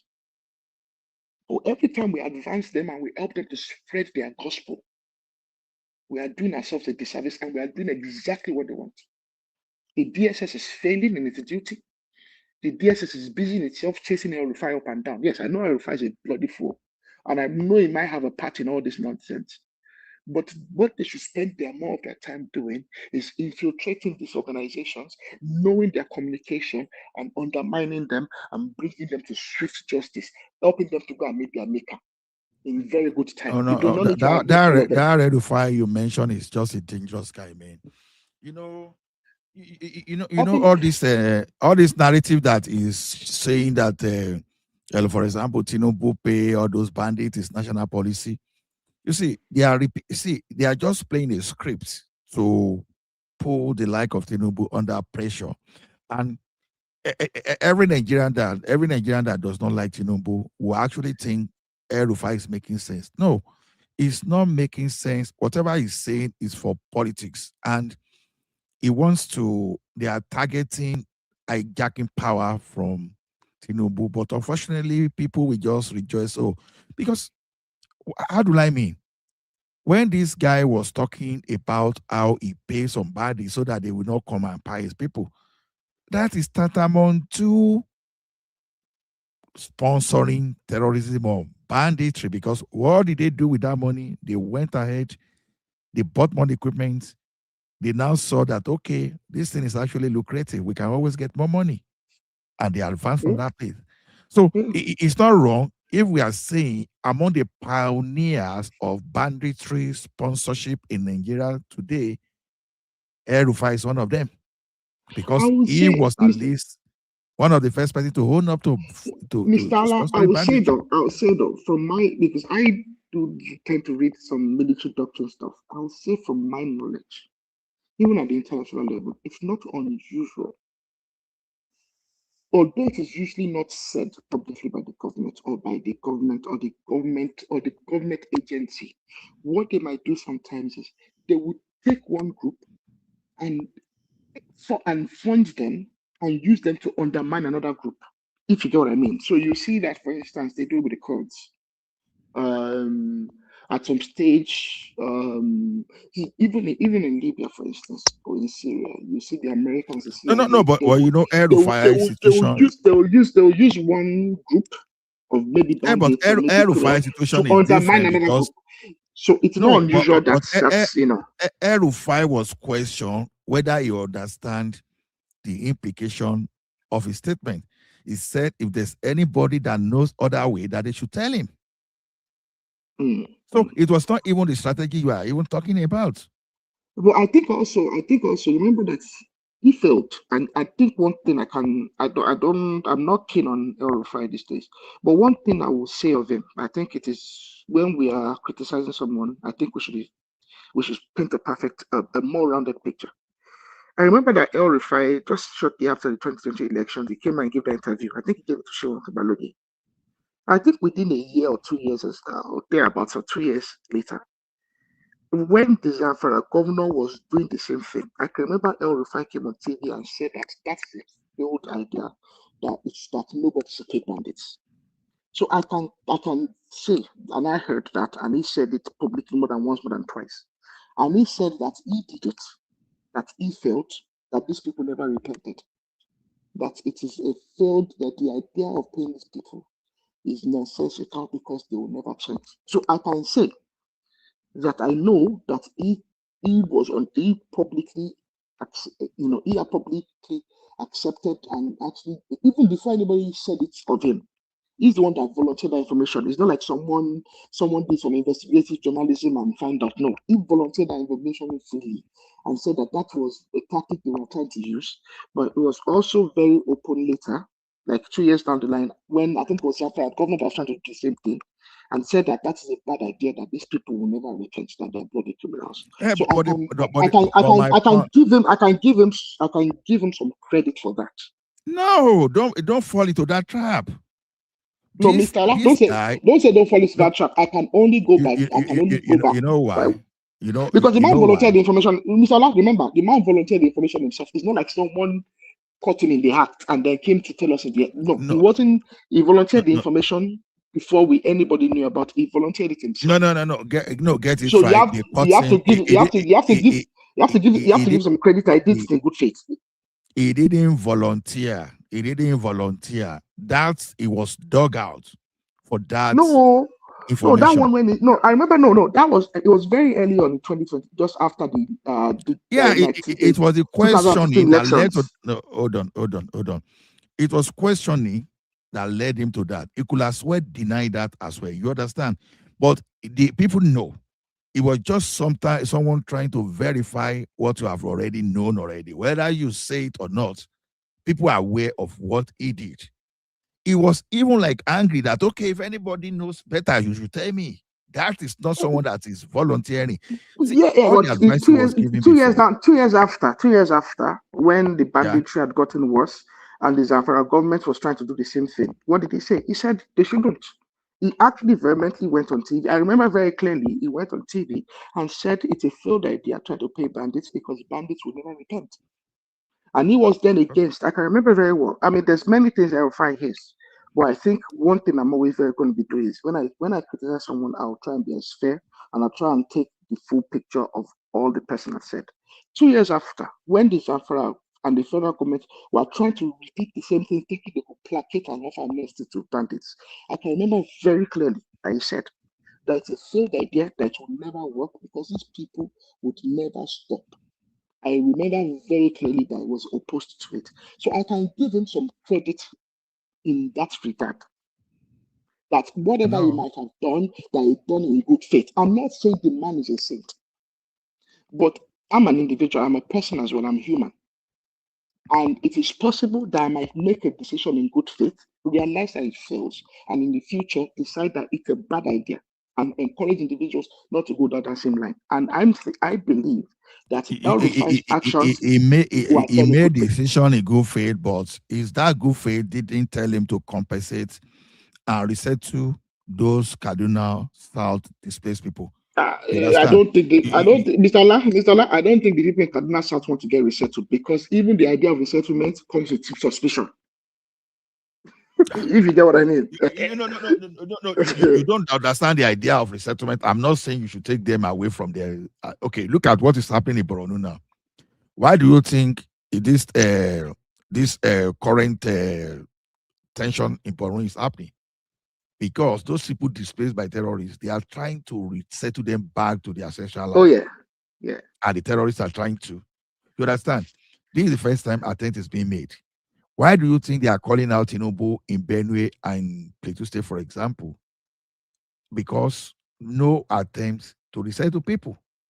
Even the Oyibo guy that is talking, those are the people gathering money to even make life better for the IDP. That guy has no business. That guy has no business. That is making the matter worse, and he's doing the job of the bandits. Who is the guy that has no business? He has no business. They are building schools. They are. What he's doing, Mr. Allah, we might not see it. I understand what you are saying. Conspiracy theory is very easy. No, it's not conspiracy. I'm not talking about conspiracy theory. It's furthering their agenda. He's preaching their gospel. Whether it's agenda or whatever it is it good for your government to ignore people in the IDP, not to give them good health care, not to give them good food, and not to give them an education? Is it normal? As someone is not doing all those things, they are not, even when they are using that thing against you, even its agenda is showing that the government has failed. So the government is comfortable paying bandits, is comfortable talking on how to reform bandits, but you are not talking about those displaced people.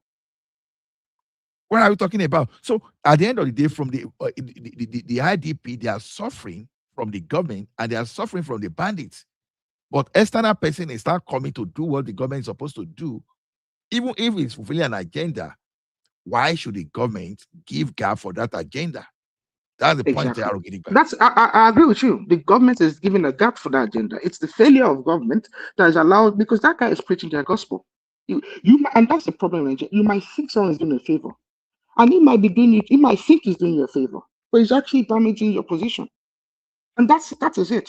And that is why experts and the government needs to be serious in their action. Their actions need to be premeditated. This is the government. The action of the government has to be premeditated. It cannot just be piecemeal and reactionary. No, the government has to take premeditated, concise, calculated actions. Now, Mr. Ola, you and me know that we have at least 2 ministries that should be looking after the IDPs. We have the humanitarian ministry, and then we have the Northeast Development Fund.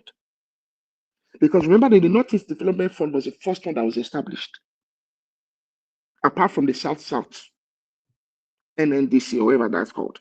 After that NNDC, the next one that was established was the Northeast Development Fund. It is as a reaction to that Tinubu now established all these development funds for each of the regions. Because to be frank, all of the regions are suffering in development. Sorry, is there an annual report on the IDP situation Yes, in Nigeria? I think to the best of my knowledge, a few NGOs do a report. Nigerian government claimed to do a report. I cannot verify the veracity of it, but at least I know the Nigerian government said they are about 4 million, about close to 5 million. But independent people, they went there, they said they are actually about 9 million people in the IDP. Yeah, the UN have their own report, NGOs have their own report as well. The IDP, we have people. The concept of IDP actually, it's quite funny to me, but funny in the sense that people are displaced within their own country. In a country that's not war, a country that technically is not a war. Exactly, and we can't resettle them properly. These are the same people that you wanted to take care of inmates or prisoners. Prince Daddy, the problem with resettlement is this. The idea of resettlement comes with mutual suspicion in multiple ways. There's a number of IDPs in the likes of Edo State, for instance. Those IDPs are from the Middle Belt. In Nigeria, where the issues of land, ethnicity, and all these matters are very, very delicate, the IDPs in those areas already are making matters very fragile. So let's say in Benue State, they take IDPs from one local government, okay, because their local government is under threat. They move them to a different local government. Their local government they are moving them to, they might be of a different ethnic group. So there's already mutual suspicion. Even in Nigeria, when there's no real conflict between communities that are side by side, they'll be having communal clashes over one piece of land that's not even up to 2 acres. You see them, youth of those communities buying themselves for years and years and years. If a Modakeke, all the land, if a Modakeke is fighting over, it's not more than 50 hectares. Surely not. All the land, if a Modakeke struggle that is to be fighting for more than decades, that land I'm certain is not up to 100 hectares. Yeah, but I think I heard Dr. Sima made that argument before. The distrust that people have for permanently being displaced from their own land. I get it. So who's at fault now? Are you saying that people are at fault, not wanting to leave? No, I'm not saying the people. Location? I'm saying the government has to be very tactful.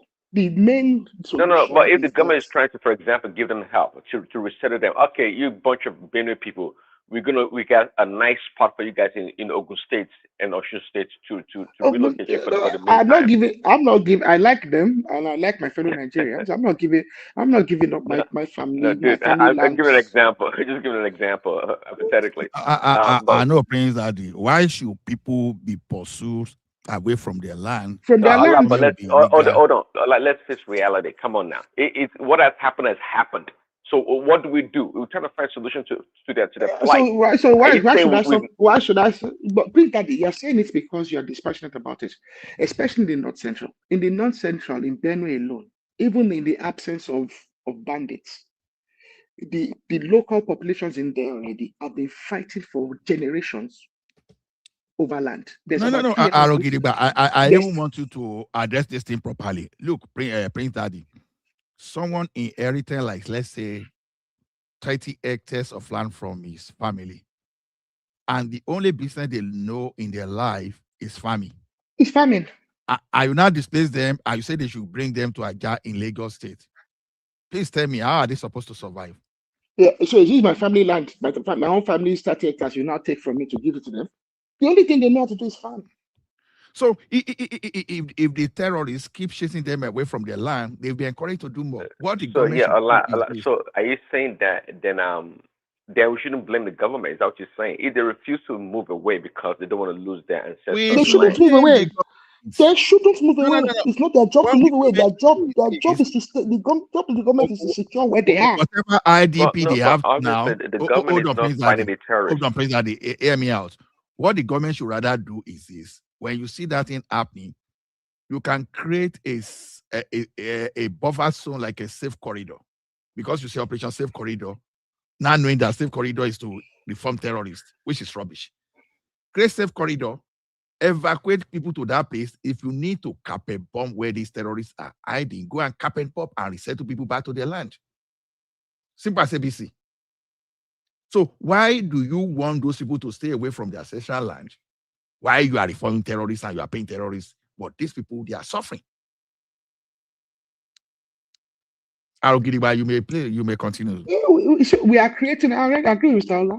The job of the government is not to resettle. I do not want to give up my own family land to accommodate the failures of the federal government, and the government will not be successful in using the government force to acquire my land under this, using force. No, my land is not available for others that are fleeing, because what is ultimately going to happen is they are going to bring the insecurity to me.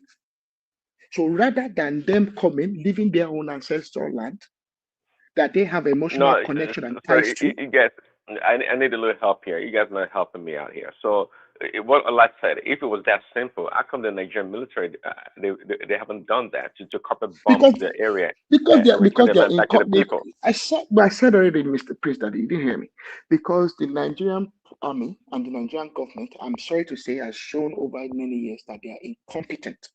And that is a real, and I think it is time that we start all saying what it is. It is blatant incompetence, okay? And because they are playing with what is a serious matter, they are playing ethno-political games with it. And that is why I said that it is time we stop helping the bandits and the government to sing the song that they want us to sing. The government and the bandits both want us to make this matter ethno-political and ethno-religious. It is not. It is a simple matter of criminals that have an economic advantage using the government's incompetence and using our mutual fear and our mutual suspicions against us and to our disadvantage. This matter is a matter of simple, bloody, extreme criminals who have an economic advantage for what they are doing. We already know for a fact that there's serious mining happening in those areas. That mining is an economic, is economic in nature. It's for profit. These people are not chasing people away from land because land in itself is valuable. No, they are chasing people away from land because those lands, there's mining opportunities in those lands, and there's illegal mining happening in those lands. It is factual. It's factual. We've seen these things happen right across Africa. We've seen it happen in Congo. We've seen it happen across Africa. That's why I was trying to challenge you about the word incompetence, because I don't see incompetence there. The government is incompetent. You just laid out the reason. You just laid out the reason why you're not doing nothing about it. Obviously, there's something to be gained by the people in power. They're criminal. I mean, incompetence is very generous in that case, because then I can call the government criminal. It's either they are incompetent or criminal. They take one. They need to choose one, but they're going to choose one. Surely they're going to choose one. They're either incompetent or criminal. Am I saying everybody in government is incompetent and or criminal? No. But evidently, what it is looking like to me is there's a good number of people in government who are incompetent and or criminal. But at least they are incompetent. Because this matter has been going on for more than over a decade now. We're in 2026, and this matter predates Buhari.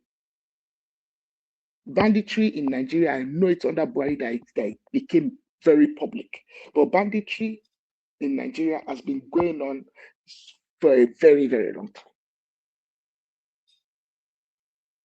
It has become extreme. We have allowed these people to take advantage of us, and I think it stops now. The problem is we are creating a failed state. Very soon, what you're going to have is that communities are going to start creating militias to defend themselves. When they do that, they'll start taxing people. It will become impossible for anybody that is not from somewhere to go to anywhere else. I will not have the freedom to move across Nigeria freely. I would only have the freedom to move across my own local community where I'm kin, because it will become a matter of this is our kinfolk. We protect our land, and it's only our kinfolk that can come and go, because we don't trust anybody else. You limit economic activity. You limit freedoms. Again, to the solution proposal for the solution is extreme. The solution for the IDP people is simple. The government is to deploy extreme violence against the criminals. When the government deploys extreme violence against the criminals, they will either fight the criminals or chase the criminals away. The IDPs will return to their lands. It's simple. We are making a matter that's very simple, complex. Not according to what you say. If the land is being used for mining or illegal mining, it doesn't matter what they're using it for. Whatever they're using it for, it's illegal. It's not their land. They have no right or any claim to it. But obviously the people behind it are the people in power, or people that have influence. That's so why.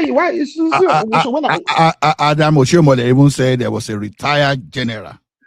There are some retired generals involved in this thing that are going on. So, Prince Daddy, I said earlier on that the government are either they are at least incompetent and they are possibly criminal. So I've already covered that. I've already covered that basis.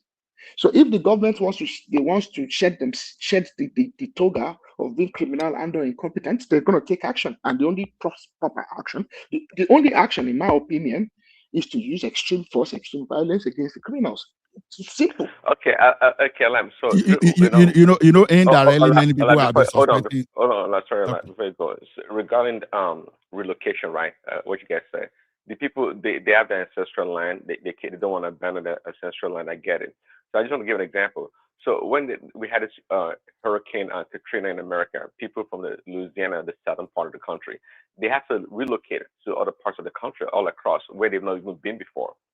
Okay, fine. I mean, so they're not farmers, but they grew up there. Their ancestors came from there, whatnot. So in the case of this IDP people, right? Are you saying that it's impossible to give these people an opportunity elsewhere across the country? Therefore, their situation must remain the same. No, it is possible, Prince Daddy. It is possible. However, what I'm saying is this: you have to understand. Okay, let's say people that moved away from Louisiana and during Katrina. Let's say a family, their house has been damaged, their property has been damaged, their livelihood has been damaged.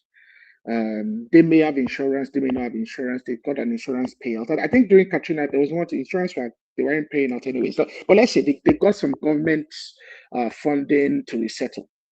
Let's say they go to Texas. They're not just going to go to someone else's property in Texas and claim squatters' rights. Do you get what I mean? If they went to Texas, they were on the open market and they probably acquired new land, new property, probably set up new, they rented on the open market and they got on with their life.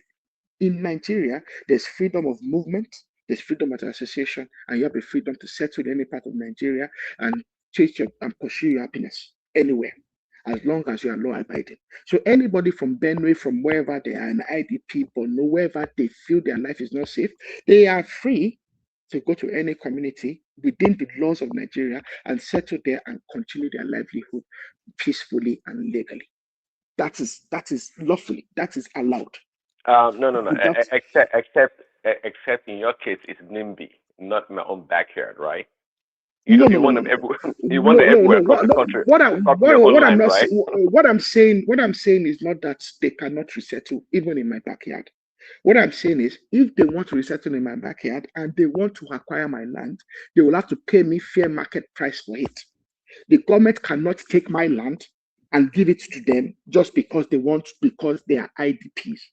Why must they even resettle in your And background. most likely these people bias. themselves do not want to resettle because they have an emotional attachment to the ancestral land from which they are being living. Okay, what will happen to the bandits and terrorists that displace them if they resettle? I want to ask Prince Daddy. So what happens to the bandits that chase them away? That means you are relinquishing the land to the bandits. It is, and that means you are doing the bandits. That's what the bandits want you to do. But if truly these people have been displaced for over a decade, but it's quite clear that the government is does incompetent. do nothing to relieve that matter.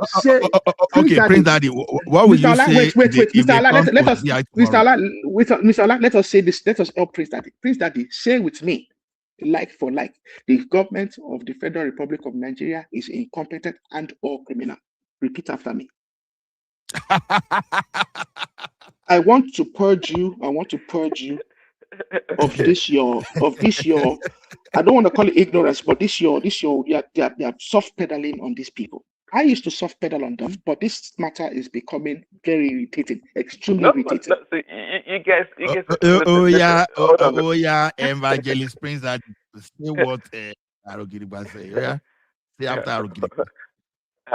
I'll get to that, but but you guys, you want to have your cake and eat it. I mean, I'm proposing a solution whereby this people can be alleviated of their pain.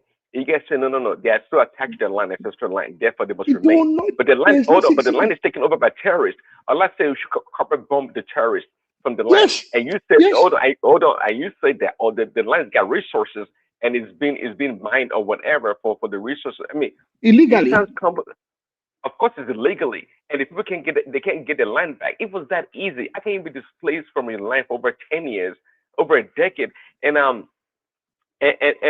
you out there, I guess, literally on the streets, and there's no solution for you. And, I mean, do you know what's going to happen, Prince Daddy? Do you know what's going to happen if the government does not take action? We are creating a failed state. Individuals who are so impassioned about, because in Nigeria, I want you to understand. I think also in the Southwest, we don't appreciate how impassioned people, especially in the North Central, are when it comes to ancestral land. In the Southwest, we don't usually have too much communal clash about land. Usually, communal clash over land is a bit in some parts of the South. It happens from time to time. Remember those army officers that were fired by one community like 2 years ago, last year. You know that issue was over communal land. Now that was in South. I think somewhere in the Delta. Communal land is a matter even in Kaduna, Southern Kaduna. What the Southern Kaduna conflict started, it was not just a communal conflict over land. Communal conflict over land is a very, very passionate matter that people have been fighting over in the North Central for more than 40, 50 years. That's not the debate here, but again, okay, so communal land, people they're attaching the land, but they cannot get the land back. It's quite obvious. And the government is not intervening to bomb them, just like Allah said. Don't use the government is not intervening. The government is failing. Failing to intervene will make it look like they are just indifferent. No, they are failing. This is blatant failure. Now, if the government does not take serious action soon, you are leaving the country to become a failed state where people will take laws into their hands. And when citizens form militias to recover their land, they can be very extreme. They can be very indiscriminate. And they themselves become a bigger monster and bigger criminals than the ones they're trying to displace. That is why the government needs to take serious action now. Because the problem with it is this. Some of the bandits and the people terrorizing you now, you know what the problem is? They themselves are individuals that lacked justice when they needed it. How about that? I've heard the accounts of many of the bandits. They themselves are individuals that were illegally displaced from their lands. There are individuals that had their cattle disrupted from them. They are the individuals that have lost. See, that's why I said this thing. The first thing I said was the government and the country lacks the capacity to dispense justice at the right time and appropriately. If they do not dispense justice, these people in the North Central that they are IDPs, you know what is going to happen to them? They are going to become criminals. Because think about it, they are the IDPs, like someone said. They don't have access to school. They don't have access to good healthcare. They don't have access to economic opportunities. What do you think happens when people have those three things? When people suffer in extreme poverty? Because remember, young children are being born in those circumstances. Those young children, they too want to be happy, they want to be rich, they want to be successful. And some of them are going to resort to crime. One or two of them might become extreme criminals that will then disturb the community even worse than the people that displaced them are doing now. So this is a serious problem. And the government needs to react extremely rapidly to it. They've already failed because this matter has already been long overdue. I'm saying again, and I agree with Mr. Ola. Me and Mr. Ola don't agree all the time on many things. But the government needs to deploy extreme, immediate, absolute violence. That's the only thing the criminals understand, evidently. And the fact that they're not doing it shows to me that they are incompetent and or criminally liable in this what is happening. It is simple. Like Prince Daddy, you live in a country where the president has demonstrated exactly that. Trump's message. If I listen to that source very well, I even heard a rumor that the former head of state is even involved in part of that thing happening in that place. Me, I know the person I'm suspecting, you understand? At least someone encouraged Sharia input in our distance. So whether, because I know that many people have been pointing finger to Absalam, I don't know, allegedly. So if the government is not doing it, yeah. Can you guys hear me? We can hear you. We can hear you. We can hear you. Yeah, sorry. So I just quickly comment because I'm on the road. So I want to say, I think Aro is not being fair to the military when you say they are incompetent. These guys have done a lot of good work, right? But the problem is that manpower-wise, we don't have the numbers. If there's countless of numbers of time where they've taken communities from these bandits and these terrorist guys, but we can't hold it because we don't have enough manpower to station in those communities to continue to provide that security for them. So they have to move on. And most of the time when these guys are resettled in the community, they get displaced again. It's happened in Borno State several times. So this is one of the reasons why there's no solution. The only long-lasting solution to this problem is decentralizing the security structure. We have to go to state police. Okay, we cannot police or secure this country from the central. It has to happen.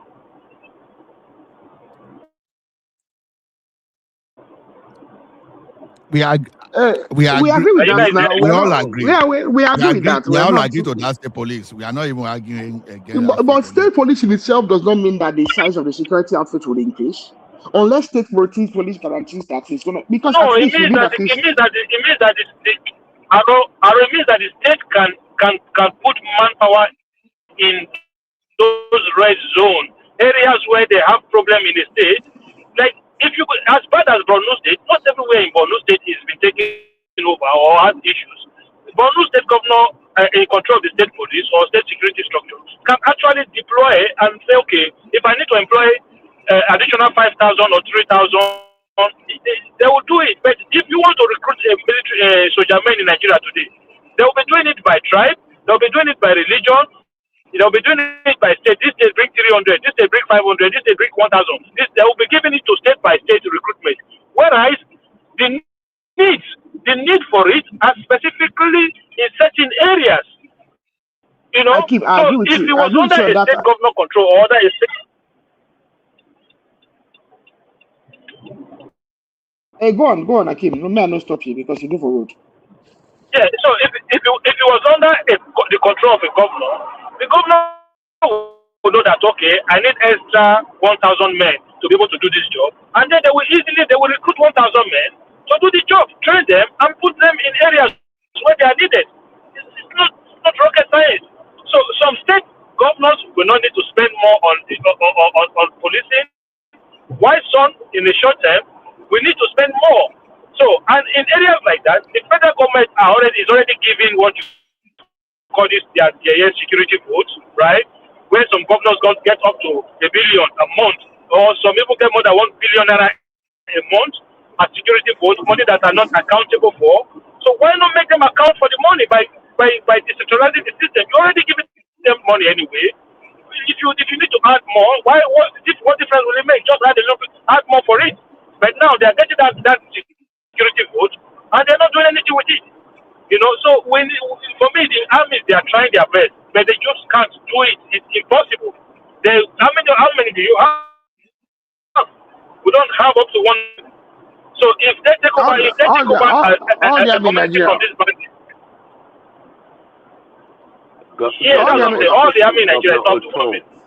It's not even up to. It's not what 150,000. On top, he ran and they went to climb tree. Now that's what he did. He ran 4 kilometers, and they went to climb tree. That's what he claimed. He said he ran 4 kilometers, wherever he claimed he ran. You know. So how are you supposed to? Hold any community?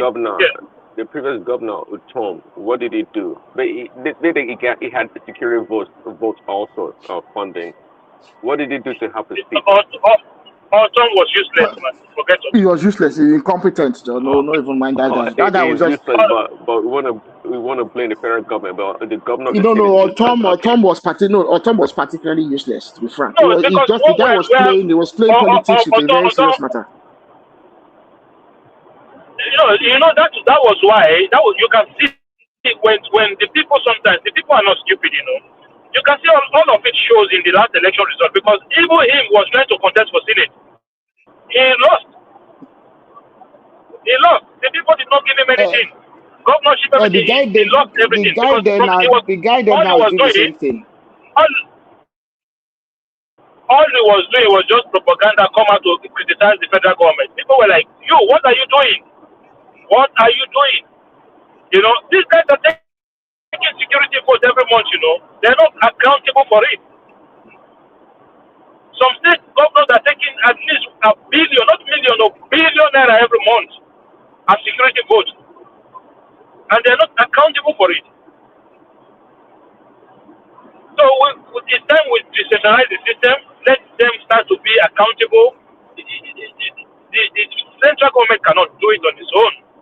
There's no way it's going to work. Long term, we have to decentralize it. Governors, they know where the problems are. They will be able to deploy manpower to those areas that have issues. And if there's for some reason they want to reclaim they reclaim any community from these people, they can easily build a police station in that community and put some facilities there for them to have constant security. You know, federal government cannot be like going to this community in Owan, go to one community in Abakaleke, go to one. It's impossible. You know, it's absolutely impossible.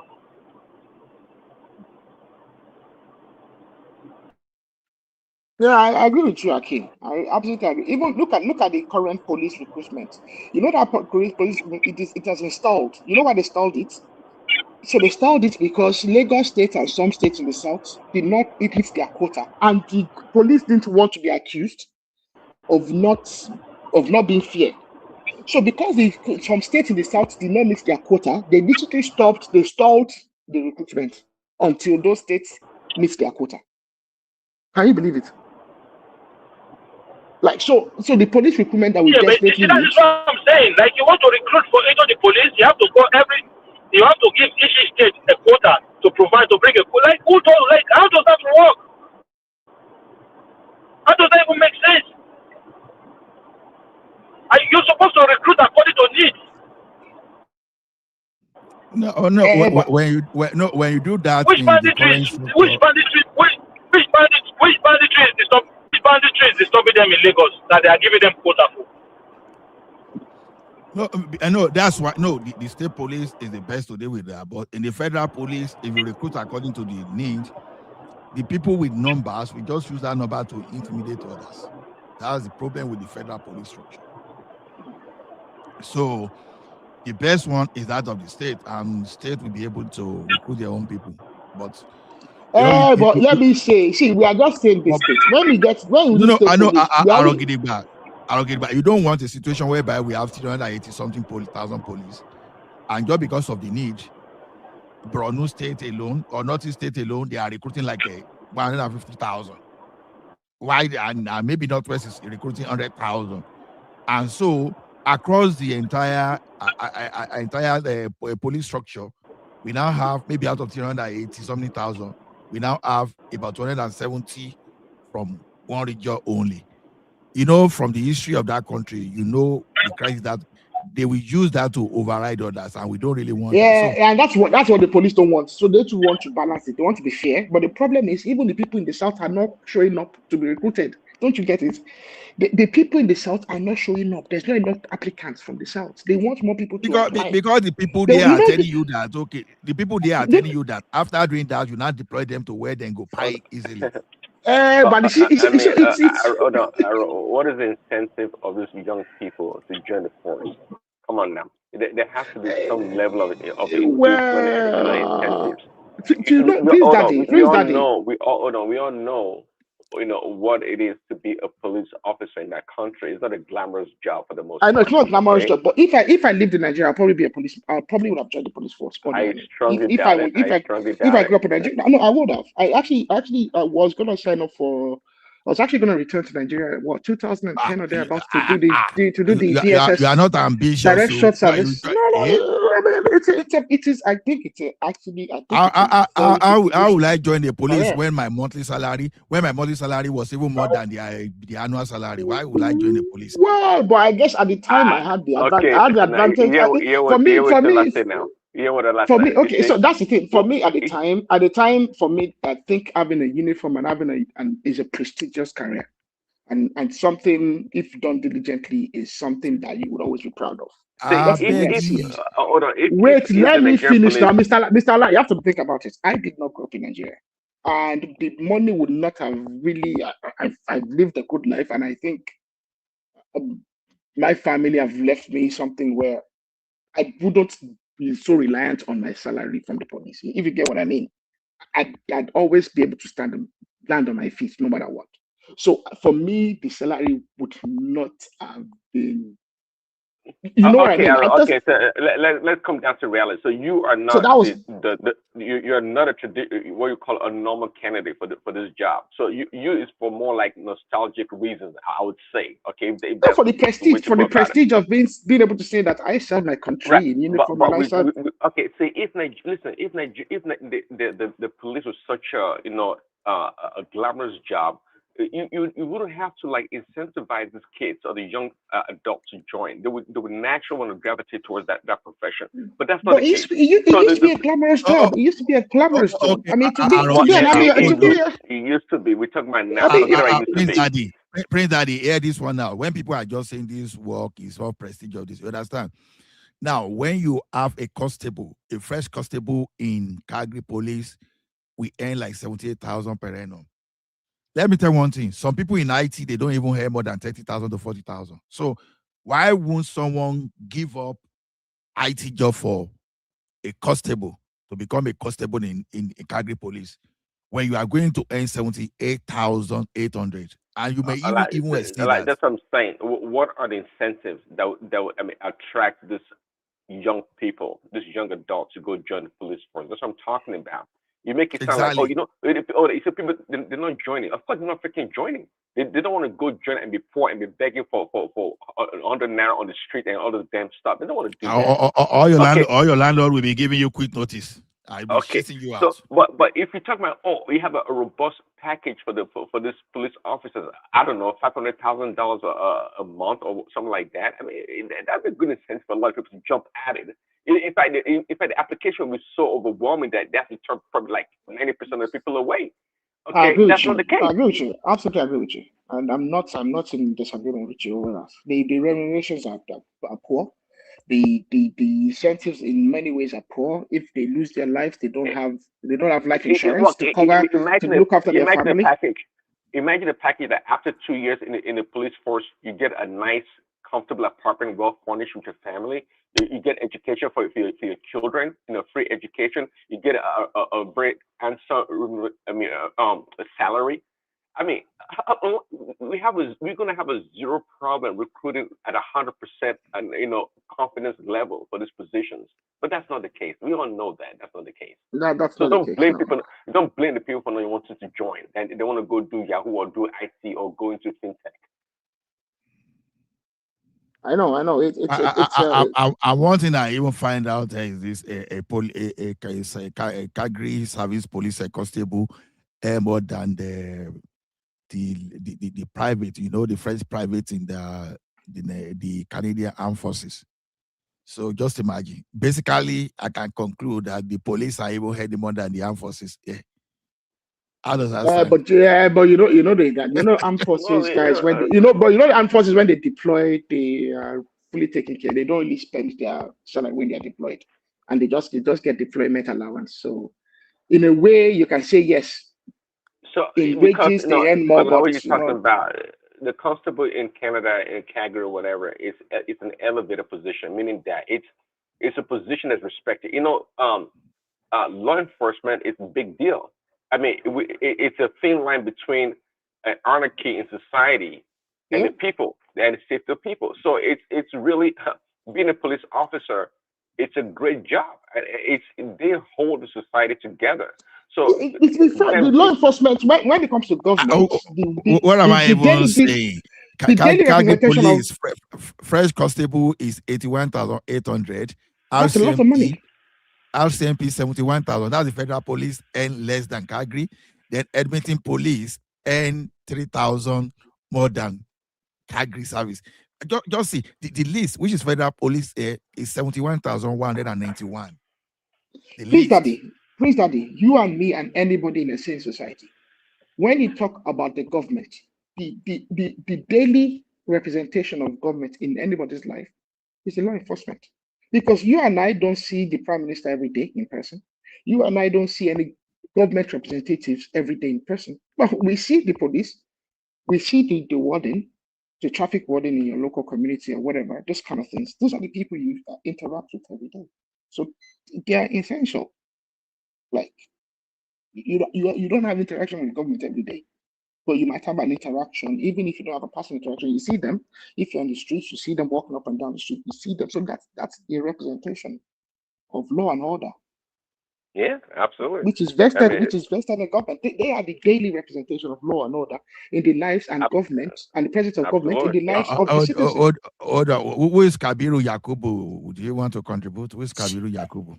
Is it not this guy from Canada? This guy that used to yab rational mind. Kabiru Yakubu? I don't know the person. No. Money. No. Naim now. No Biamo. It's me. Kabiru Yakubu. Your rational mind not there here. You are shaking rational mind.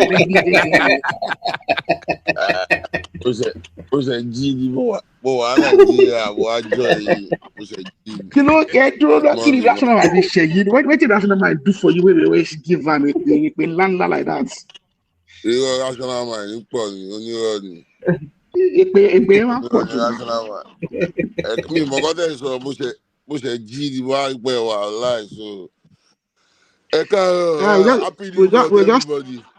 we're just talking about the insecurity in Nigeria. That's all.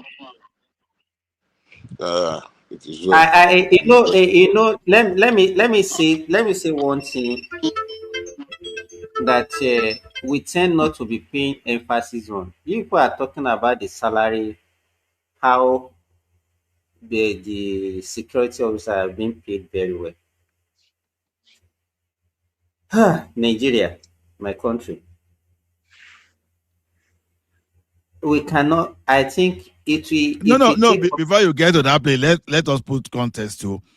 Now, when we're saying the Arogidigba is saying it's a prestige that if it's in Nigeria that it will go and do police job, that he's saying he does not care about the salary.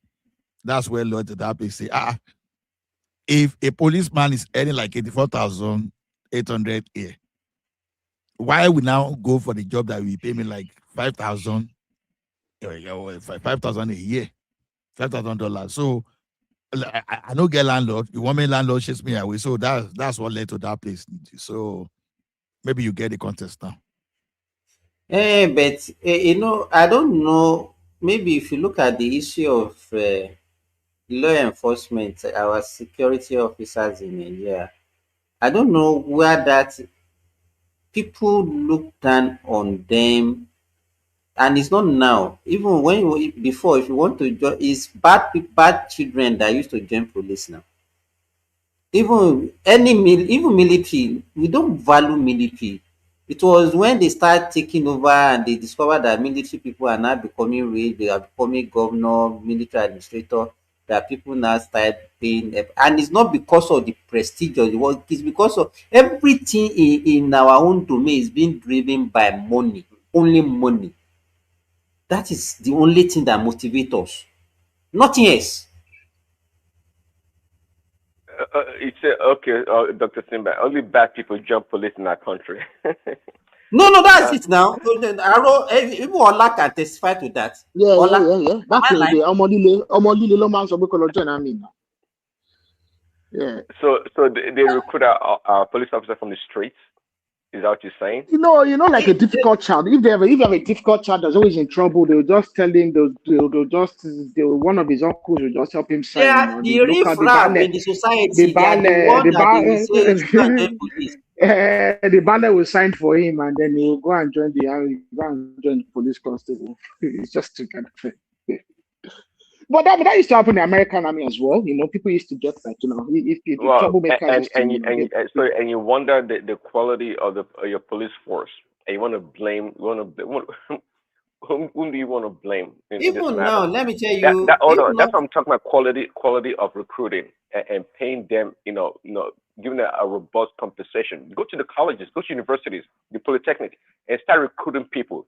Say if you graduate, you start paying let me tell you 300,000 naira the other a thing. month. If you see They any will jump decent at it. wait now, the only thing that will make any decent parent to want to join is lack of employment now.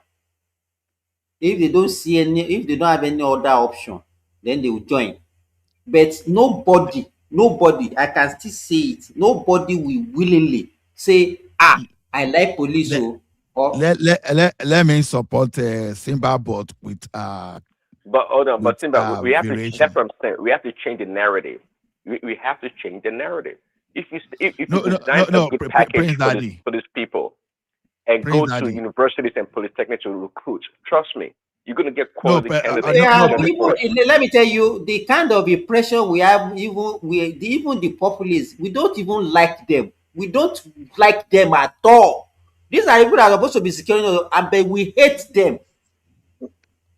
Yeah. But he get reason why people hate them. He get reason. No, forget about the reason. You have to change that image. We hate it. You understand? In fact, Nigerians cost them. They cost them. Even when if they have opportunity, they can buy them. Let me tell you one thing. Canadian hate police too. They hate police as because some people, because why do you hate them? Because now then they give you ticket. It's not as if they like police like that. Mr. Ola, you're talking about. See, it's a different thing to despise. It's a different thing to hate. I think, to be frank. Okay. I think that you are correct. Let's say they despise police. The day police gave me ticket. Nobody wants ticket. Even if you know you're speedy, you don't want a ticket. So they may hate the police for that reason or despise them. The day police gave me ticket, I was just tapping my phone. I was at the red light, but I was not moving. When they gave me ticket and 3 demerit points, me we know they talk. Me police just gave me ticket. I just say okay. And that day I just look at that police. I say, when did police? I said police now spying to people's car now. The guy just looked at me. He said, I don't think that's the right word. The thing that for me to speak like that, I just despise, because to me I did not even know, because I was not moving. I thought I was doing the right thing, and this guy was not giving me this. So that's how we dislike police. It is general everywhere. If I see that man, no, Mr. Allah, it's a general feeling everywhere, because the fact of the matter is, like I said earlier, the daily interpretation. The daily interpretation of the rule of law by the government in our lives that we have an interaction with that has consequences in our life is the police. From a government perspective, so right, okay, yeah, go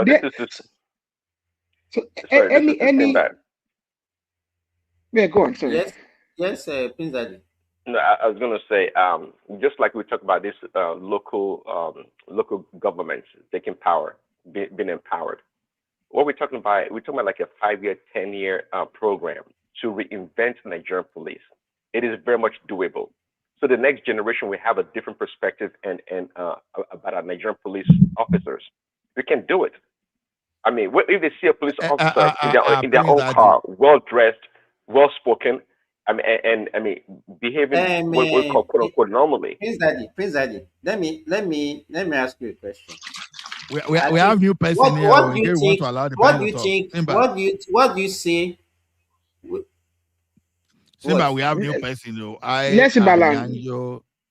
If we have a new person, I'm talking. Will you not just because a new person arrived will shut me No, up? I don't know when you are done. The person can come. So go ahead. What do you say is the military budget for America? That's true. But trillions of we dollars. Can't compare now.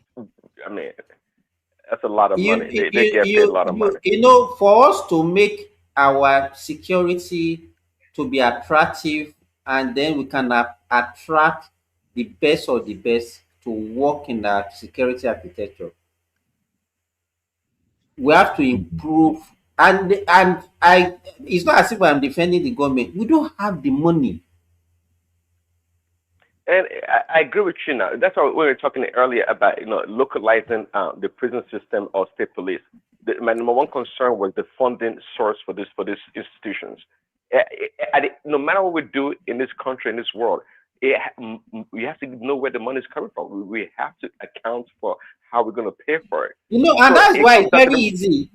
Prince Daddy, it's very easy for any politician to say, "Oh, okay, this government has failed, and there is insecurity," and then they will not tell you what they are going to do. Then we because of that hunger, the masses will say, okay, we'll change this government, then we put another person there, then that one will also, the same thing will continue like that.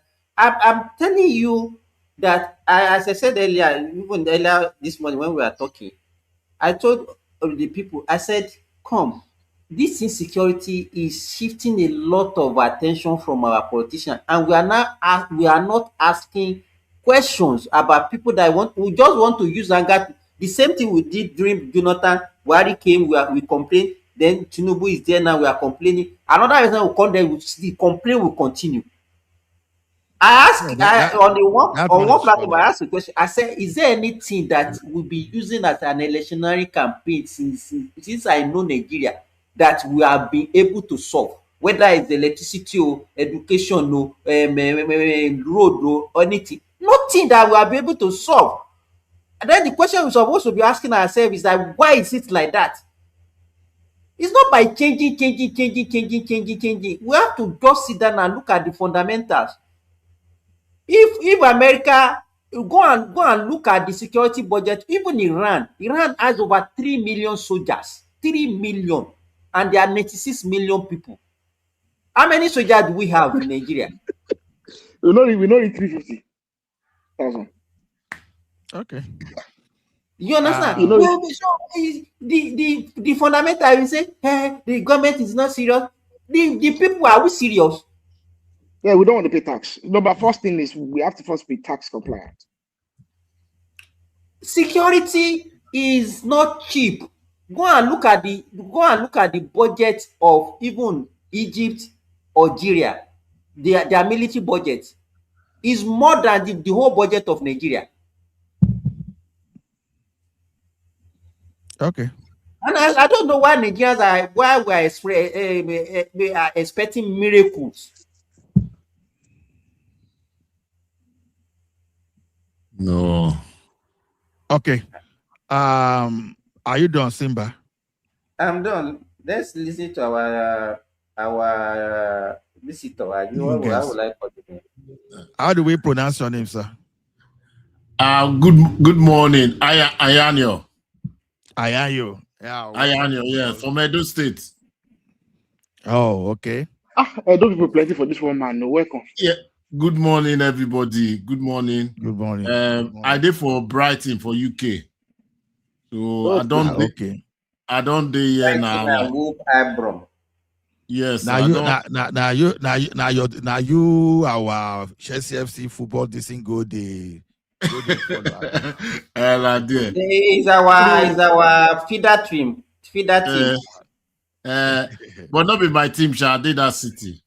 But I just want to contribute to the insecurity issue waiting for Nigeria, right? Okay, now. Because I keep on hearing say, don't hold the government, don't hold the government. But We are not saying we should not hold the government. No. Don't misinterpret what you are saying. No. Okay. What we mean, just hold on before you don't misquote what I'm saying. I said, if you look at it now, we have had like 4 cycle of election now that we are still using insecurity as an issue.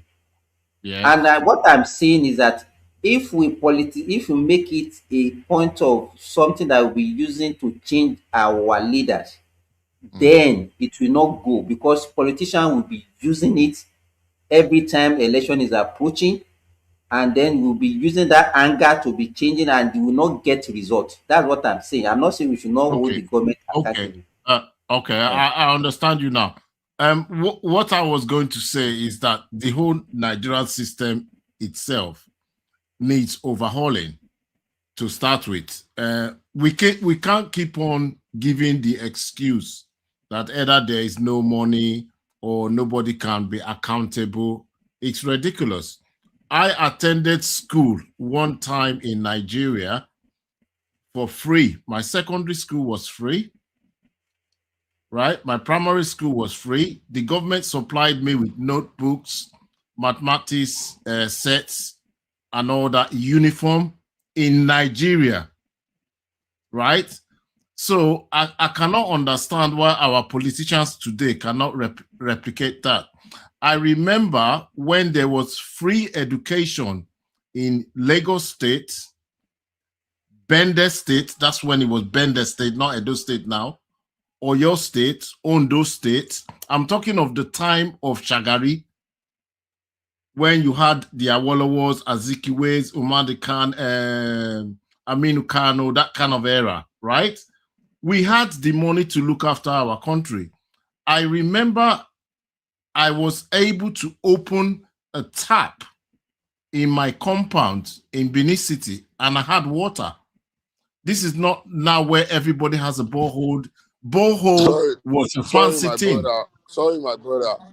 Hello. So it's the same with the let security. Him finish, please. Kabiru, let him finish, please. What I'm trying to say I just is, want to ask you, what is the population of Nigeria at that time? What is the population? No, just wait now. I will get to that, right? What I'm saying is everything have just gone where we have not got the service maintenance culture. That is what I see from the whole thing. That's from the police, from the schools, from every single aspect of the Nigerian system. There is no maintenance culture. Imagine a country like Nigeria has not even got an airline. Can you imagine that when Ethiopia and all these little countries? So we cannot keep on blaming it that it's the money. It's mismanagement from the top right to the bottom, which is also now affecting the security services.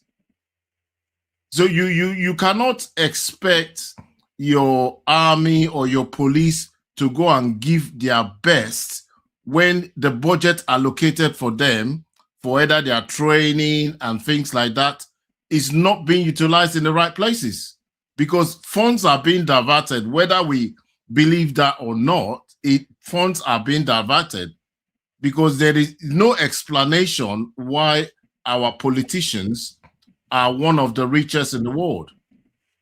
It's never heard of. So that is just my contribution. I wanted to say that the whole thing's need overhauling is bigger than we think. It's not just it's not just an insecurity issue. We've got nothing because everything has not been maintained. So that is it. But you said something about Kabiru wanted to ask you a question earlier. Okay. Kabiru, you are no longer that's what I just want to ask. I'm here. Okay. Can you hear me, Dr. Simba? Yeah, we can hear you. That's We what can I hear you. just want to ask you. Now, what is the population of Nigeria at that time he's talking about? That's what I want to ask. But this problem is not about population, to be honest. It's not That's about population. What is the population of India? What is the population of China? We can't keep on using population as a yardstick. There are other countries that have got more. I totally agree with you. But if you look at it, let me tell you, we've not been planning, and it's not something that started today. Yes. You understand? If you go back as far back as even in the late 60s, early 70s, what is our main source of revenue in Nigeria? Is crude oil. The same, if you look at what we are getting from crude oil in the early 70s, we are not even getting it now. And then look at our population, to go back to what Kabiru is saying. Look at our population in 1970, look at that, we have tripled our population, the size of our population. Meanwhile, our revenue does not, in fact, Dr. decrease. Simba, hold on, Dr. Simba. Even Walla, the Canada that me and you are saying, is education free there? Is it totally free? No. Just forget about it. No, forget about it. You know, if we've been having good government, and then with our population growth, and we are growing with our revenue and everything, at least we should be able to cater for some of these things that we are saying. But when you look at it, we've been declining right from then. The revenue is reducing, the population is increasing, and so what do we expect? Nigeria is supposed to have been planning for more than 60, 70 years ago. So it's lack of that plan, Dr. Simba, it's not even planning, that we are reaping the fruits now. That we are now making it like a thing that anybody that comes in now within 1 year or 2 years, he must fix things. That era that you are talking about, we're also beneficiary now. So it's not as if what you are saying. That time we are even practicing regional government, not all this government that we are practicing now. That time I think we have Western region and all those. No. Even the time he was talking about was in between 79 and 83 now, when what's the name? Shagari. Ambrose Jakande. was there. I remember that time that even in school they used to give us everything. The only thing they don't give us that time is food and uniform. Even my own school was built by Jakande now. That's I think my school was built by Jakande. Our school was built by Jakande. We are the first. Kabiru, the thing there is this: it's not about population; it's about we not doing the right thing. Okay, let me give an example. Now, if the leaders in the north now, if they've been like Sat Amadou Bello, I don't think that we have this kind of insecurity we have in the north now. Don't forget those days was when we used to have Renault in Nigeria, we used to have Pojo, and we used to have some kind of economic activities. So before you can even have Pojo in the north and all those stuff, that means your security environment was okay. So we're productive. Now, even though they were used to food system that time, you understand. But the time we have today is the one that you are not giving those people education, you are not even giving them skills. All you want to is to manipulate them to sustain yourself in power. That is what is happening in the north today. Now, all the mining in the north now, for example, if they use that mining to create job for those people in the north, there will be less human resources for bandits and terrorists to use in that region. But what we have today, they've finished the economy of that region. It's almost nothing. Ola. Yeah. What are those things that were fetching us money before we started exploring petroleum? Is it not mining and agriculture? Yes, mining and agricultural produce chain. Yeah. So why do we abandon those things? Because free money now, oil money free. When what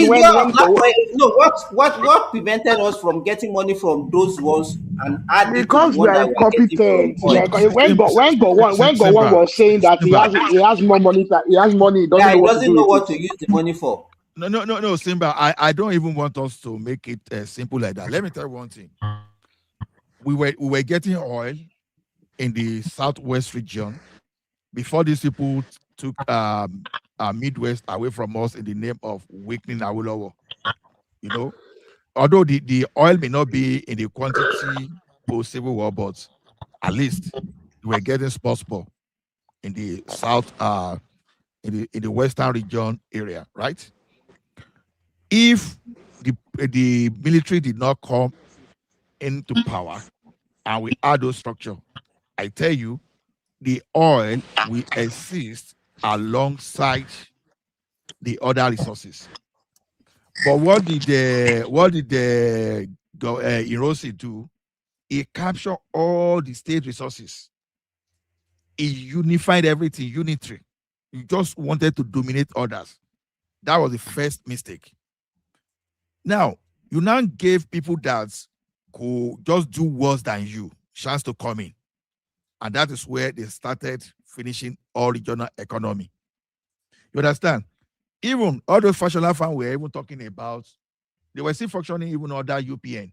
All those secondary Even farms, in North, they have that. textile in the North now, Yeah, and they they are were doing still very working. well. They were Kaduna still working till textile, all this stuff. Yeah. till Buhari Diagbon took over. They were still working. It's after all those 1983 coupists, it's after they took over, they started ignoring, because the purpose of taking over power was not to do anything fantastic. It was just for them to steal and loot their own and to take care of themselves. They destroy all those western, southwest economy. They destroy northern part of economy. As at the time they took over, Pojo was still being assembled or manufactured in Nigeria, whichever you want to use. Reynolds, Mr. Ola, Steya. Pan was still assembling right into the 2000s now. It was You understand? Reynolds, Steya, now. they were still there. Leventis was still functioning properly. Nigerian textile was still functioning. The military destroy all those things. You understand? Even in the and we were still getting oil there. We're getting oil and Odua investment alone. We're getting there.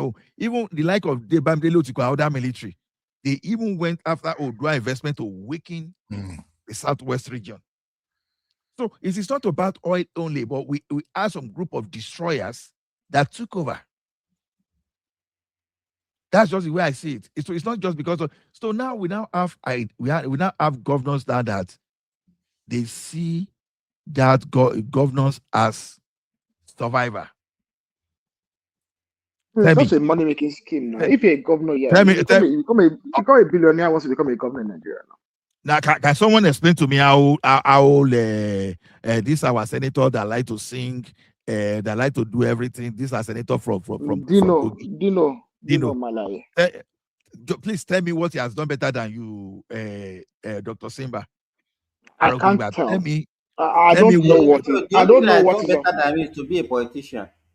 Yeah, exactly. I don't know any business he's ever run. I can't say exactly. So he said he has the shares in McDonald's. How did he make that money to even get that share? How did he even get that money? Mr. Simba, I know people that have two McDonald's franchise and they do not live as well and they don't live as large and they're not as rich as Dino. I know people that have two, three McDonald's franchise in big places where Dino can lie very well to people. Now I think people are foolish. Now there was a time that some of us, after finishing our MBA, we were looking at those franchise of like McDonald's, Timothy and Co. It is not profitable. McDonald's franchise is actually not profitable. You can even get that franchise, and you as the owner may not even make 40,000 or 50,000 from that franchise in a year. By the time you pay your staff, you pay McDonald's, you do everything. It's not profitable. Now the question is this: by the time you even take those franchise, I want to even do something in your own way, the people will tell you it's our business. They will let you know. You have to buy the produce from them. He gave Nigeria and they accepted. You know, because they don't know.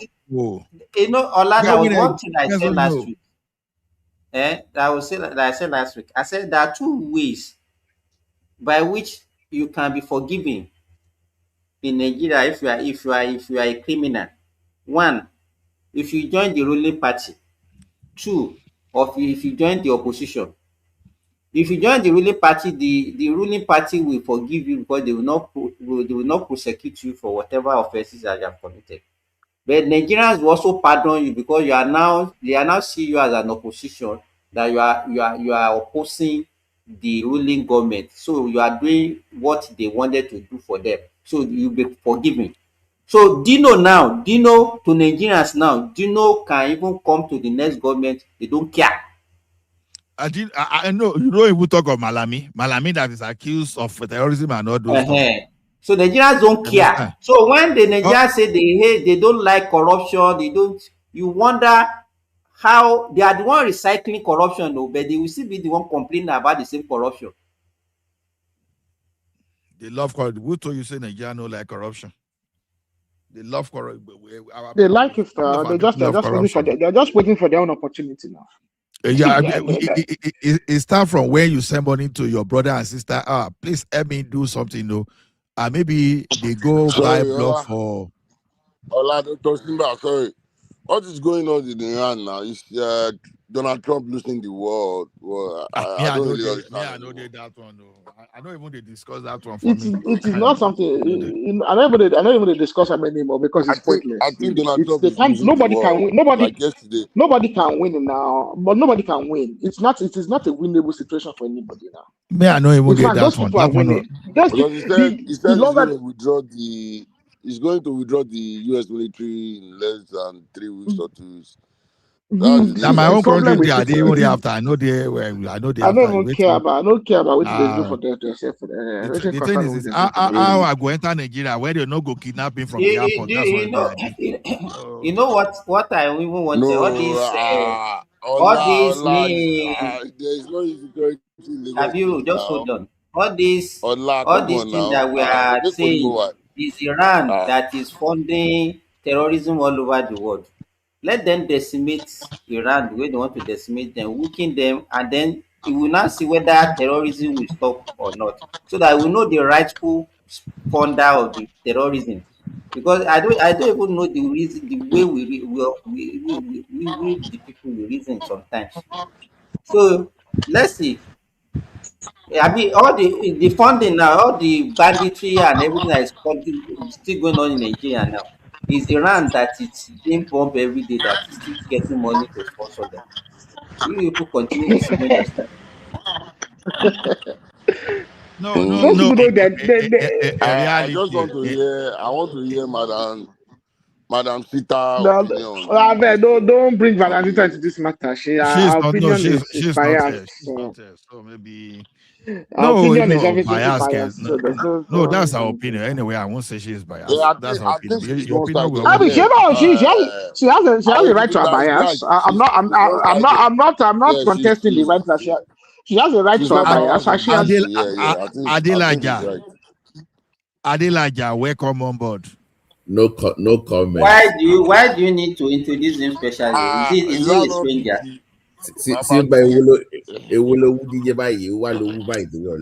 No. I need to call Adelaja because he's the prince from. Adelaja is the prince. Adelaja now. Gbogbo anybody náà ló lè máa pe ẹ lọ́mọ ọba náà kí wá ní gbogbo kékeré sọ̀rọ̀. Amorawa of Simba Amorawa. I'm a prince now. Tibo. Tibo ni wọ́n ibi tìlú ẹ̀ ni tìlú tèmi náà lèmi náà nà. Ti Saudi Arabia ṣe prince of Arabia. Prince of cartoon yẹn ni. Mufasa àti Simba. Ibi Simba lọ. No, don't let us take Ayayu out too, because Ayayu, I don't think you understand you well. Prince of Persia, this is No.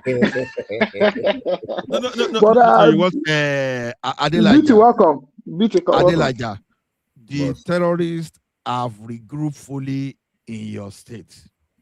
Ogun State. You know, Kwara State, that one. You know my mind, especially those people in Ilorin. If we are getting Yoruba Nation today, I want those people in Ilorin to be taken to Sokoto, or we don't even take Kwara State to Yoruba land. Do you So, think that Ogun State now is that a state of particular concern to Yoruba nation? Yeah, but that's dangerous. That is dangerous because once they're in Ogun State, they are the coast. Ogun State has the longest. I think is it either Ondo or Ogun State has the longest coastline. Ondo. Okay. Yeah. Banditry has increased in Ondo State and Ogun State now. No, Lagos has more than Ogun now. Do you think Kwara and Kogi is a lost cause for Yoruba? No. Kogi is not a lost cause because you can see in that terms the of governor, their mentality. No. The governor in Kogi State is proactive and they're doing something. The governor in Kwara, not the governor. I mean the people themselves. No. I think the people and the governor. I mean the leadership. You see, the people would only take a cue from the governor and the leadership, and you can see that. Sorry, Aro. Anyayo, are you there? I don't think he's there anymore. I'm here. Sorry, it's a conversation. Anytime you want to come, you can come in. Yeah. I'm just listening to you guys. Just carry on. Okay. So, okay. Yeah. So look, I think in Kogi you can see that leadership and at the higher level and the highest level are proactive, and they are communicating They are communicating what the plan is and what they are doing. And I think the people understand the position of the leadership and the people have a buy into it. The problem in Kwara is this. I do not see Abdulrazak Abdulrahman being proactive enough. And I don't know why. And I think the problem with Kwara, just because this is his last tenure or what? It could be that, and I think also it does not want to offend. It does. I think there's this thing in Kwara where everybody wants to play it safe. Nobody wants to rock the. Do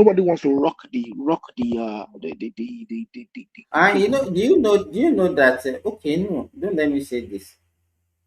It's not only the Yoruba speaking part that is being affected.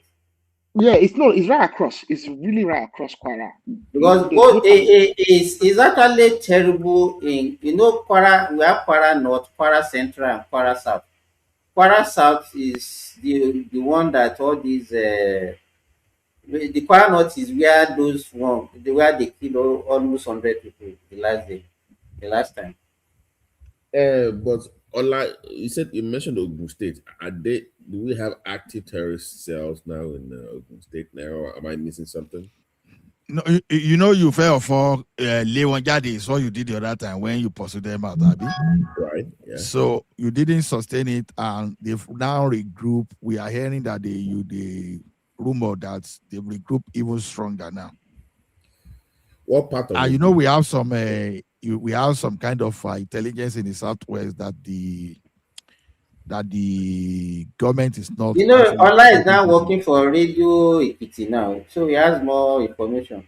No. Let me tell you one thing. Allah have someone that Gani Adams, and Gani Adams came out.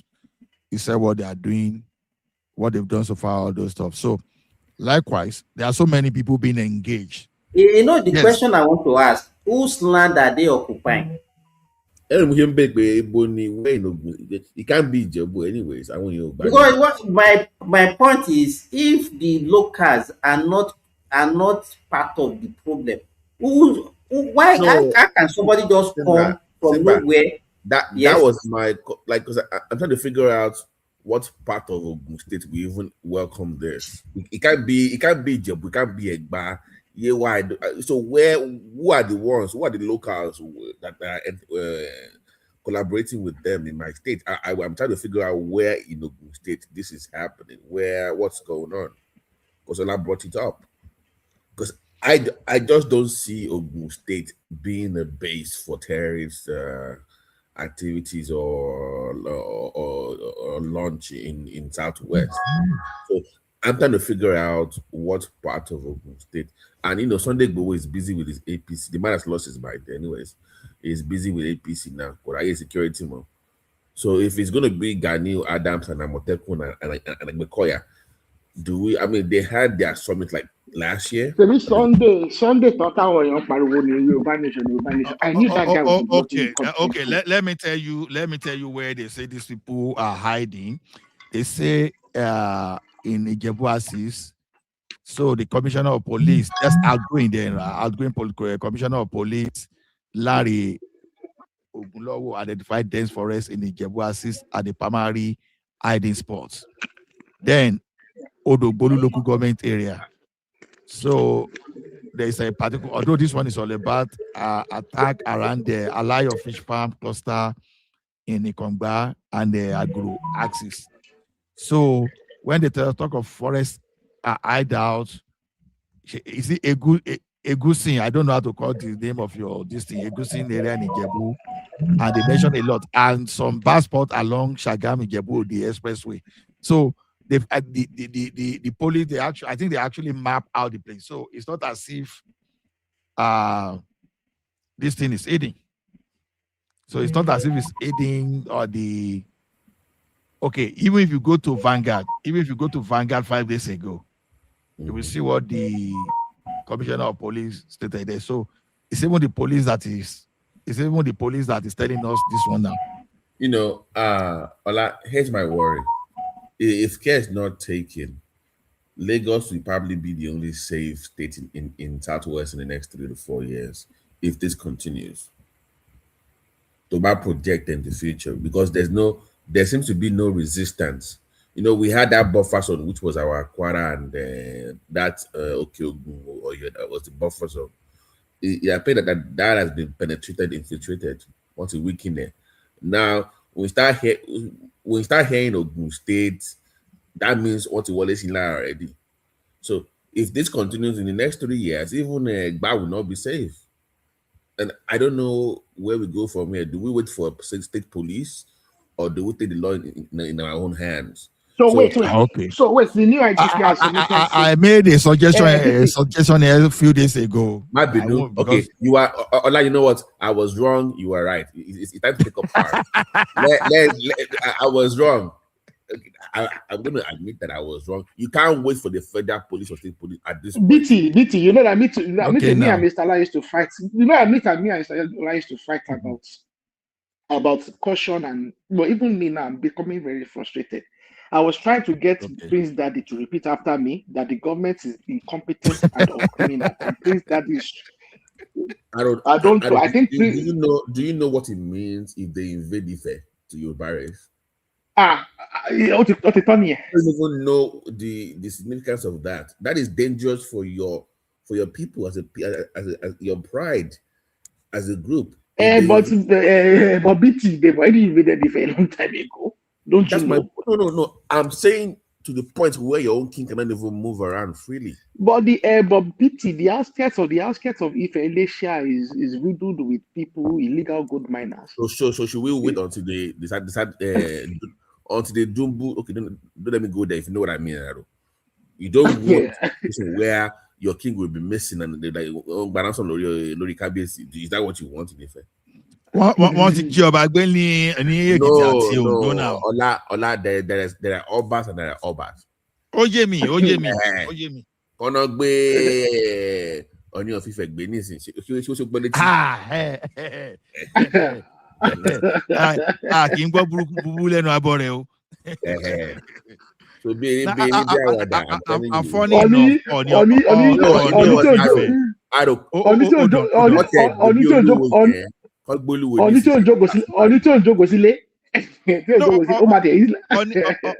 Oni is really pushing, Oni of Ife is really pushing. The problem, you see, the problem with no. See, all those people are politicizing their pushing. They are politicizing their pushing. They are not. No, Oni is not politicizing anything. You don't get your information properly. It's not. They are as frustrated as you are. Let me tell you. I told you something the other time. Do you know they almost? If I want to log on Sunday. Hold on. Ola. I think there is one thing that you are not looking at. Our people have been compromised. Let me tell you, there is no insecurity that can come to your land without the participation of your locals. No, you are not getting the point. Let me tell you something. The sustained military action in the northeast. Those terrorists, they are escaping. to other parts of the country. Even I heard that they show the South people shaggy sometimes last week, and people were now making jest of all this Asari Abuja and Co. You understand? Asa Abuja and Co. Is that where were they when even they were even making jest that those people that even attacked them, they were not even the regular militants.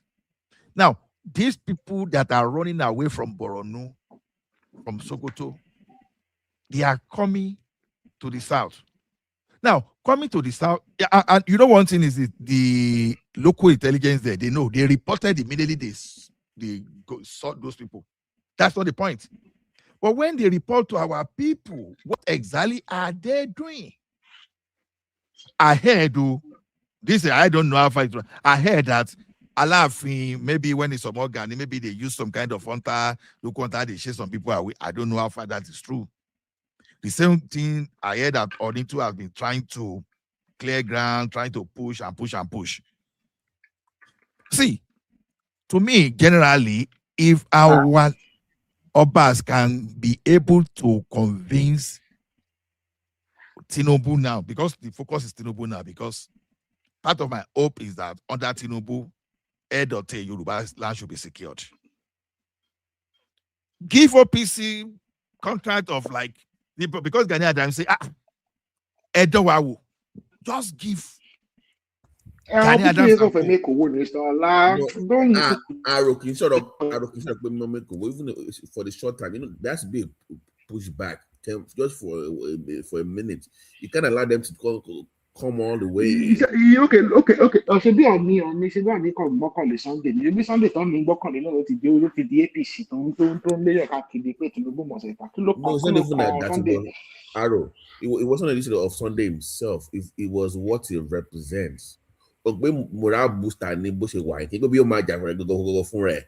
But bó ṣe defect yẹn, ó demoralize the I want to believe in that kind of thing when it comes to security, not Yoruba nation necessarily. But security, Sherry, that's the problem. People don't know how to be to be. There's nothing wrong with it. I even say this thing. Even if you're an INEC official, you can be partisan. There's nothing that makes it. You're human. Your humanity and your civic rights allows you to participate in partisanship. However, you must be fair in your vote. But it's Sunday. There's nothing wrong with him being a PC member. But even at that, if you can still have you can still have show discuss security, my boy. No, he abandoned ship is my point. Tinubu like 4+4. So to your point, you can be APC all you want, but have you heard Sunday discuss security in Yoruba land anymore ever since he joined the APC? And that's my point. Now, it doesn't show us in a good light now. You know, and we are better than that. So I agree with Ola on that one, that we need immediate, like just short term until you figure out. Me, I'm tired though. We've been talking about security for 6 hours now. Let's discuss another thing. So you want to talk about polygamy, Abi? You want us to talk about polygamy? I know you like that also. Ola like polygamy.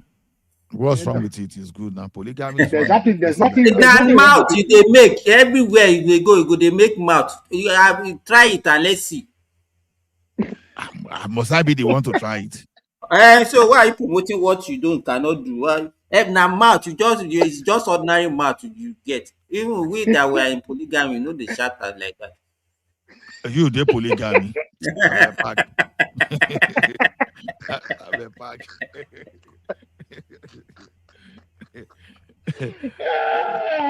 No, polygamy is actually good. There's no you see one thing.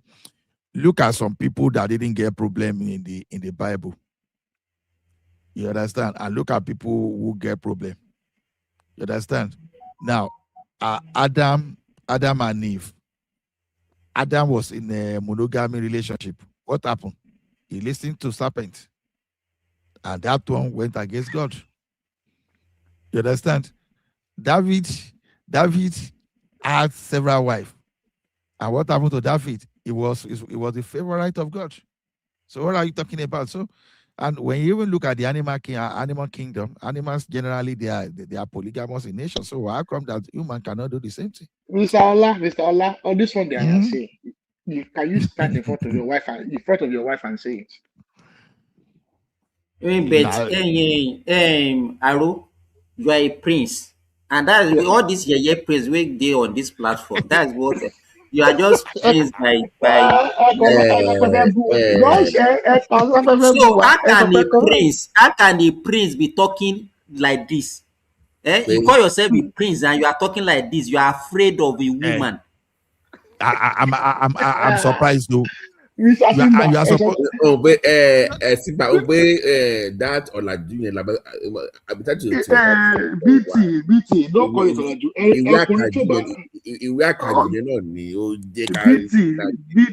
BT, ọkùnrin tí ò bá bẹ̀rù obìnrin, èyí never kò tí ì ráyè. The late Aláàfin. So for you think that by having the one wife, that is when the woman will be fair to you? No, of course not. So what are you now talking about? Well, in fact, the more reason why that woman will deal with you. Oni of Ife and Aláàfin, I think they are the late Aláàfin and this current Oni of Ife, they are representing us well. So Olagbegi. No, he needs to marry one more. He needs to marry more. He needs to marry more. But the wife is more than that. According to that wife don't sit on top. Wait, what is more than? To bá fẹ́ wà lórí àpèrè nígbà tí ọkọ ẹ̀ ti gorí àpèrè bàbá ẹ̀. Mọ́jọ́jọ́ yẹn ni o.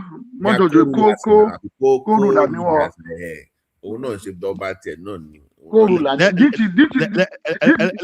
Let me tell you something. Even Prince Elon Musk has several women. So what are you talking about? A prince of Western country like Elon Musk. But that one is an advanced polygamist now. My mother gave prince to Elon Musk. Hola. But he's an advanced polygamist now. Let me tell you one thing. Even the British that introduced us to all this and Western this, you understand? They are polygamists. That's why they have mistress and they have love baby. No, even the advent of Anglican is not because of polygamy. James, I am just knowing that for today. You didn't know that. That was the reason. That was why. That was. He wanted to marry a new wife. He wanted to marry a new wife. He wanted to marry Mary, Mary the second or whatever. And the Roman church wouldn't give him the commission to divorce one and marry another wife because he needed to marry the wife. He wanted to marry a new wife to further some diplomatic alliances with the Franks.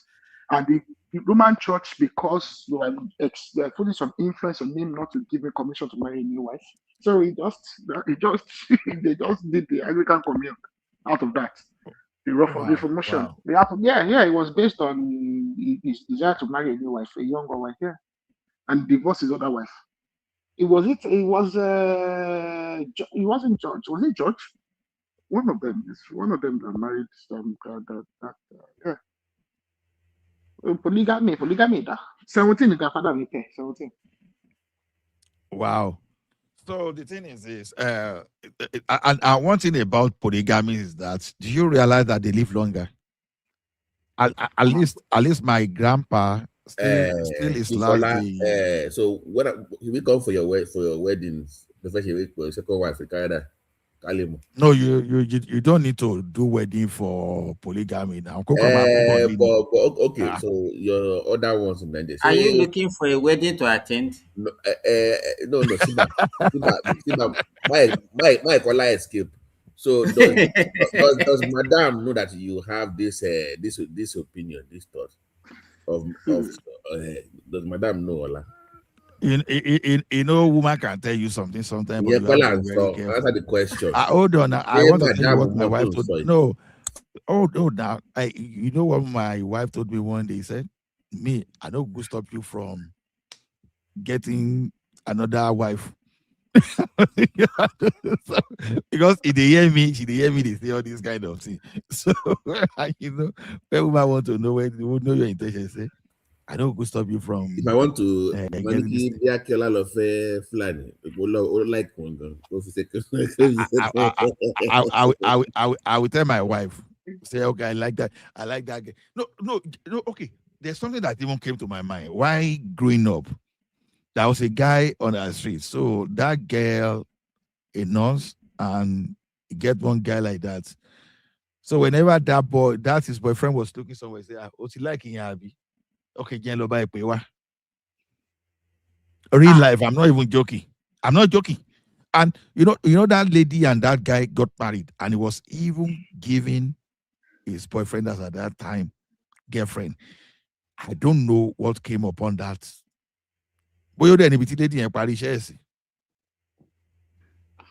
That's one thing. You are dealing with women, you have to be very careful. Only value last one. But what I was just going to say is this: polygamy.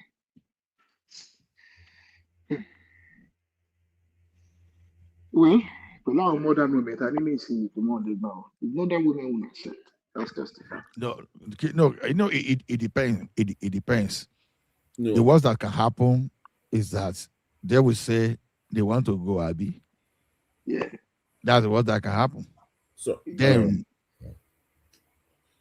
this El-Rufai thing, is he still in jail now, or is he still on bail?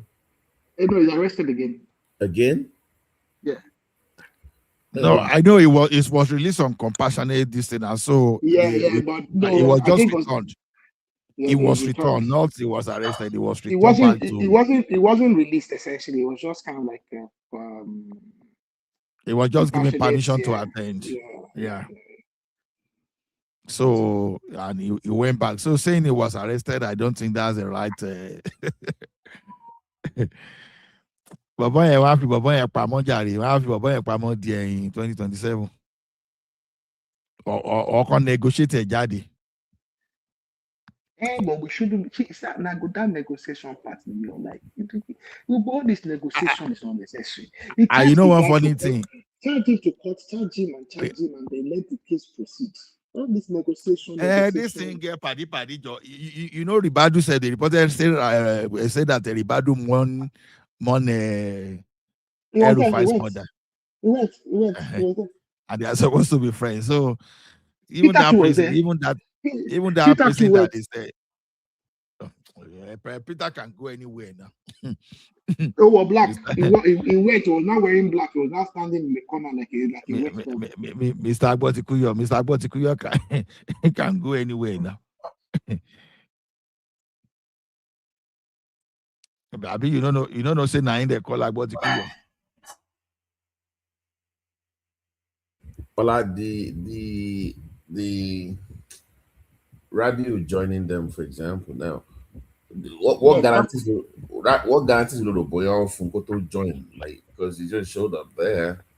I think it's possible that Atiku might be putting something together for Rabiu. I don't know. So Rabiu will probably be the head of the ticket then. You know one thing about it.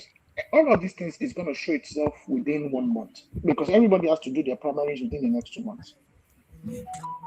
So really, we don't have very long to go to see how things are going to shape out. It's in less than 2 months we'll know what is happening. So I'm not even. I used to be very, I'm not actually agitated about anything anymore because I know whatever is going to happen is going to happen in 2 months. So it's also a matter of time. All this they are scheming and all this they are nonsense they are doing, it's going to unravel in 2 months, and then it's too late already anyway. But they are going to unravel in 2 months. In less than 4 months, all this their coalition is going to scatter. Because if my own thing is, if Rabiu joins the ADC, I think it will still run as president. I don't think Rabiu is going to contest the primary. So we know that. I think it's more like, in my own opinion, they feel like the South will still tolerate a Rabiu presidency or candidacy than an Atiku candidacy. But that's not true. That is not true. The South will track. I just don't see Rabi Kwankwaso becoming a VP candidate. But the South will not tolerate Rabiu any more than they will tolerate Atiku. Yeah, but no, I'm saying that within the ADC, I think Atiku is just too toxic for the South right now. So that's my opinion. Because and Obi, so they're gonna have the primaries, right? Still, if I'm not Arrow. Of course. Well, they have to do. So they only have two options. They have direct or consensus. Yeah. Mm-hmm. Direct, I don't know how prepared they are for direct. Makes them leaves them for consensus.